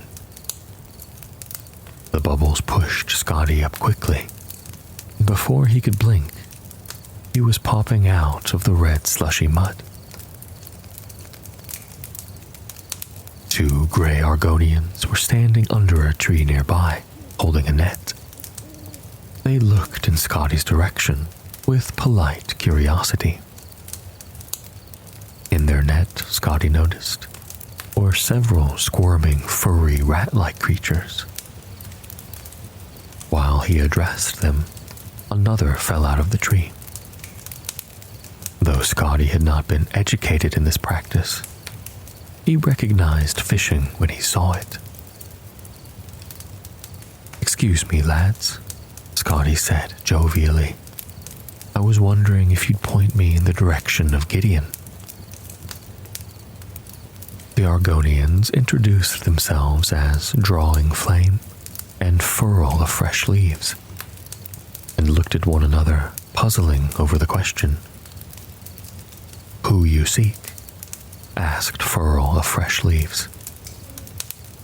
"I believe his name is," said Scotty, trying to remember the contents of his long-gone file of Black Marsh contacts in Gideon.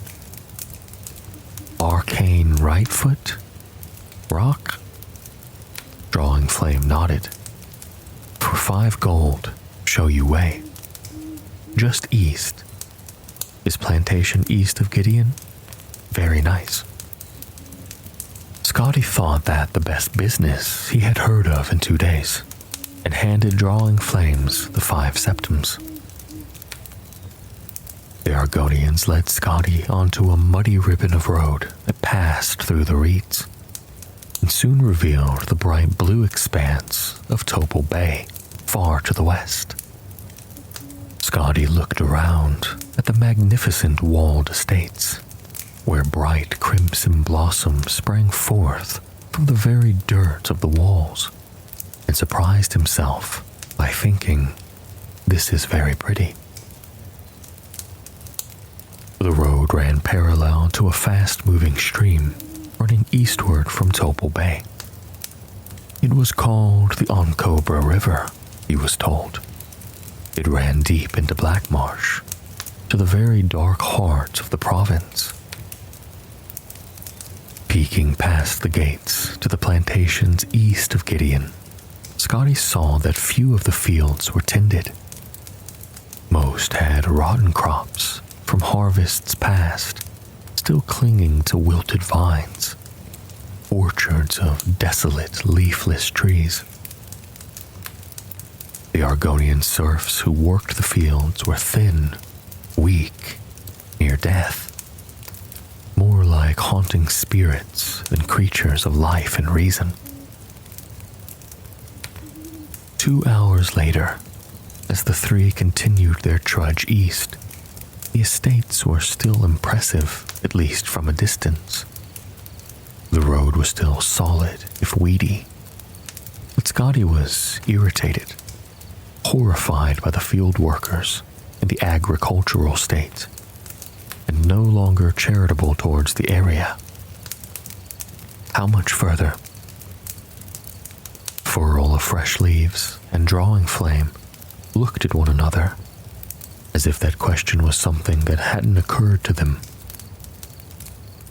Arcane is east, Furl of Fresh Leaves pondered.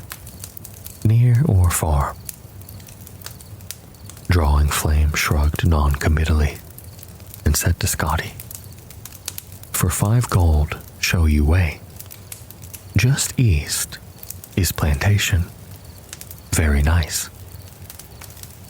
"You don't have any idea, do you?" Scotty cried. "Why couldn't you tell me that in the first place, when I might have asked someone else?" Around the bend up ahead, there was the sound of hoofbeats, a horse coming closer. Scotty began to walk towards the sound to hail the rider, and didn't see Drawing Flame's taloned claws flash out and cast the spell at him. He felt it though, a kiss of ice along his spine, the muscles along his arms and legs suddenly immobile, as if wrapped in rigid steel. He was paralyzed.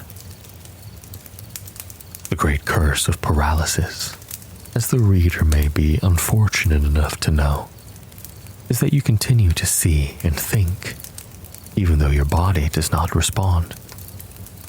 The thought that went through Scotty's mind was, damn.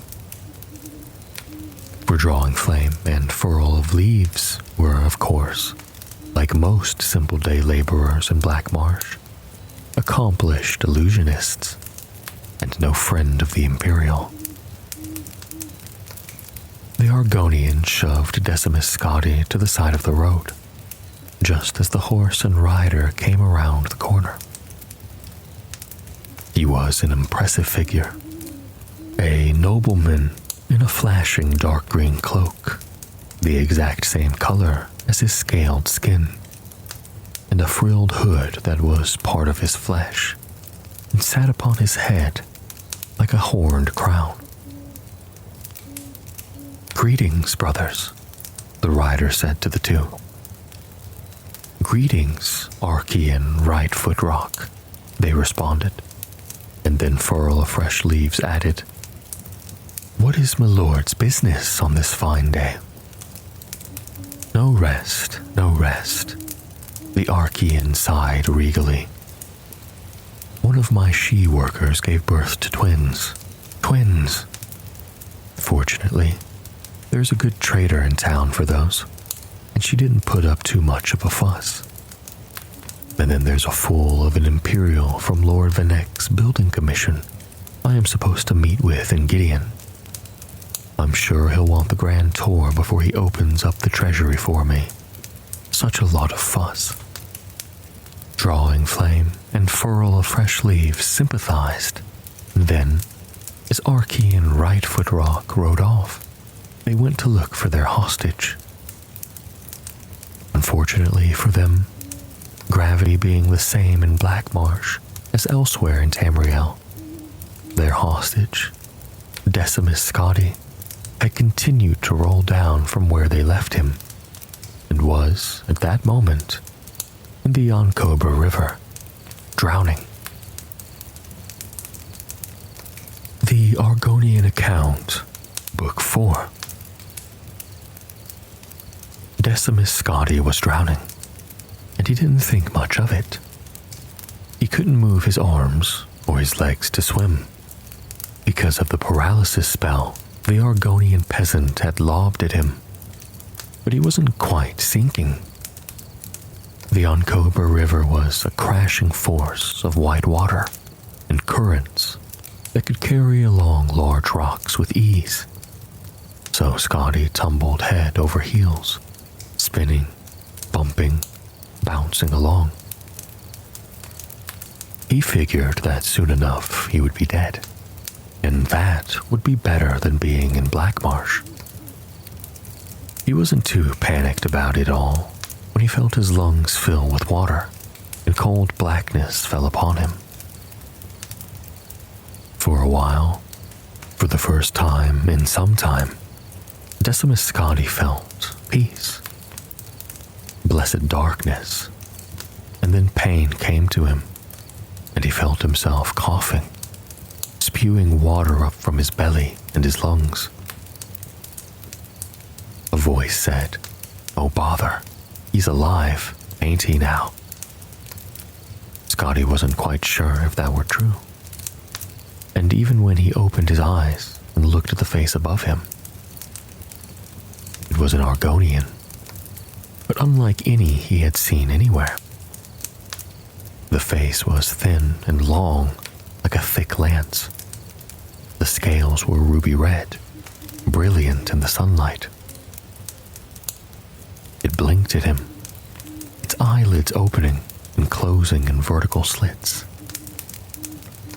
"I don't suppose we should eat you, should we now?" The creature smiled, and Scotty could tell from its teeth that it was no idle suggestion. "Thank you," Scotty said weakly. He craned his head slightly to find out who the "we" were, and discovered he was on the muddy bank of the still, sludgy river, surrounded by a group of Argonians with similarly needle-like faces and a whole rainbow of scales. Bright greens and gem-like purples, blues and oranges. "Can you tell me, am I near, well, anywhere?" The ruby-colored Argonian laughed. "No, you're in the middle of everywhere, and near nowhere." "Oh," said Scotty, who grasped the idea that space did not mean much in Blackmarsh. "And what are you?" "We are Agassefs," the ruby-colored Argonian replied. "My name is Nomu." Scotty introduced himself. "I'm a senior clerk in Lord Venek's building commission in the Imperial City. My job was to come here to try to fix the problems with commerce, but I've lost my agenda. Haven't met with any of my contacts, the Archeans of Gideon." "Pompous, assimilated slaver kleptocrats," a small lemon-colored Agassef murmured with some feeling. "And now I just want to go home."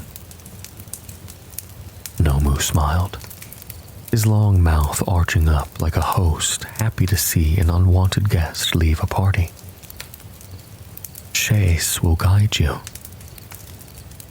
Shaes, it seemed, was the bitter little yellow creature, and he was not at all pleased at the assignment. With surprising strength, he hoisted Scotty up, and for a moment, the clerk was reminded of Gimmelis dropping him into the bubbling muck that led to the Underground Express. Instead, Shaes shoved Scotty toward a tiny little raft, razor thin, that bobbed on the surface of the water. "This is how you travel?" "We don't have the broken wagons and dying horses of our brothers on the outside," Shaes replied, rolling his tiny eyes. "We don't know better." The Argonian sat at the back of the craft and used his whip-like tail to propel and navigate the craft. They traveled quickly around swirling pools of slime that stank of centuries of putrefaction, past pinnacled mountains that seemed sturdy, but suddenly fell apart at the slightest ripple in the still water, under bridges that might have once been metal, but were now purely rust. Everything in Tamriel flows down to Blackmarsh, Cheyes said. As they slid through the water, Cheyes explained to Scotty that the Agassefs were one of the many Argonian tribes that lived in the interior of the province, near the Hist, finding little in the outside world worth seeing. He was fortunate to have been found by them. The Nagas, the toad-like Patru, and the winged Sarpa would have killed him on the spot. There were other creatures too, to be avoided, though there were few natural predators in inner Blackmarsh. The scavengers that rooted in the garbage seldom shied away from a living meal. Hackwings circled overhead, like the one Scotty had seen in the west. Cheyes fell silent and stopped the raft completely, waiting for something. Scotty looked in the direction Cheyes was watching and saw nothing unusual in the filthy water. Then he realized that a pool of green slime in front of them was actually moving, and fairly quickly, from one bank to the other.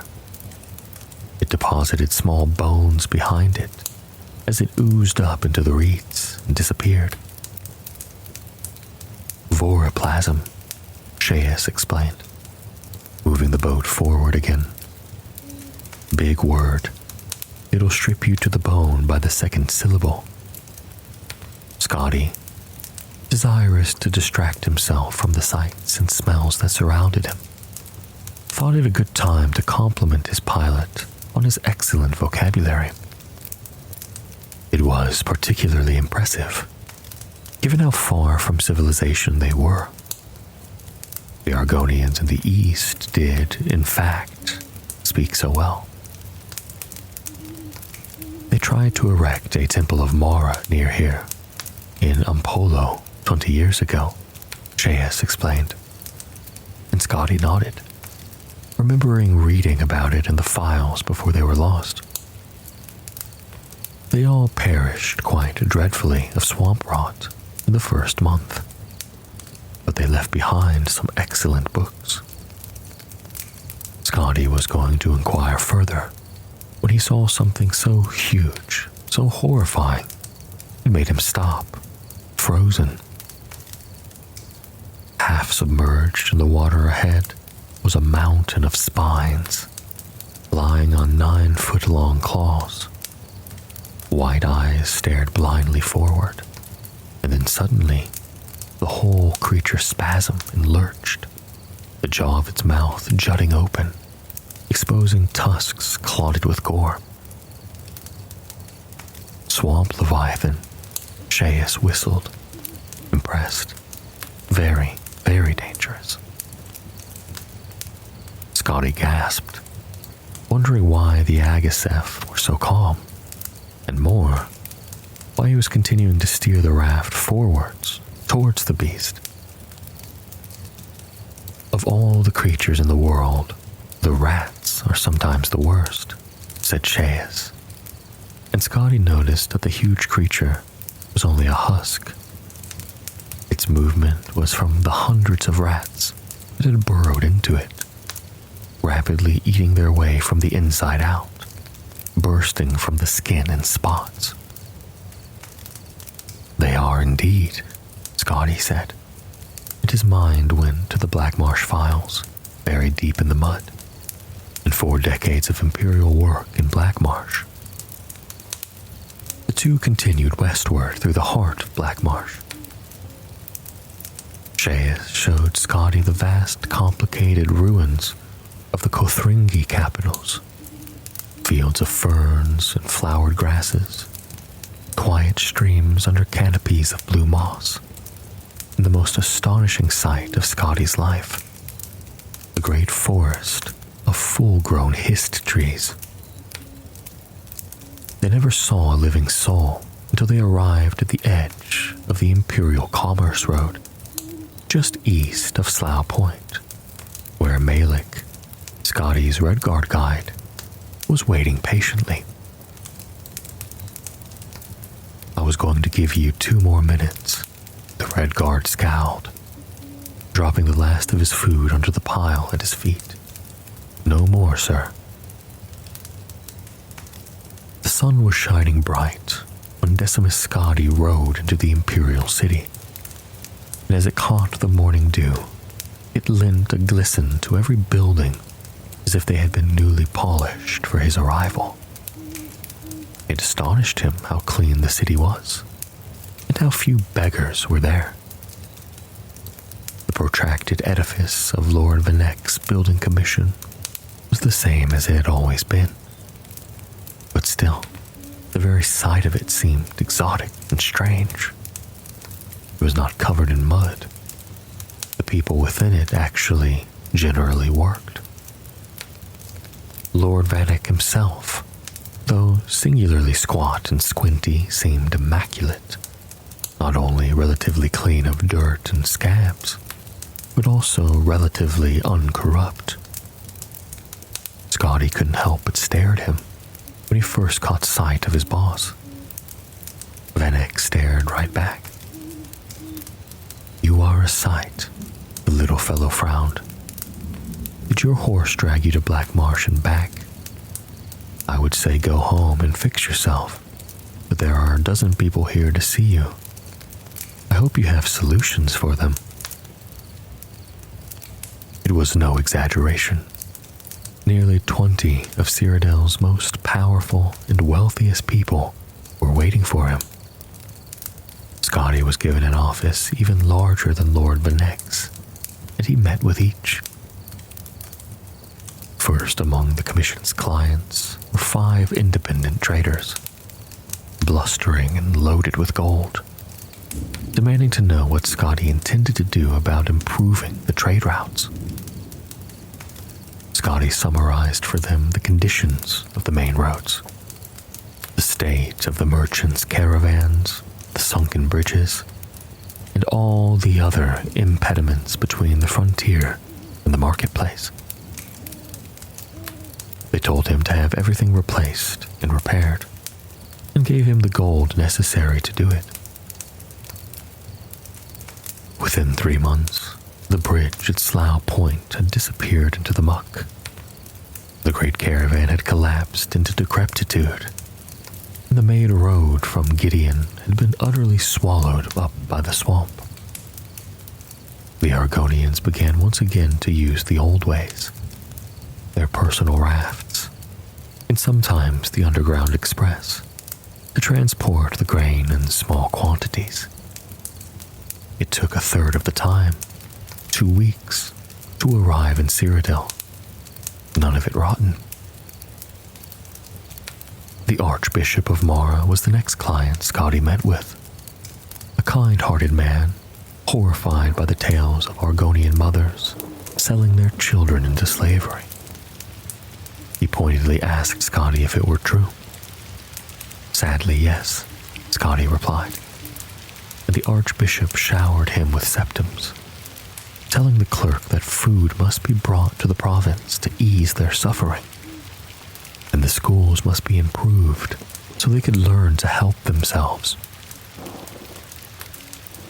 Within 5 months, the last book had been stolen from the deserted Maran monastery in Umfolo.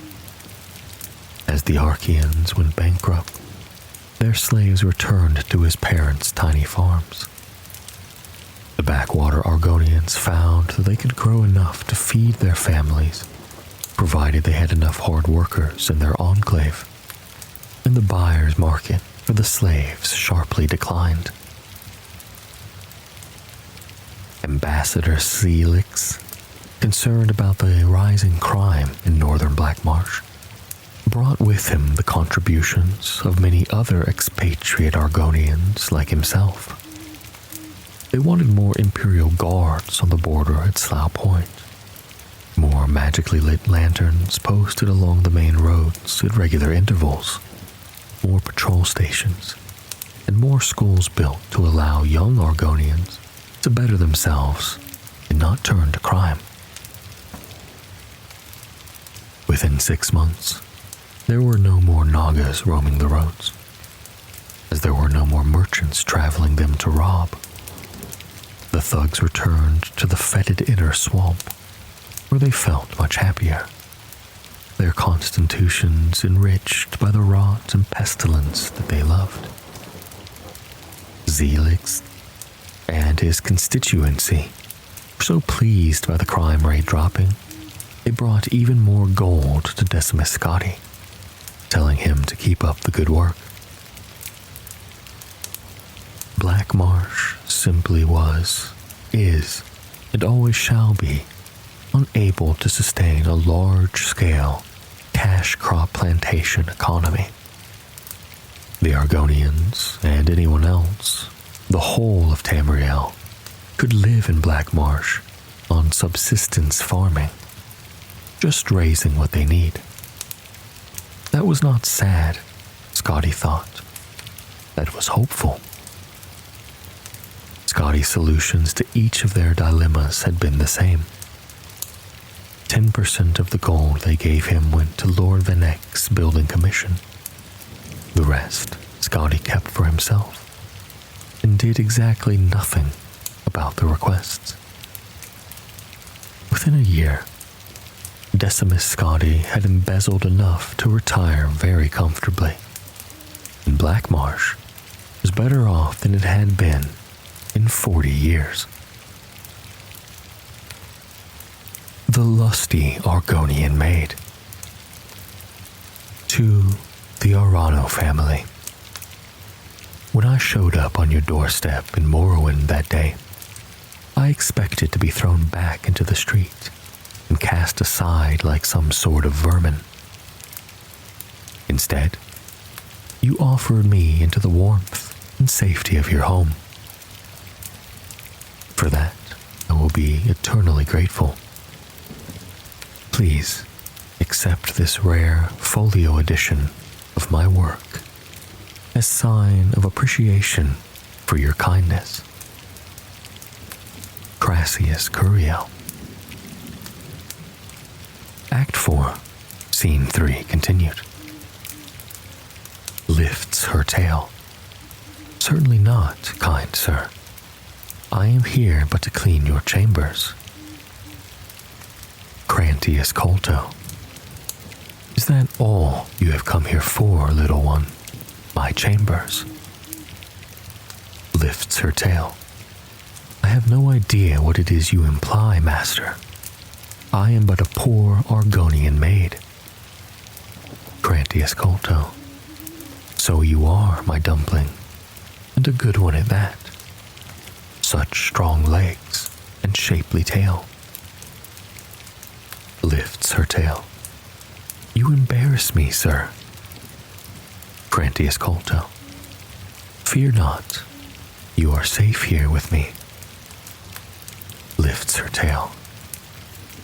I must finish my cleaning, sir. The mistress will have my head if I do not. Crantius Colto. Cleaning, eh? I have something for you. Here, polish my spear. Lifts her tail. But it is huge. It could take me all night. Crantius Colto. Plenty of time, my sweet. Plenty of time. End of Act 4, Scene 3. Act 7, Scene 2 continued. Lifts her tail. My goodness, that's quite a loaf. But however shall it fit my oven? Crantius Colto. This loaf isn't ready for baking, my sweet. It has yet to rise. Lifts her tail. If only we could hurry that along. How would I accomplish such a task? Crantius Colto. Oh, my foolish little Argonian maid. You must use your hands. Lifts her tail. You wish me to knead the loaf? Here? Grantius Colto, of course. Lifts her tail. But what if the mistress catches me? Your loaf was meant to satisfy her appetite. Grantius Colto. Don't fret, my delicate flower. I'll satisfy the mistress's cravings later. Lifts her tail. Very well, but I'm afraid my oven isn't hot enough. It could take hours. Grantius Colto. Plenty of time, my sweet. Plenty of time. End of Act 7, Scene 2. The Sultry Argonian Bard. Act 6, Scene 2 continued. Croon Tale. My lady, I could never perform your request. Elia Erdane. Oh, is it too fast for you? Croon Tale. I fear that it might damage my instrument. Elia Erdane. Ah, but you seem to handle your instrument so well, my darling. Croon Tale. You flatter me, my lady. Elia Erdane. Yes, well, it is such a large and magnificent piece. May I hold it? Croon Tale. Goodness, no. The innkeeper would never approve of such a public display. Elia Erdane. Then may I suggest a private performance, perhaps away from the noise of the inn, where we both may enjoy your tremendous talent. Croon Tale. Surely you don't mean for me to accompany you to your room?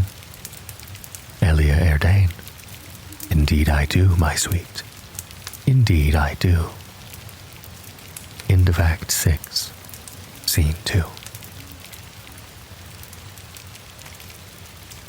Among the countless beings that dwell within oblivion, none are more feared, revered, or misunderstood than the Daedric Princes.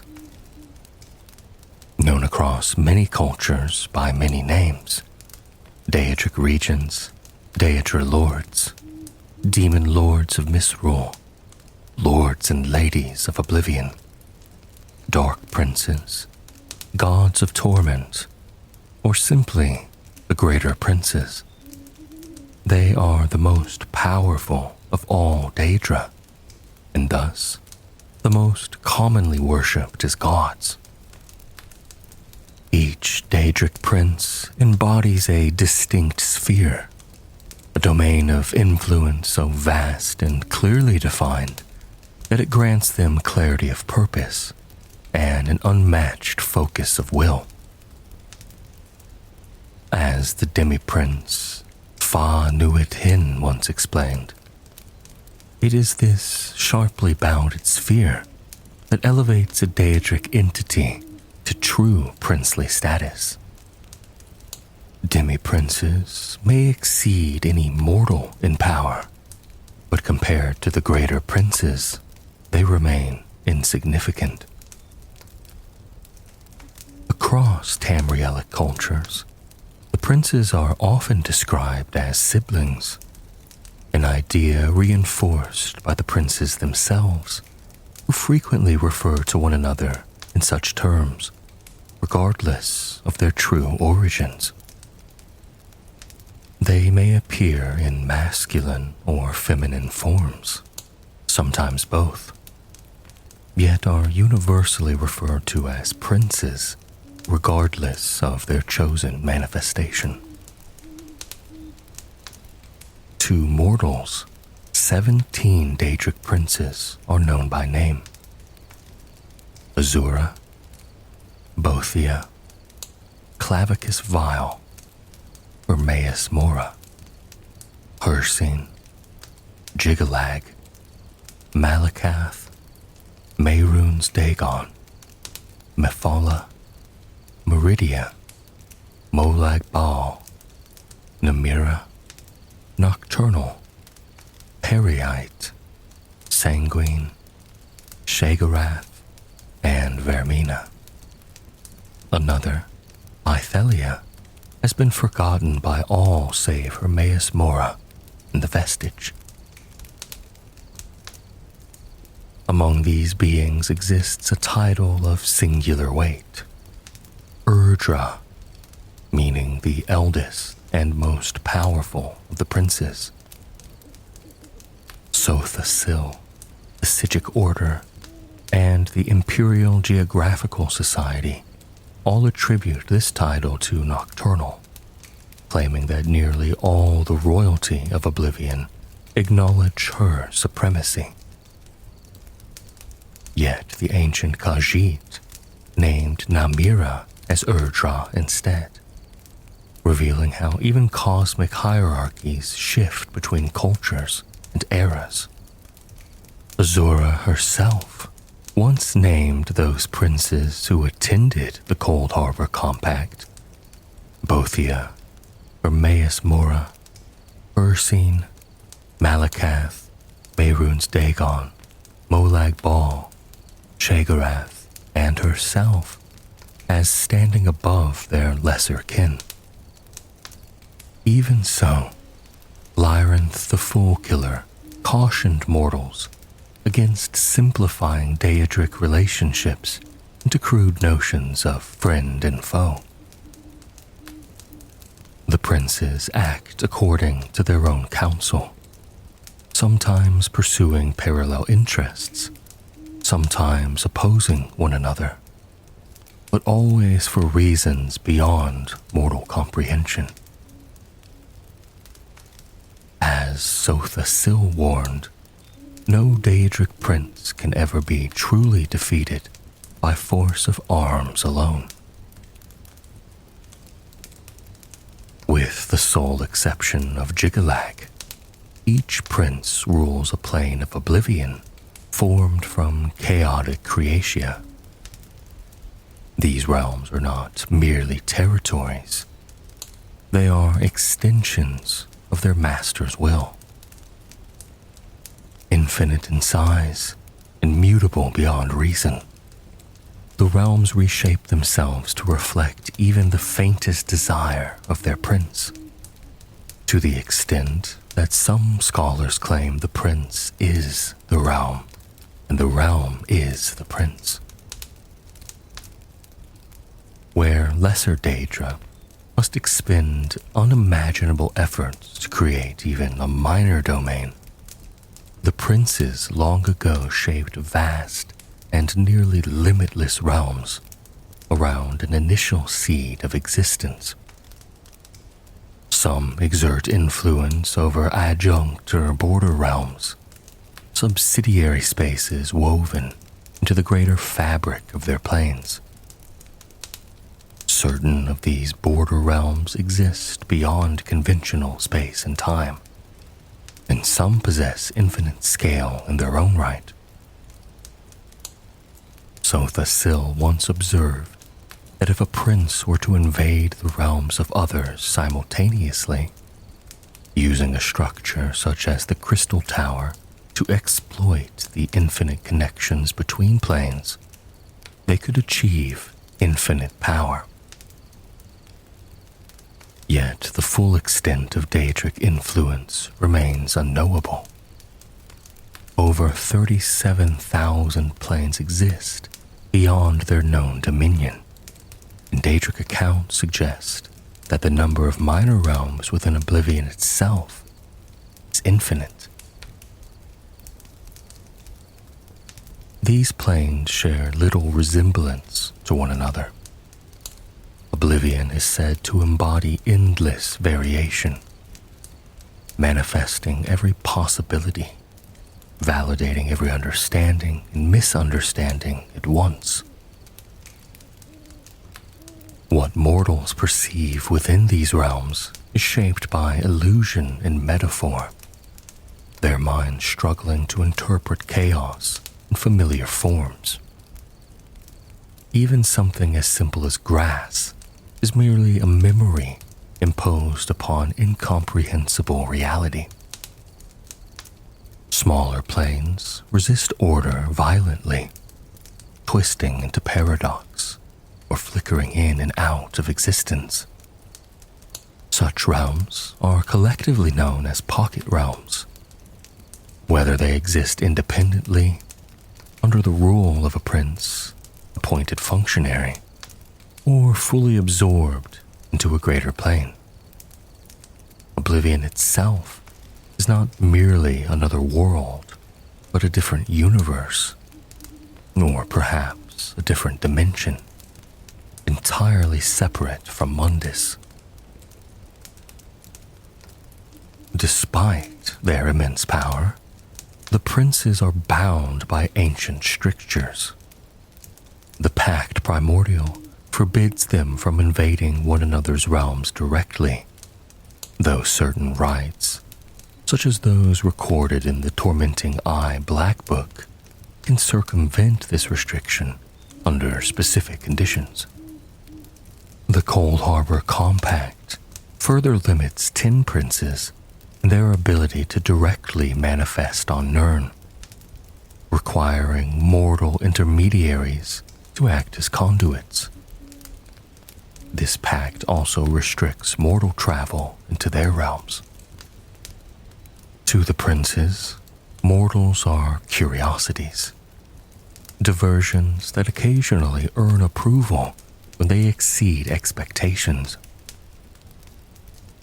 The Daedra do not comprehend mortal morality, and their extremist natures inspire fear among men and mer. Some princes, particularly Bothia, Molag Bal, Vermina, Mehrunes Dagon, and Periite, appear to take genuine pleasure in devastation. Yet despite this, Daedric worship is widespread across Tamriel. Shrines rise in their honor, and worshippers offer devotion despite the warnings of mainstream faiths. Religious authorities actively persecute Daedra worshippers, often shocked by the fragile sanity that remains among them. To deal with a Daedric prince is to feel observed, like an insect briefly noticed beneath an upturned stone. Daedric princes can be summoned, and popular belief holds that such encounters result in quests rewarded with great power. In truth, most such tasks serve only the prince's amusement, and summoners rarely grasp the consequences of their bargains. Shrines remain the most reliable means of contact, though they are far from the only ones. Some beings blur the boundaries between Aedra and Daedra.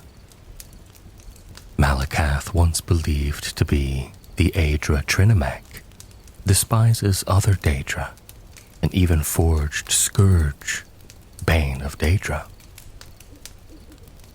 Mankar Cameron claimed Lorkhan himself was a Daedric prince whose sphere was Tamriel, though this remains unproven.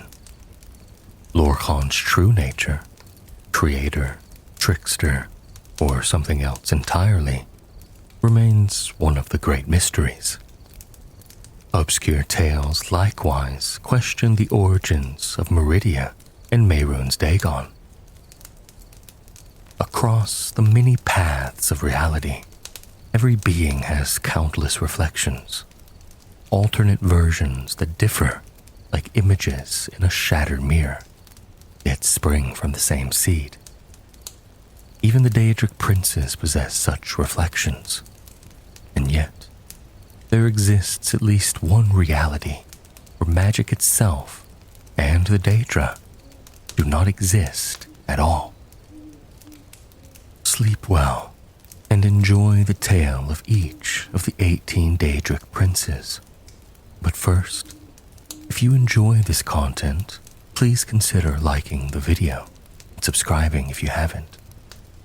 If you want to support the channel further, you can check out my Patreon page, or click the join button on YouTube to become a channel member for only 99 cents and get access to completely ad-free sleep content. You can also check out my store for some pretty nifty sleep merch, including pillows and blankets. Follow me on Facebook, and be sure to catch the Lore to Sleep 2 podcast on Spotify if you haven't already. Links can be found in the description.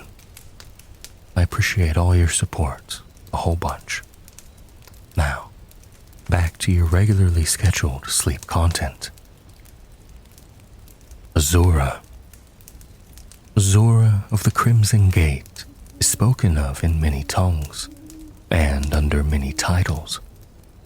Queen of Dawn and Dusk, the Mother Soul, Moon Shadow, Mother of the Rose, Queen of the Night Sky, Twilight Queen, the Rim of All Holes, the Cosmic Severer, and the Great Lady.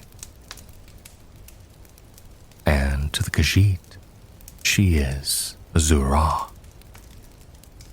She is a Daedric prince whose sphere is dawn and dusk, the twilight magic that lives in the seams between day and night. And she also holds dominion over mystery, magic, fate and prophecy, and vanity and egotism. By mortal standards, Azura is counted among the few Daedra who can seem almost good. She is said to show more concern for the well-being of her mortal subjects than other princes do.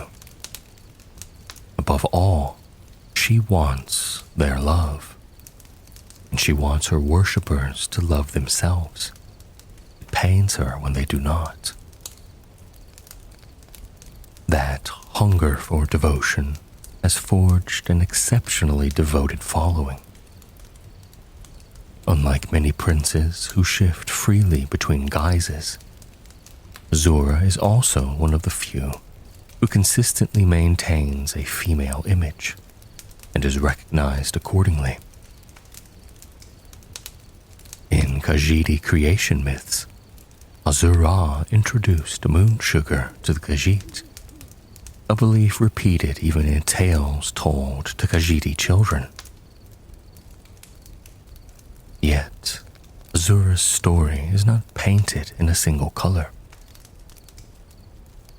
The 5 Songs of King Wolfhearth claims Alondro's soul is her immortal son. The Dunmer of Morrowind count Azura among the good Daedra, but elsewhere she has been known to ally with Molag Bal, whom the Dunmer name as one of the 4 corners of the House of Troubles.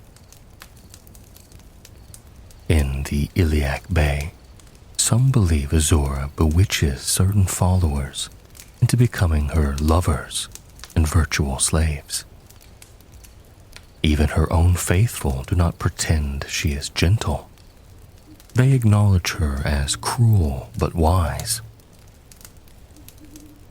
Moon Shadow is not only a name spoken in reverence, it is also the name of her realm in Oblivion.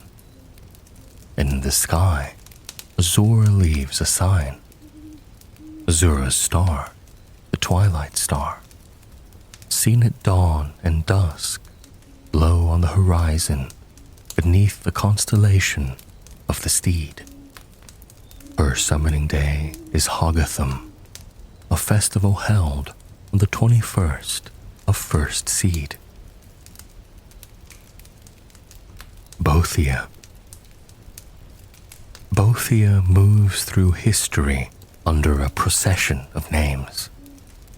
Prince of Plots, Daedra Prince of Cruelty and Torture, the Dark Warrior, Deceiver of Nations, Queen of Shadows, Goddess of Destruction, Hunger, and Fount of Inspiration. He who destroys and she who erases. Bothia the Schemer, the Dark Mistress, and the Khajiit, Bothra. This Daedric prince rules over deceit, conspiracy, secret plots of murder, assassination, treason, and the unlawful overthrow of authority. The sphere is destructive by nature, and Bothia's destructiveness is expressed through the way the prince inspires the arms of mortal warriors. The Dark Warrior is described as cold, impersonal, cruel, and among the more demonic of the Daedra lords. Worshippers honor Bothia with bloody competitions, battling and even killing one another, for Bothia is said to care only for their blood. In Morrowind, the Daedra called the Hunger, foul beings eternally bone-thin, are associated with this prince. To Bothia, battle is a blessing, and depictions often show a great-caped warrior in a stoic pose. Bothia may be described as male, yet is also commonly referred to as female, sometimes even within the same text. In Morrowind, Bothia is usually depicted as male, but is also known to take the form of a Dunmer warrior queen. Bothia rules from attribution share, and when the prince manifests, it is often through tricky, unpredictable avatars, male or female, of any race. These avatars slip into pivotal events, working behind the scenes towards outcomes that serve Bothia's will. They challenge mortals, testing heroes and commoners alike. And when the trial ends, the avatar may vanish, leaving behind only strange stories and uneasy legends.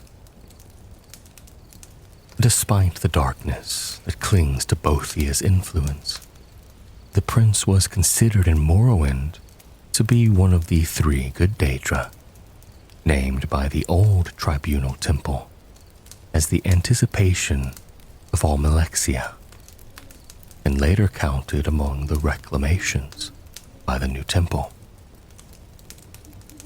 Bothia has a scion, the demi-prince Fa Nuetin. Yet the information broker, Madame Wim, believes this demi-prince may not truly originate from Bothia, while also stating that Bothia supports their claim of scionship. In the same interview, Wim notes that Daedric princes have been known to adopt scions in the past.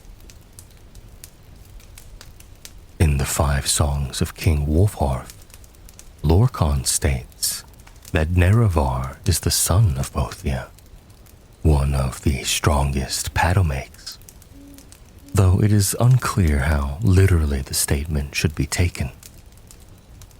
In Morrowind, Molag Bal is considered Bothia's arch-enemy, and the two are locked in a perennial fight.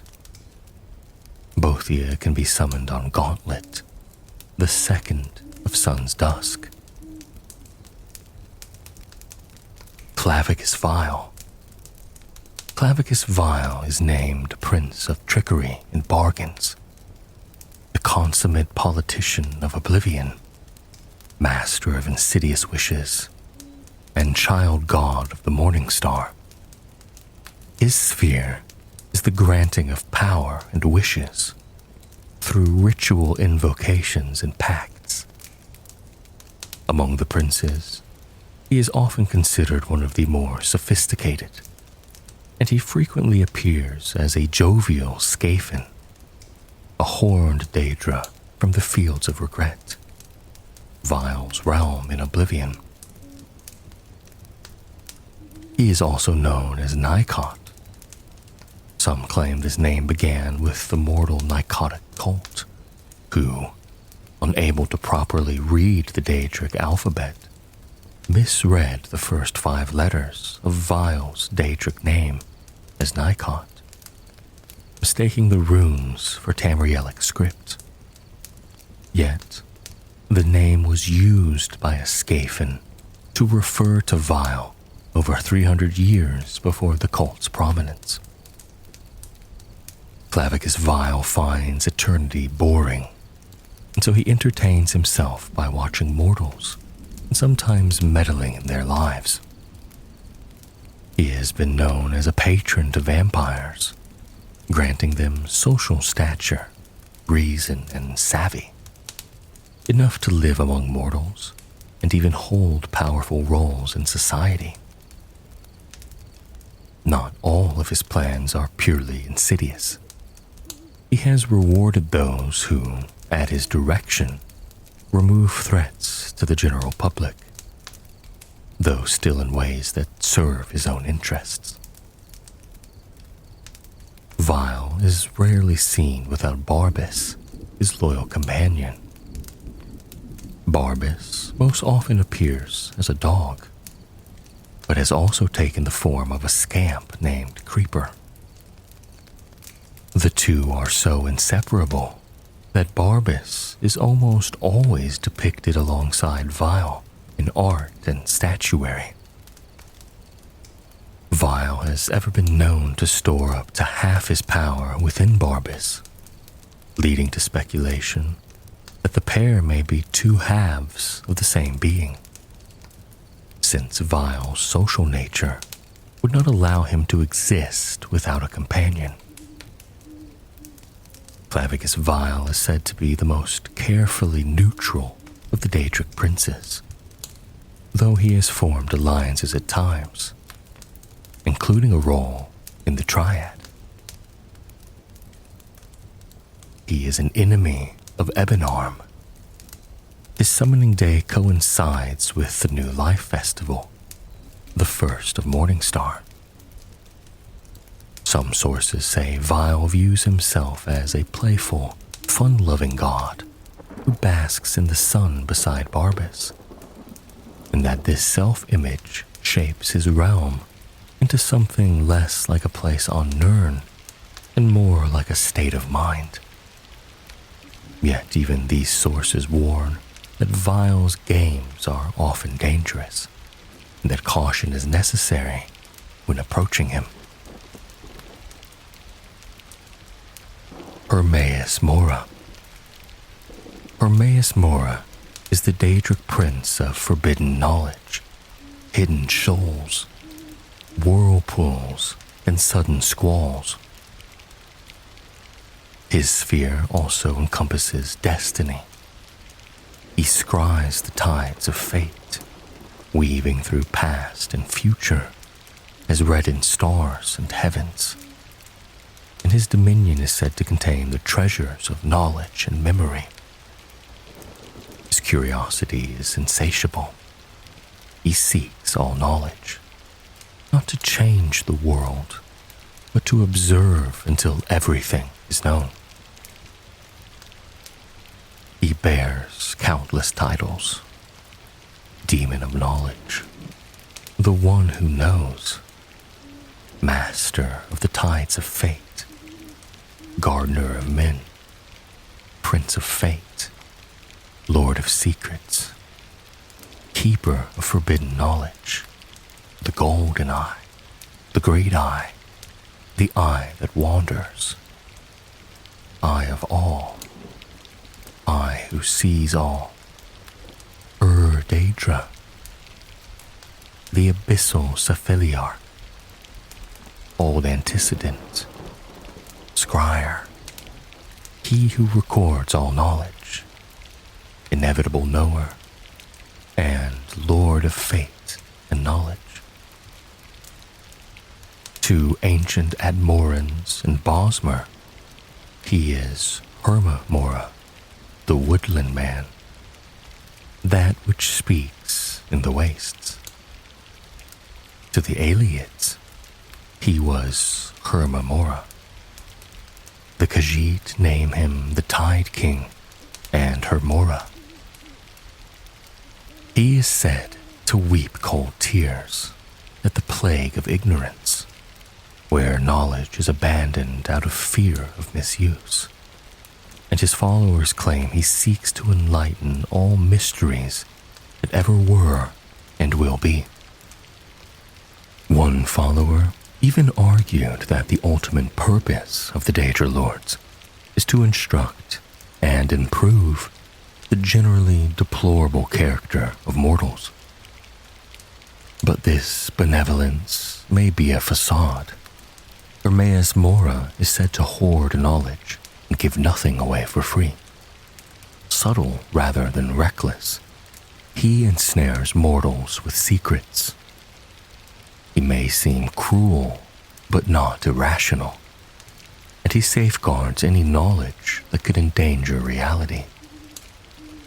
He is crafty, skilled at hiding things, and said to love traps. Some sources claim that deep beneath Apocrypha's Ichor Sea lies the mythos, the core of Hermaeus Mora's realm, and that it was there he whispered the first secret and imagined the concept of knowledge, conceiving Apocrypha in that same act. Always lurking, void and ever-seeing eyes, Hermaeus Mora is called the wisest of the princes, with a mind as old as Tamriel and a body of slime. Yet he describes himself as the riddle unsolvable, the door unopenable, the book unreadable, and the question unanswerable.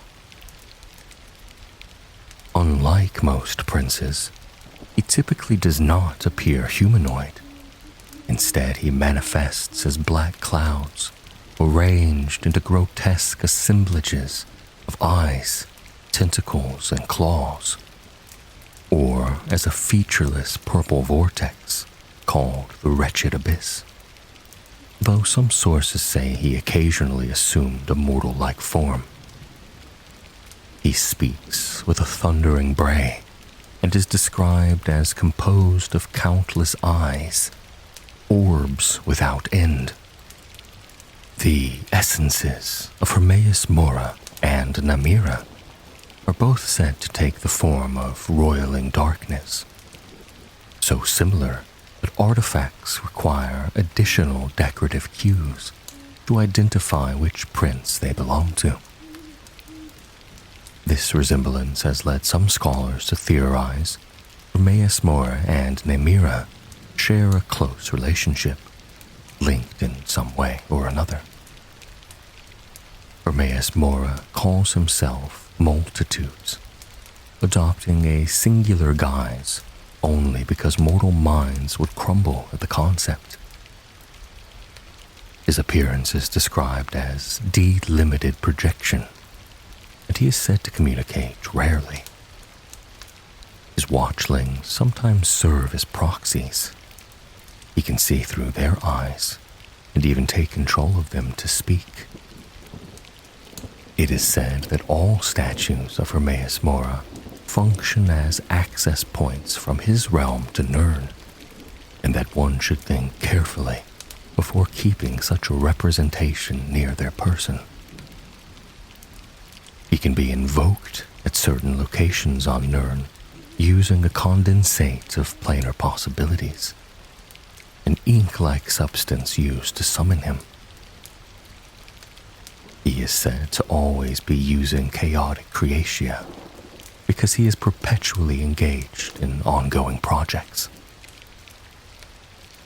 He resides everywhere and nowhere, but delights in tormenting mortals from Apocrypha, his Oblivion Plane, an endless library of infinite black books without titles, filled with forbidden knowledge, and haunted by ghosts eternally seeking it. His servants include seekers, lurkers, and watchers, and he is known to have mortal worshippers. Sailors call him the Tide King, one whose tentacles rise from the deep, a being who drags ships into the abyss. Likewise, Khajiit Hermora controls tides and dwells in a vast library beneath the sea. He is tangentially related to the origins of the Morag Tong through association with his sibling Mephala. Hermaeus Mora's enemies are said to be Ebenarm and Vermina, and his summoning day is the 5th of First Seed.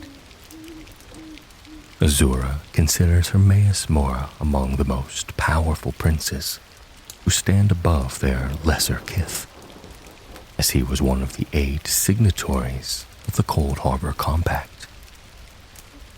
According to Hermaeus Mora's seekers, because of that compact, he made a pact with every mortal on Nirn to cease all direct interposition in Mundus's affairs. And for agreeing to it, he paid a great price for something he dearly desired. The compact also appeared to bind in both directions, with mortals no longer coming to Apocrypha as they once did. Hircine. In the old tales of Tamriel, Hircine is spoken of in the same breath as heartbeat and breathless pursuit. He is the huntsman, the lord of the hunt, the master of beasts, wolves' father, and master of the chase. Daedric Prince whose sphere is the hunt, called by some the sport of Daedra, the greatest game, and the chase and sacrifice of mortals. His seat in oblivion is the hunting grounds, an endless forest where Hircine and his huntsmen pursue great beasts, people, and even other Daedra without end. He is commonly depicted with a great spear and either the head or skull of an elk. And Khajiit myths insist that skull once belonged to Aoife's champion, the Grot Elk. Though Hircine never actively seeks worship or reverence, he is still among the most widely honored princes in Tamriel. The reason is simple. His sphere carries the raw thrill of pursuit, though it can be taken to extremes. Another lure is his insistence on sportsmanship. He upholds the law of fair hunt, which forbids cheating the prey, the hare, out of a genuine chance to escape. He admires the hare who survives what should have slain them, no matter the odds, and one who turns the hunt on its head by hunting the hunters may win the prince's respect. Above all, Hircine is direct in what he wants. He seeks people out, tests them, and rewards those who prove worthy with a boon. As the progenitor of lycanthropy, Hircine is recognized as the father of man-beasts and the guardian of were-creatures, often called his children. The condition itself bears 2 names: Hircine's gift, to those who see blessing in it, and Hircine's curse, to those who call it an abomination. Hircine takes pride in lycanthropy, and he resents those who accepted it willingly, only to later regret it. He is known to have such ingrates slain to end their misery. Worship him or not, Hircine typically claims the souls of skin shifters, and they spend eternity in the hunting grounds. His family and his ties reach outward. The demi-prince Diola is named as Hircine's daughter. Some believe Hircine is allied with Mehrunes Dagon, though Lyranth the Fool Killer claims that if such arrangements exist, it would be obscure beyond their own circle. Hircine also has Daedra lords who manage subspheres and report to him. Among them, the Lord of Fishing. He is associated as well with the Daedra Lord Hollowjack, whose realm is detritus, is described as a carving taken from the shell of the hunting grounds. Ebonarm is counted among Hircine's enemies, and his summoning day is the 5th of mid-year. Ithelia. There are names that vanish from history so completely that even the silence around them feels curated. Ithelia is one of those names.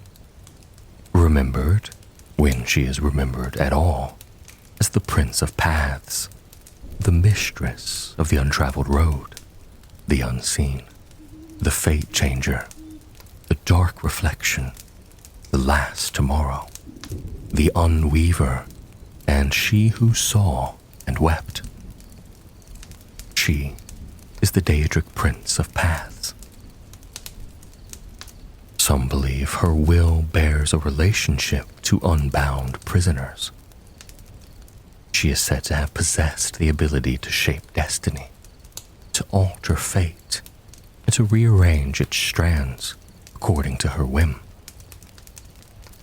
That power was judged a threat to the fabric of reality itself, and so Hermaeus Mora, allied with Azura, Bothia, and Mephala, erased all traces of her memory from existence to preserve reality. In her absence, Ithelia left a loyal servant behind, Corvzard, as a contingency plan. By 2E582, the academic community did not know her at all, though some scholars had uncovered evidence of forgotten Aelia deities.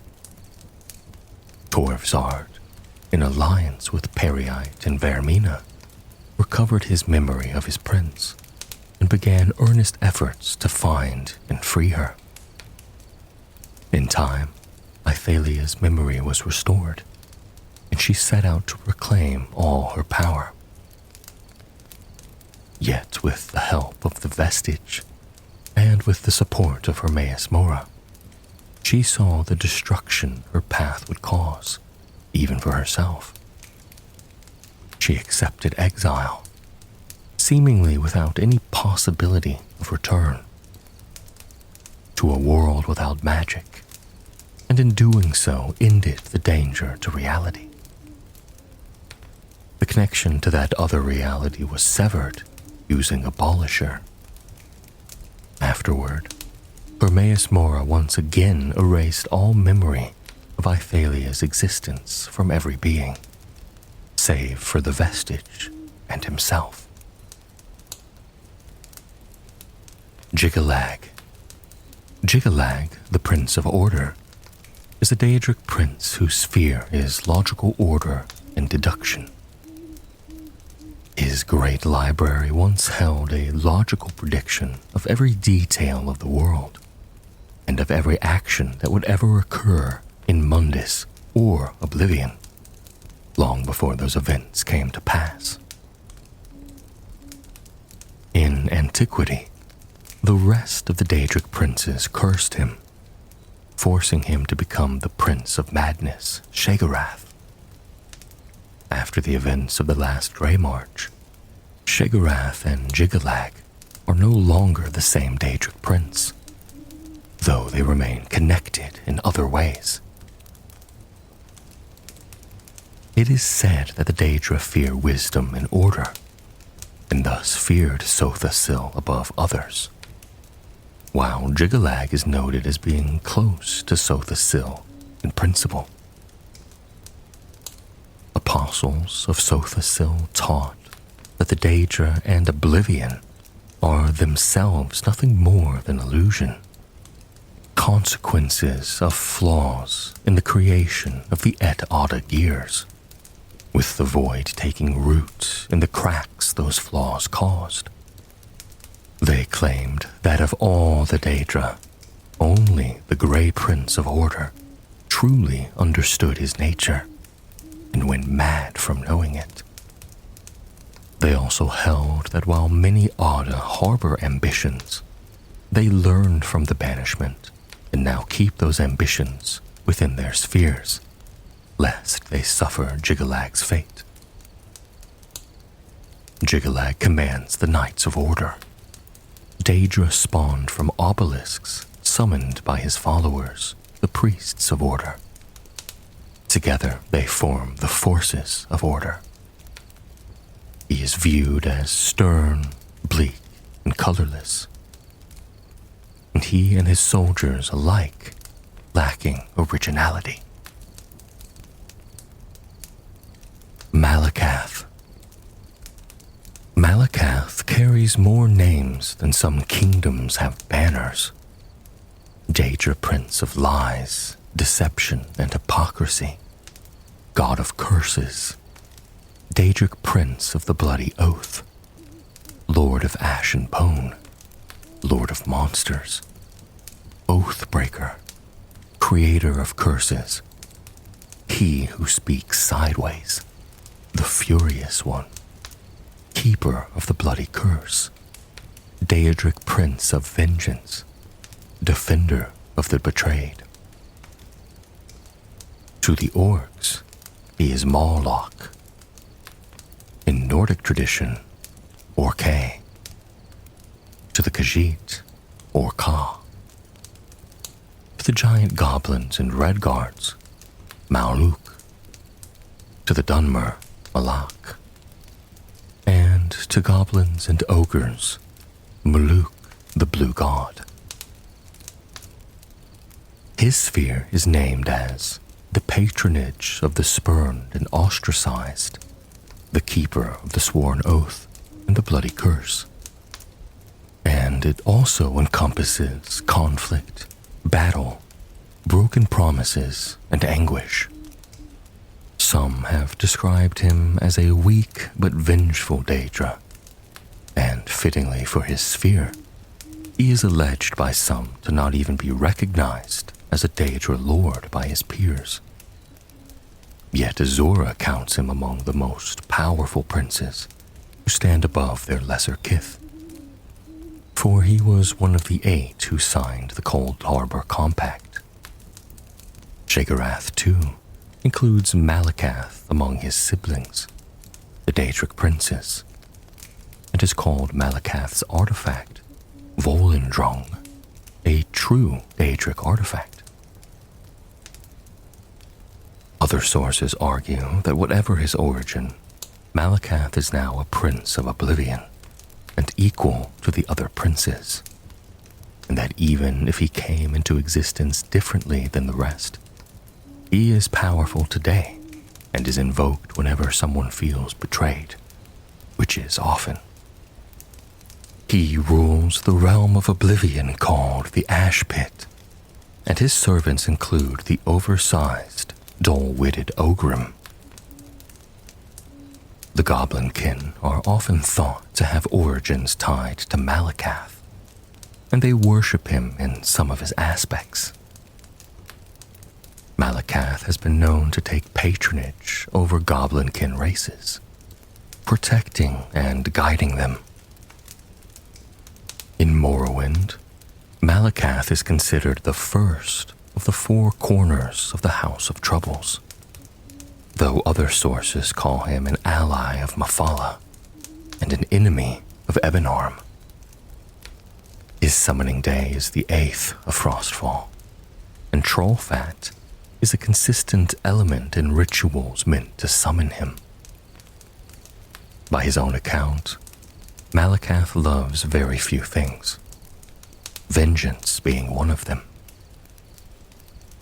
He has described destructive vengeance as a beautiful act, and insists the perpetrator should not cheapen that beauty by claiming the consequences were unintended. Malakath says he has no love for any other Daedric prince, and despite some of his titles, some sources describe him as historically straightforward in mentality, one for whom indirect and subversive action is unbecoming. Mehrunes Dagon. In the black places where calamity gathers its breath, there is a name spoken like a spark thrown into dry tinder. Mehrunes Dagon. Formerly, the exalted and most puissant lord, Gerent of Dagon, Mehrunes. He is hailed as the Black Daedra Lord, Lord of Change, Prince of Ambition, Prince of Disaster and Destruction, Master of Razors, Sovereign of Destruction, the Flame Tyrant, the Father of Cataclysm, the Golden Flame, the Flame Father, and the Myr Pride's End.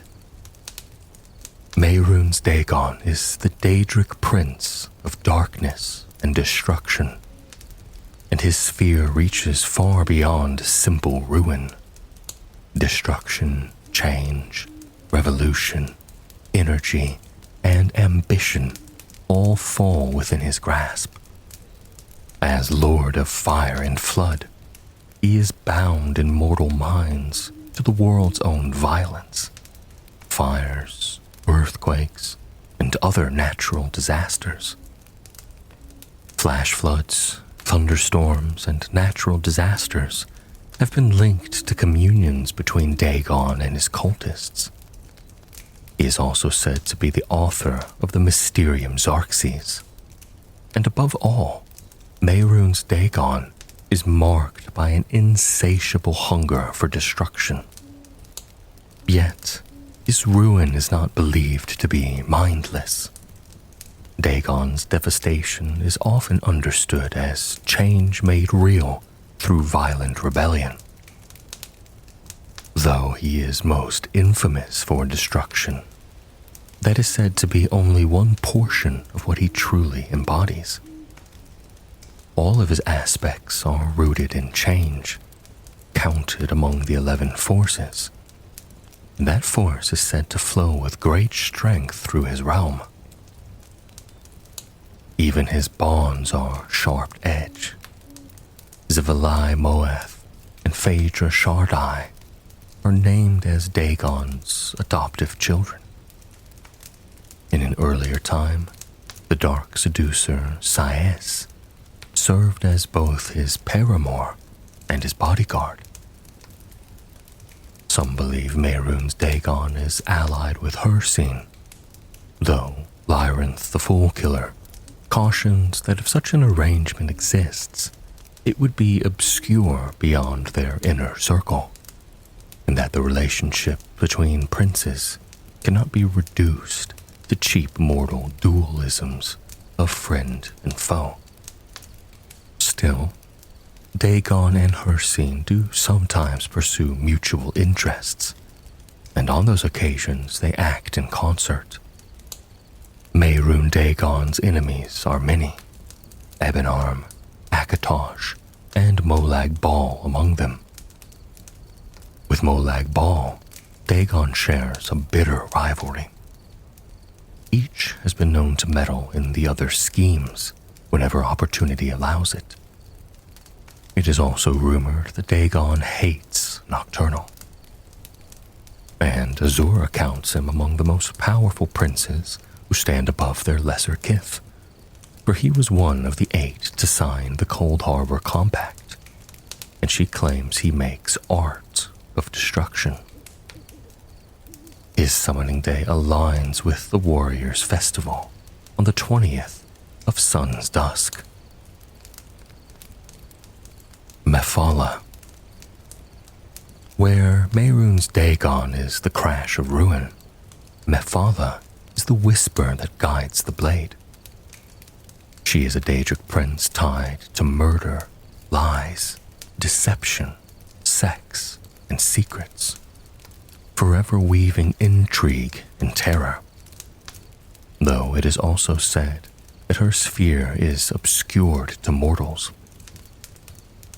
Her names are many: web spinner, plot weaver, androgynine, the spinner, the spider, teacher of the secret arts, queen of the 8 shadows of murder, the silver spider, spider queen, spider god, the dark one, the whispering lady, lady of whispers, and queen of oblivion. She is also called the princess of secrets, and she who weaves the sordid web of human affairs. Among her champions, long, thin silver hair is a trait often associated with her. Mephala meddles in mortal lives for her own amusement, but she does nothing without purpose. To her, mortal affairs are a weave. Tug one strand and the whole tapestry shifts. She views the web of the Orbis as an interconnected system of action and consequence. She spins new threads to shape outcomes. In an essay examining her, Divath Fire suggests Mephala likely does not see mortals as mere playthings, unlike some other princes. Her currency is secrecy. The web spinner and her worshippers prize secrets and mysteries above all. Those who stumble upon her shrines, or upon places where her artifacts lie hidden, may hear Mephala herself, whispering forbidden truths into their ears. Hermaeus Mora, the demon of knowledge, is sometimes called her sibling. Hermaeus Mora gathers knowledge of all kinds, while Mephala values only what is obscure and undisclosed. She is secretive, and she cares little for mortal safety or well-being. Strife delights her. A marriage ruined, 2 peaceful factions hurled into war by forged evidence, she finds such unravelings amusing. Mephala is said to be among the strongest of the recognizable spirits that emerged soon after Akatosh formed and time began. Her enemies include Ebonarm and Periite. She was allied with Malakath at one point prior to the warp in the west. The ancient Khajiit consider her to ally Azura, Bothra, and Lorkhaj, and also believed she was Bothra's lover. Her summoning day coincides with the Witches' Festival on the 13th of Frostfall. Meridia. If Mephala is a whisper, Meridia is a blaze that refuses to die.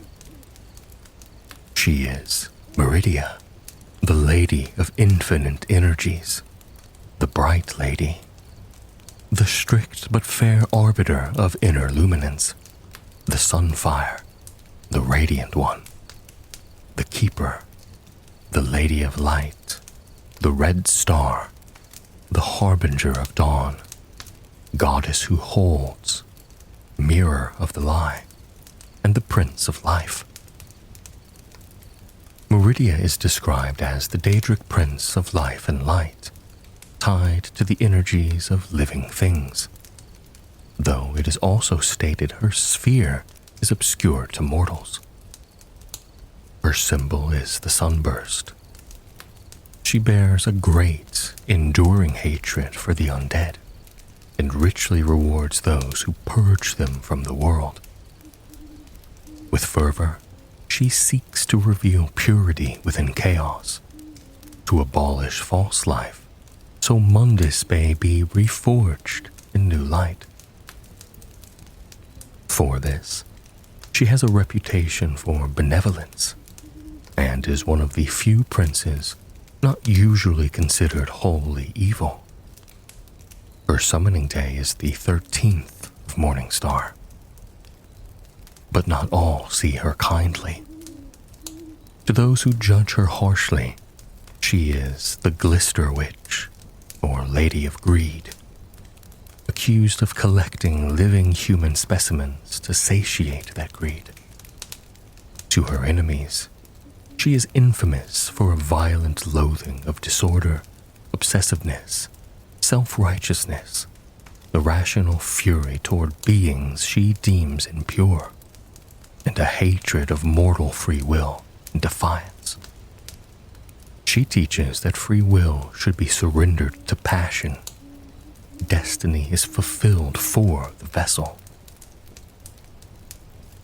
Like most princes, Meridia treats mortals primarily as assets, tools towards an end. She can grant immortality at the cost of will, creating the purified, cleansed of disease, death, and free will, bound as slaves to her command. The purified include both willing servants and the unwilling, such as those who defy her. Meridia also gave immortality to her champion Umaril the Unfeathered, the ancient Ayleid enemy of Pelennor Whitestrake. During the Oblivion Crisis, her Aurorans and Umaril returned seeking vengeance upon the Divines. Her nature brings her into conflict with other princes, most notably her eternal feud with Molag Bal, Prince of Domination. In the waning days of the Ayleid Empire, Meridia was responsible for the destruction of the Molag Bal-worshipping Ayleid city, Abagarlis, commanding her knights from the Meridia-worshipping city, Cyrodiil, to invade after learning that a great and terrible weapon, the Mortem Vivicis, had been gifted to Abagarlis by the Lord of Domination.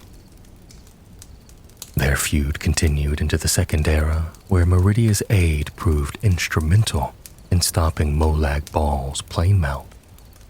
In Cold Harbor, Bal's denizens call her the Shining Bitch, and her worshippers are often imprisoned and tortured in the lightless Obulette.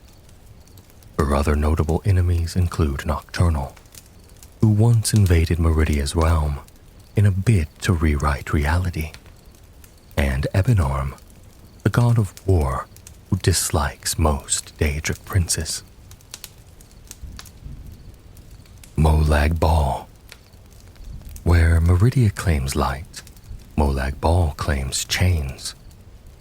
Known as Stonefire, literally firestone, Molag Bal is the Daedric prince whose sphere is the domination and enslavement of mortals. His ultimate desire is to harvest every mortal soul, drawing them into his sway by sowing strife and discord in mortal realms. To that end, he obsessively gathers soul gems, and has even dragged pieces of Nirn into his realm to feed an endless hunger for conquest. The more souls he gains, the more he desires. Molag Bal values patience and cunning. He deceives without hesitation and will wait vast spans of time for plans to ripen. He takes pleasure in mortal suffering, torturing victims for amusement. Those taken by him are forced into ceaseless labor for his benefit. He has a penchant for necromancy, raising the dead and forcing service from beyond the grave. And he can preserve living mortals far beyond their natural lifespan to prolong their torment.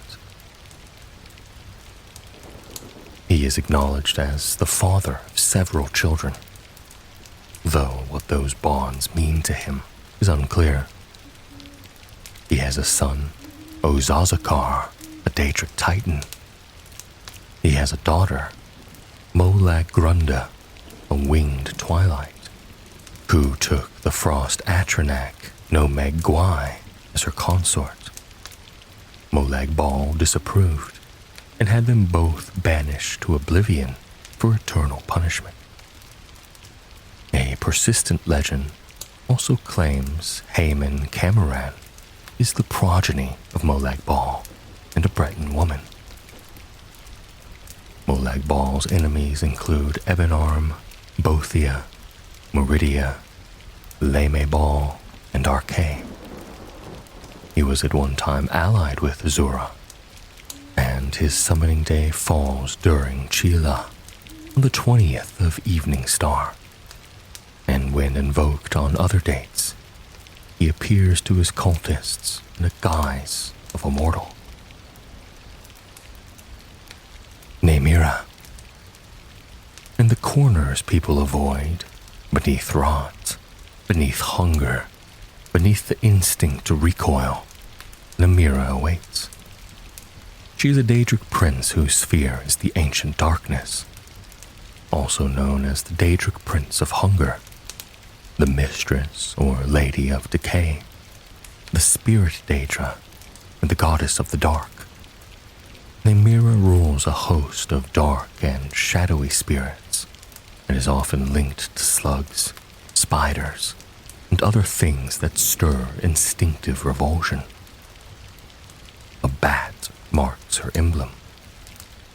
The Khajiit believe that all creatures that feed on rotten flesh are her spies. She is patron to spirits and shadows, and to vermin and squalor. She is also associated with beggars, and with the beggaring gifts of disease, pity, and disregard.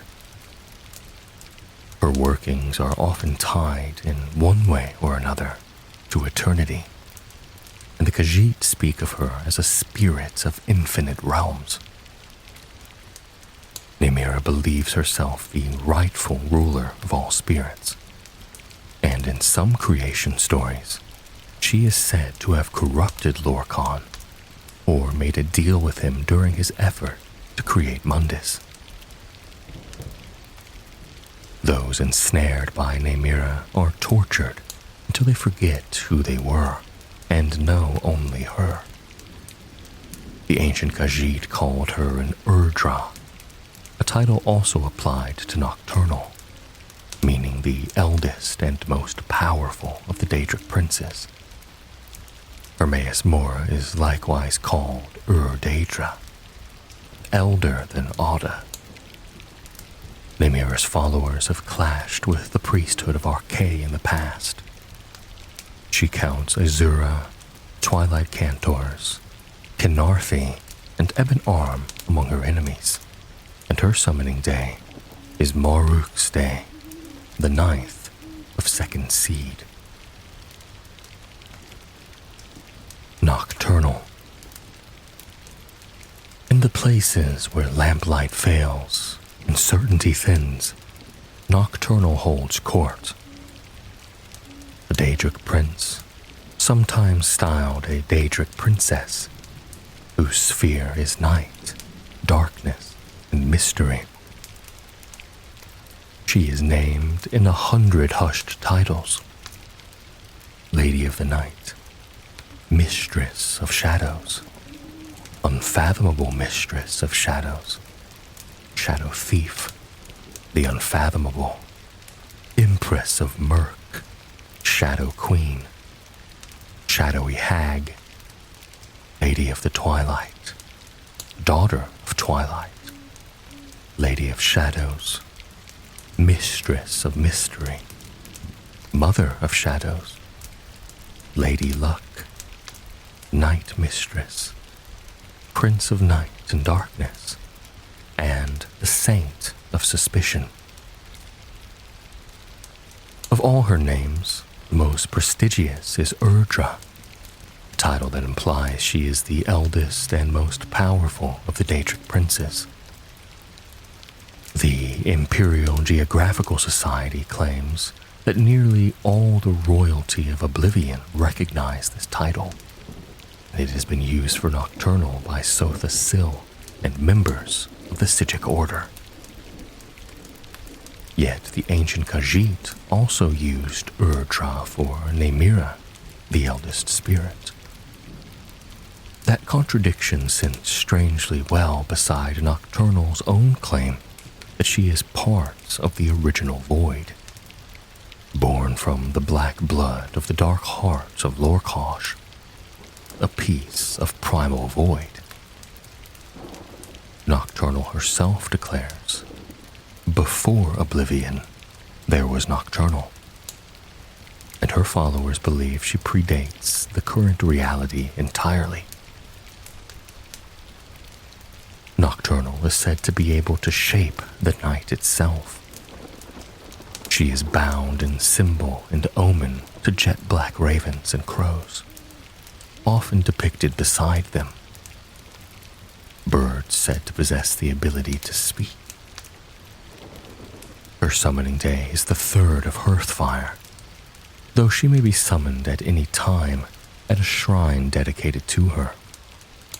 Her enemies are Ebonarm, Meridia, Mehrunes Dagon, and Azura. Harryite. Among the princes of Oblivion, Harryite is counted, an inhabitant of those strange reaches beyond Mundus, and the Daedric Prince of Pestilence. His sphere stretches across tasks, natural order, not the perfect order of Jiggalag, however, contamination and pestilence, a domain described as ordering the lowest orders of Oblivion. He bears many names: Daedra of Pestilence and Plague, Taskmaster, Blighted Lord, Figuring Father, Lord of Infection and Pestilence, Bringer of Disease and Pestilence, Lord of the Natural Order, Master of Tasks, and Lord of Abundant Pus and Bountiful Vomit. Harryite is said to bless his worshippers with diseases, and is considered one of the more destructive princes. He is typically depicted as a green 4-legged dragon, and often takes that form. His likeness to Akatosh seen as some primordial and curious jest. At times he appears as ghostly aberrations of vermin, such as skeevers. The coiling snake-like dragon and the skeever are among his most sacred symbols. In Nordic belief, the goddess Kine gives Harryite the spirits of skeevers when they die. Some of his followers claim Harryite abhors heterogeny, and therefore offerings of disease should always be of the same strain. Even so, Harryite is considered one of the weakest princes. Sanguine. Where Harryite measures the world in grim balances, Sanguine urges it into excess. Known to his worshippers as the Lord of Revelry, Blood made pleasure, and he who tastes the shaven fruit. Sanguine is the Daedric Prince whose sphere is hedonistic revelry, debauchery, wild orgies, and passionate indulgences of darker natures. As the Daedric Prince of lust, perversity, and unnatural sexual relations, his motto is simple: anything in excess. He is depicted as a portly yet muscular, crimson-skinned man with a demonic horned and tusked head, often shown with a bottle in his hand or a whore under his thumb. He is thought to control thousands of small realms, known as the myriad realms of revelry. Sheogorath. Then there is Sheogorath, whose laughter is never a promise of safety.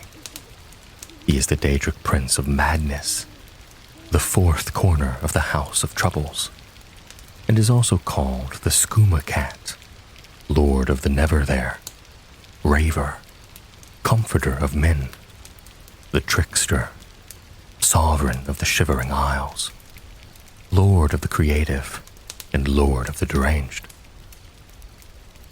His sphere is madness and creativity, and his motives are said to be unknowable. He is sometimes known as the Mad Star, Mad Lord, Mad One, Mad God, and Uncle Sheo, among countless other names. His realm, best known as the Shivering Isles, has also been called the Madhouse, and it is believed that those who go there lose their sanity forever. Only the Mad God himself decides who has the privilege to enter. His servants are the Golden Saints and the Dark Seducers. On Nirn, Shagarath typically appears in the guise of a seemingly harmless, well-dressed man who often carries a cane. A form so common, it has earned a name of its own, Gentleman with a Cane. Fearful obeisance of Shagarath is widespread in Tamriel, and he plays an important role in Dunmerry religious practice. His summoning day falls on Mad Pelagius Day, the second of Sun's dawn, though there is a chance he can be summoned on another prince's summoning day if a storm rages on that day. Vermina. Lastly comes Vermina, called the Prince of Dreams and Nightmares, and also the Gifter, Mistress of Nightmares and Dark Portents, Lady of Nightmares, Weaver of Dreams, Queen of Nightmares, Weaver of the Panoply, Daedra Lady of Corruption and Decay, Dream Weaver, and the Dark Lady. Her sphere is the realm of dreams and nightmares, the place from which evil omens issue forth, and it also encompasses corruption and decay. All mortals fall under her sway when they sleep. She is considered one of the more demonic Daedra because she destroys for the sake of destruction, using torture as her method. She is disgusted by mortals who cling to a moral compass, and instead delights in those who commit outrageous sins or kill without fear in pursuit of power. To laymen, she is known above all for her reputation as the Daedric Prince of Nightmares and Evil Dreams. Vermina's plane of oblivion is Quagmire, described by observers as a nightmarish land. It is said she hungers for mortal memories, collecting them from her citadel at the center of the realm, and leaving her victims with visions of horror and despair. Every few minutes, reality shifts, becoming ever more horrifying. What she does with these memories is unknown, but it is assumed to be malevolent. Vermina is said to be an enemy of Ebenarm, Bothia, Periite, and Hermaeus Mora, but an ally of Sanguine. She is also at odds with Azura, and her summoning day coincides with the Merchants' Festival, the 10th of Sun's Height.